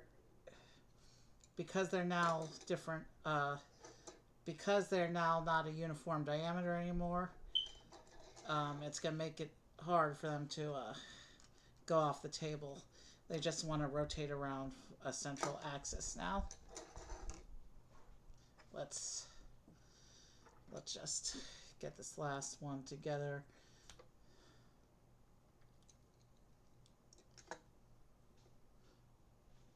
Let's bring our U-wing back and put these engine backs on. So it looks like the fact that these blocks are not entirely symmetrical isn't that huge a deal, as long as we can line everything up so that the engines can be pushed all the way in.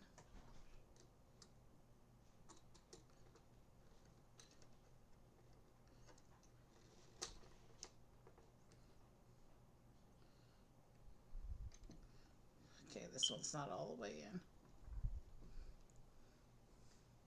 And so there should be some axles sticking out the fronts of the engines like that.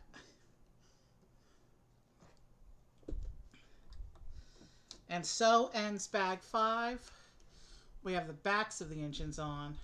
You can see those little trans blue bits that represent the engine glow.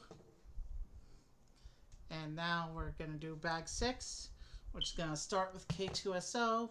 And I'll set the ship off and hope that we're starting with assemblies here, because that ship is now massive and takes up the whole table. So it looks like bag 6 is going to start with the front ends of the engines.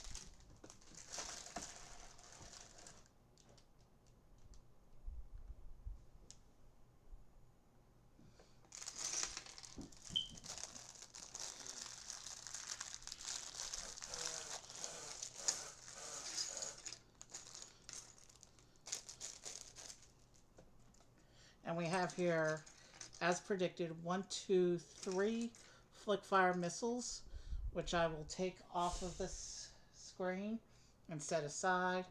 Here are the missiles. Again, 2 can be loaded at the time, and there's 2 can be loaded at a single time, and there's also a spare. But like I said, I don't play around with those. When it comes time to set up the display, we're going to put 2 in, but we're not going to push them in all the way. So it looks like K2SO is a relatively simple build here. You get the legs, you get battle droid arms in black that go on his molded torso. And the molded torso has a molded head attached, so there's no head articulation. And did I just... Yeah. The two arms are actually different. Oh, that's cool. They have the Imperial logo printed. The Imperial symbols printed on his shoulder pads, just like the actual droid, but in the movie. And it also does the thing that the battle droid arms do, where one is straight to hold the blaster.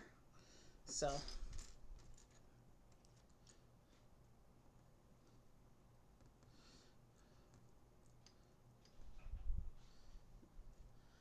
I like this K2SO figure. Even though you can't move his head, I like this. I like this figure. Let's get this onto camera. There he is. He might be my favorite figure of the night, actually.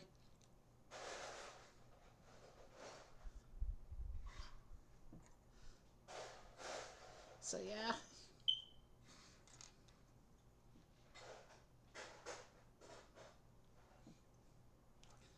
Pretty cool looking Imperial assassin droid there.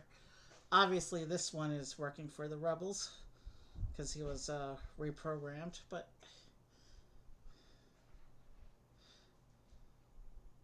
there's something to be said for good old-fashioned spy work. We'll see him with his with Andor. We're gonna start with a 4X build, so let's go ahead and do this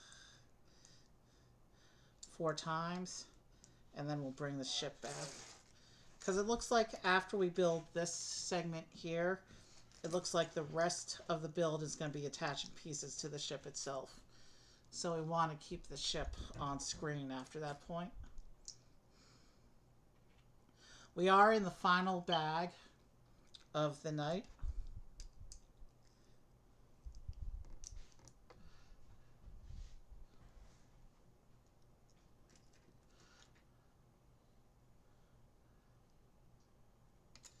Hold on, did I put the piece in the middle? Yes, I did. Okay.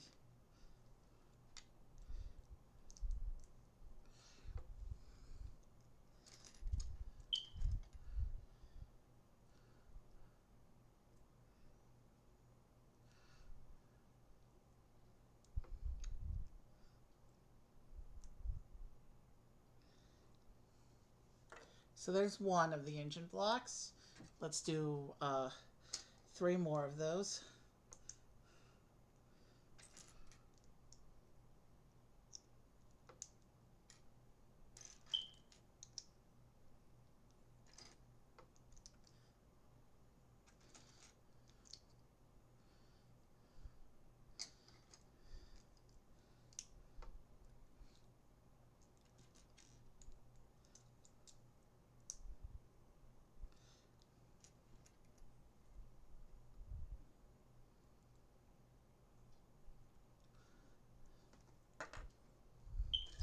Okay.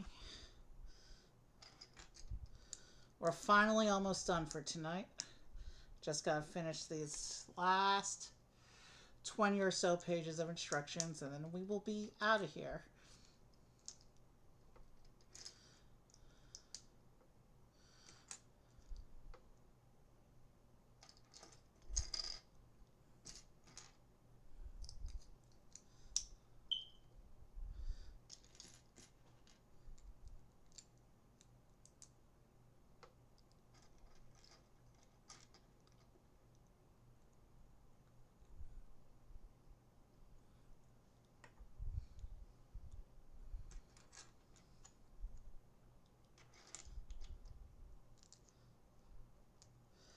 Now this ship's canopy piece is printed.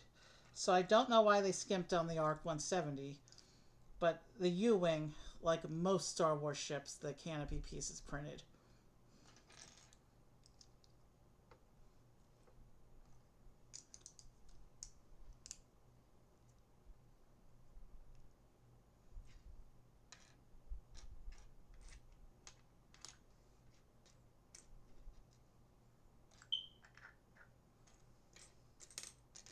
there you are.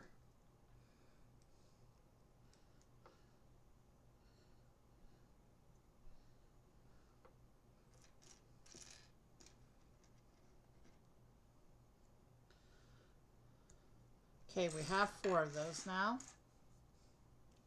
So let's bring our ship back and attach those engine pieces. And hopefully I can do the rest of this on camera.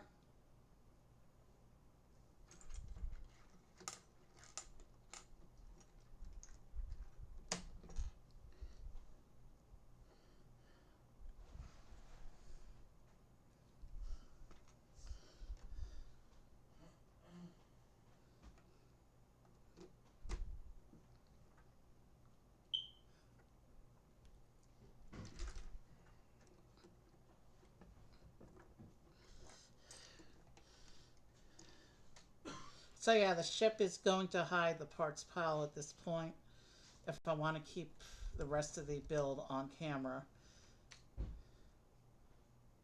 Since I don't think there's going to be too much more in the line of assemblies, I think we're just putting pieces onto the ship at this point.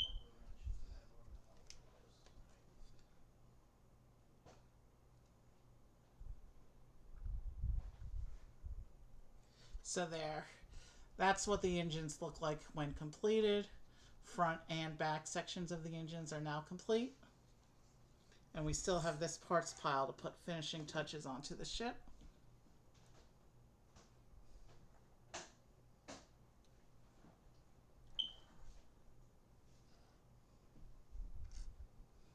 You can't see the parts pile right now, but I'm sure you would prefer to see the action on the ship itself. So, of course, there's no more stickers, so at least we're done with those.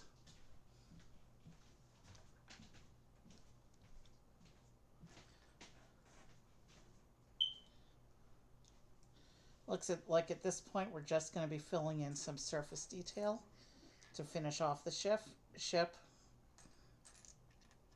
And then we can call it a night.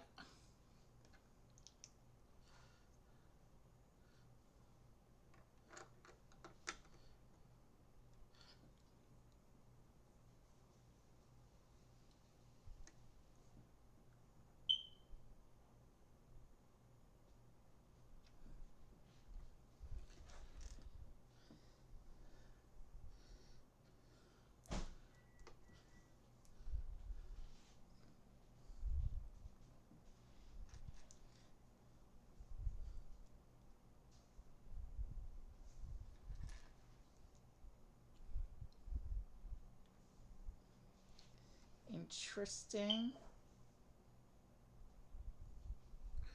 So it has us not line this up all the way. I wonder why we have a little bit of a...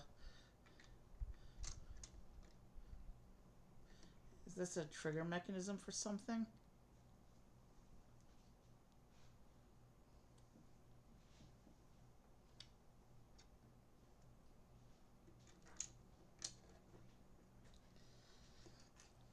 So it looks like we're building up the final details around the cockpit area. The transport area down below is still wide open though. And there's not a terribly huge number of pieces or instruction pages left to get it all sealed up.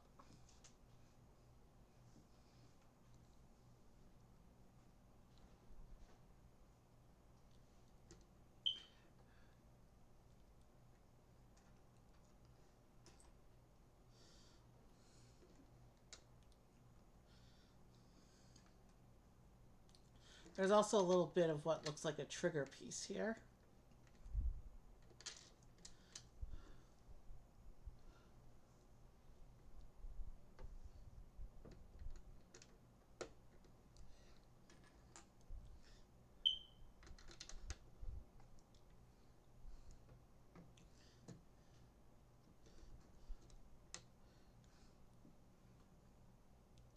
So here's the printed canopy.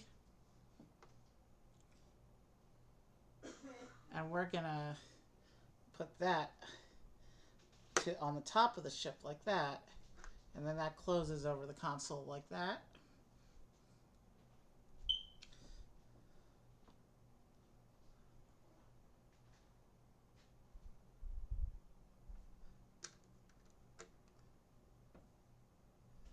Okay, so I see what that is. So you close the canopy like this, and with this ship's design, there's nowhere to grip the canopy. Usually, when it comes to when it comes to the starship design, you can usually just push the canopy up with your finger. But because this sets in and there's nowhere to grip it, that's what this little plunger in the back is for. You push that, and that lifts it a little bit, so you can then take your finger and lift it the other way as you normally would. So when you're ready to close it up, you just push that little plunger back till the little tile is flush with the back of the ship, and then you can lower the canopy into position, and then you push it again so you can raise it again. That's how that works. Pretty clever. I thank the designers for including that little easy open feature there, because there's no way I can get my finger in there. We are doing an assembly, so I'm going to take it off one more time. And our Imperial security soldier did get yeeted off the table. So let me go ahead and get him up, and then we will do this little assembly. And let me there's not that many pages here. Let me just look ahead. Okay, so we have 2 assemblies. So let's go ahead and do both of them. And then I'll bring the ship back to attach these assemblies and finish it all up. So we'll make both of these assemblies, and then we will bring the main ship back. And I think what these assemblies are going to do is they're just going to close up. These are going to be the doors that close up the transport areas underneath.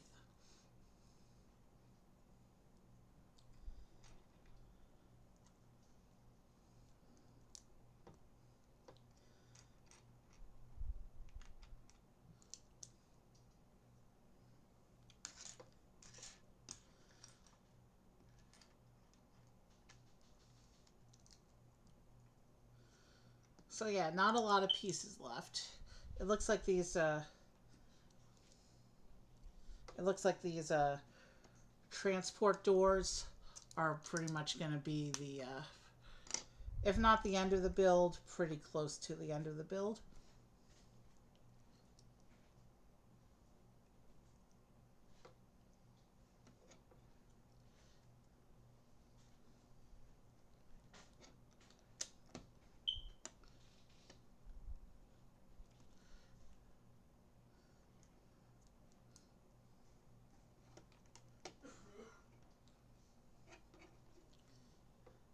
And the only reason, my best guess is the only reason we're not getting a 2x for this is because the tiling is slightly different. That's the only reason why they wouldn't be giving us a 2x for this. Let's just see if I'm right about that. Okay, so this is the one that's going to go on the side of the ship that's currently facing me. So this is what the little transport door looks like. And we will attach it after we build the one for the other side. And that way I don't have to take the ship off screen again once I attach the transport doors.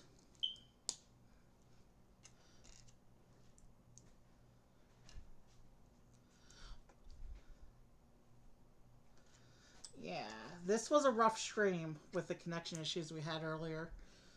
I'm glad we're finally just about done. We're going to get off. I'm going to go eat something. I'm going to download all the different chunks of my video.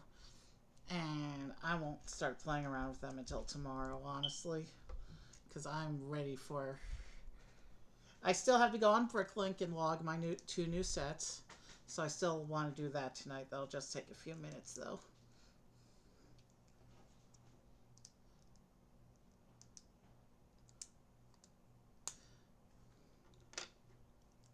Yeah, so I was right. The yellow tile's on the other side um, for this transport door.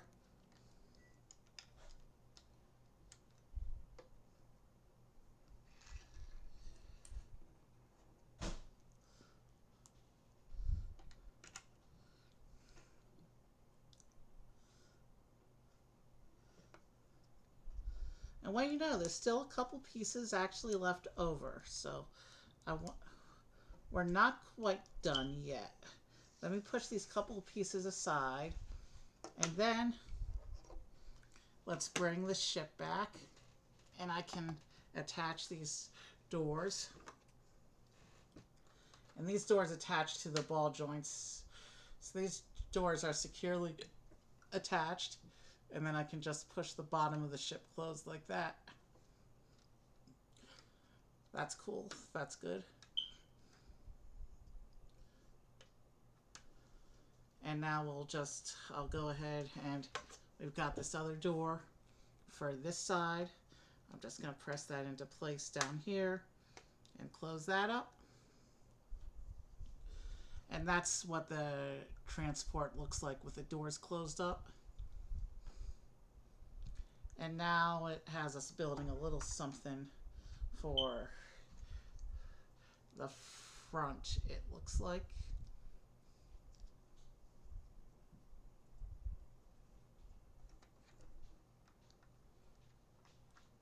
So if I attach that there,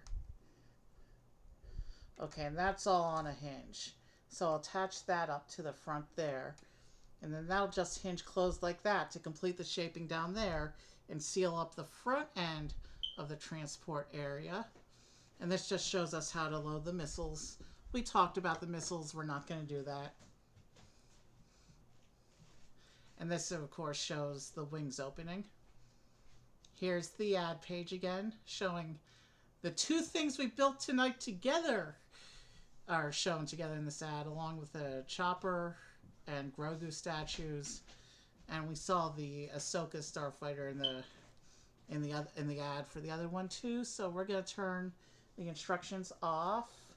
We're going to take off the spare bits. Last time tonight we're removing spare bits.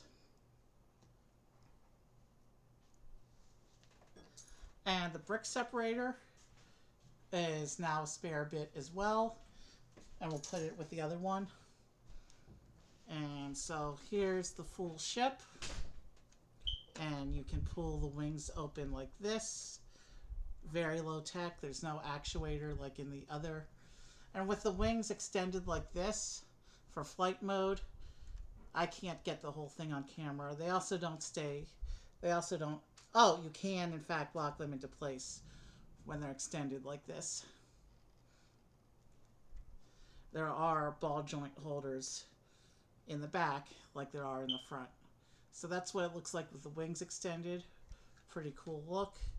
Let's fold it back up.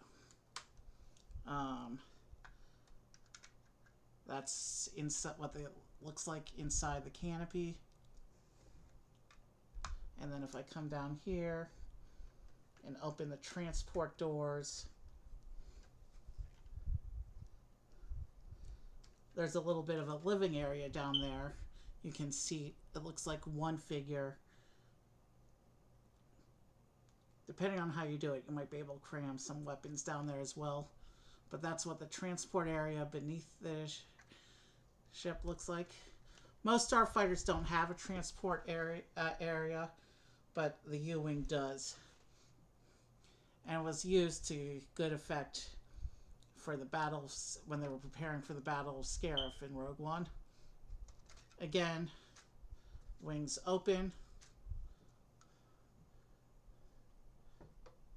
for flight mode, and then he closed up for landing mode. Let's get this onto the screen. And since we're setting up our exit shots, let's do this like this actually. So we're framing the Andor characters, the Imperials on one side, and then K2SO and Cassian on the other side.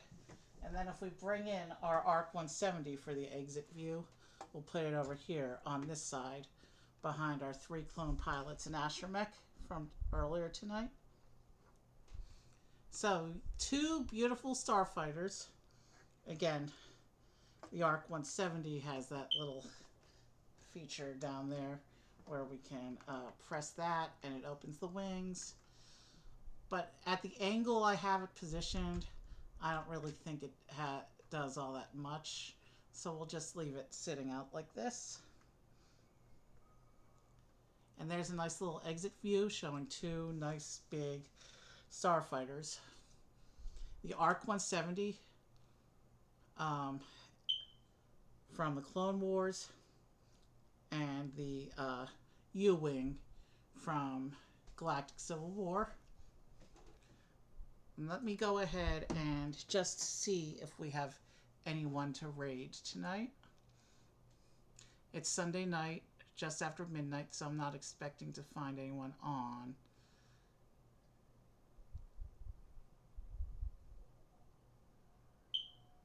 And they're not going to see the raid anyway because of how we had to keep modifying the video recording. So I think we're going to skip the raid actually and just call it here. I'm going to let you linger on this view for another couple minutes here. Well, not minutes, but couple moments. You can see the 2 ships together in all their glory. This is 2/3 of my Star Wars playset size vehicle fleet now. The Mando N1 Starfighter is packed away in storage, but this is 2/3 of my fleet now. So I want to get a few more of these ships. Star Wars ships are usually cool looking, so there's a few ugly ones, but I want to get a few more of these playset scale ships. I think they'll display nicely. So again, figure lineup, clone pilot oddball, R4P44, I think, clone pilot Jag, unnamed clone pilot Cassian Andor, K2SO, Dedra Miro, Imperial Security Tactical Soldier. Alright, U-Wing Starfighter and the ARC 170 Starfighter. I think this is a good place to call it. We're skipping the exit raid. So I'll get this video edited together. Give me a couple days because I'm busy tomorrow. Have a good night. May the Force be with you. And I will see you soon. And I think I have a special set planned for next weekend if the budget works out for it. Have a good night. May the Force be with you. And once again, hope you had a good weekend. And good night.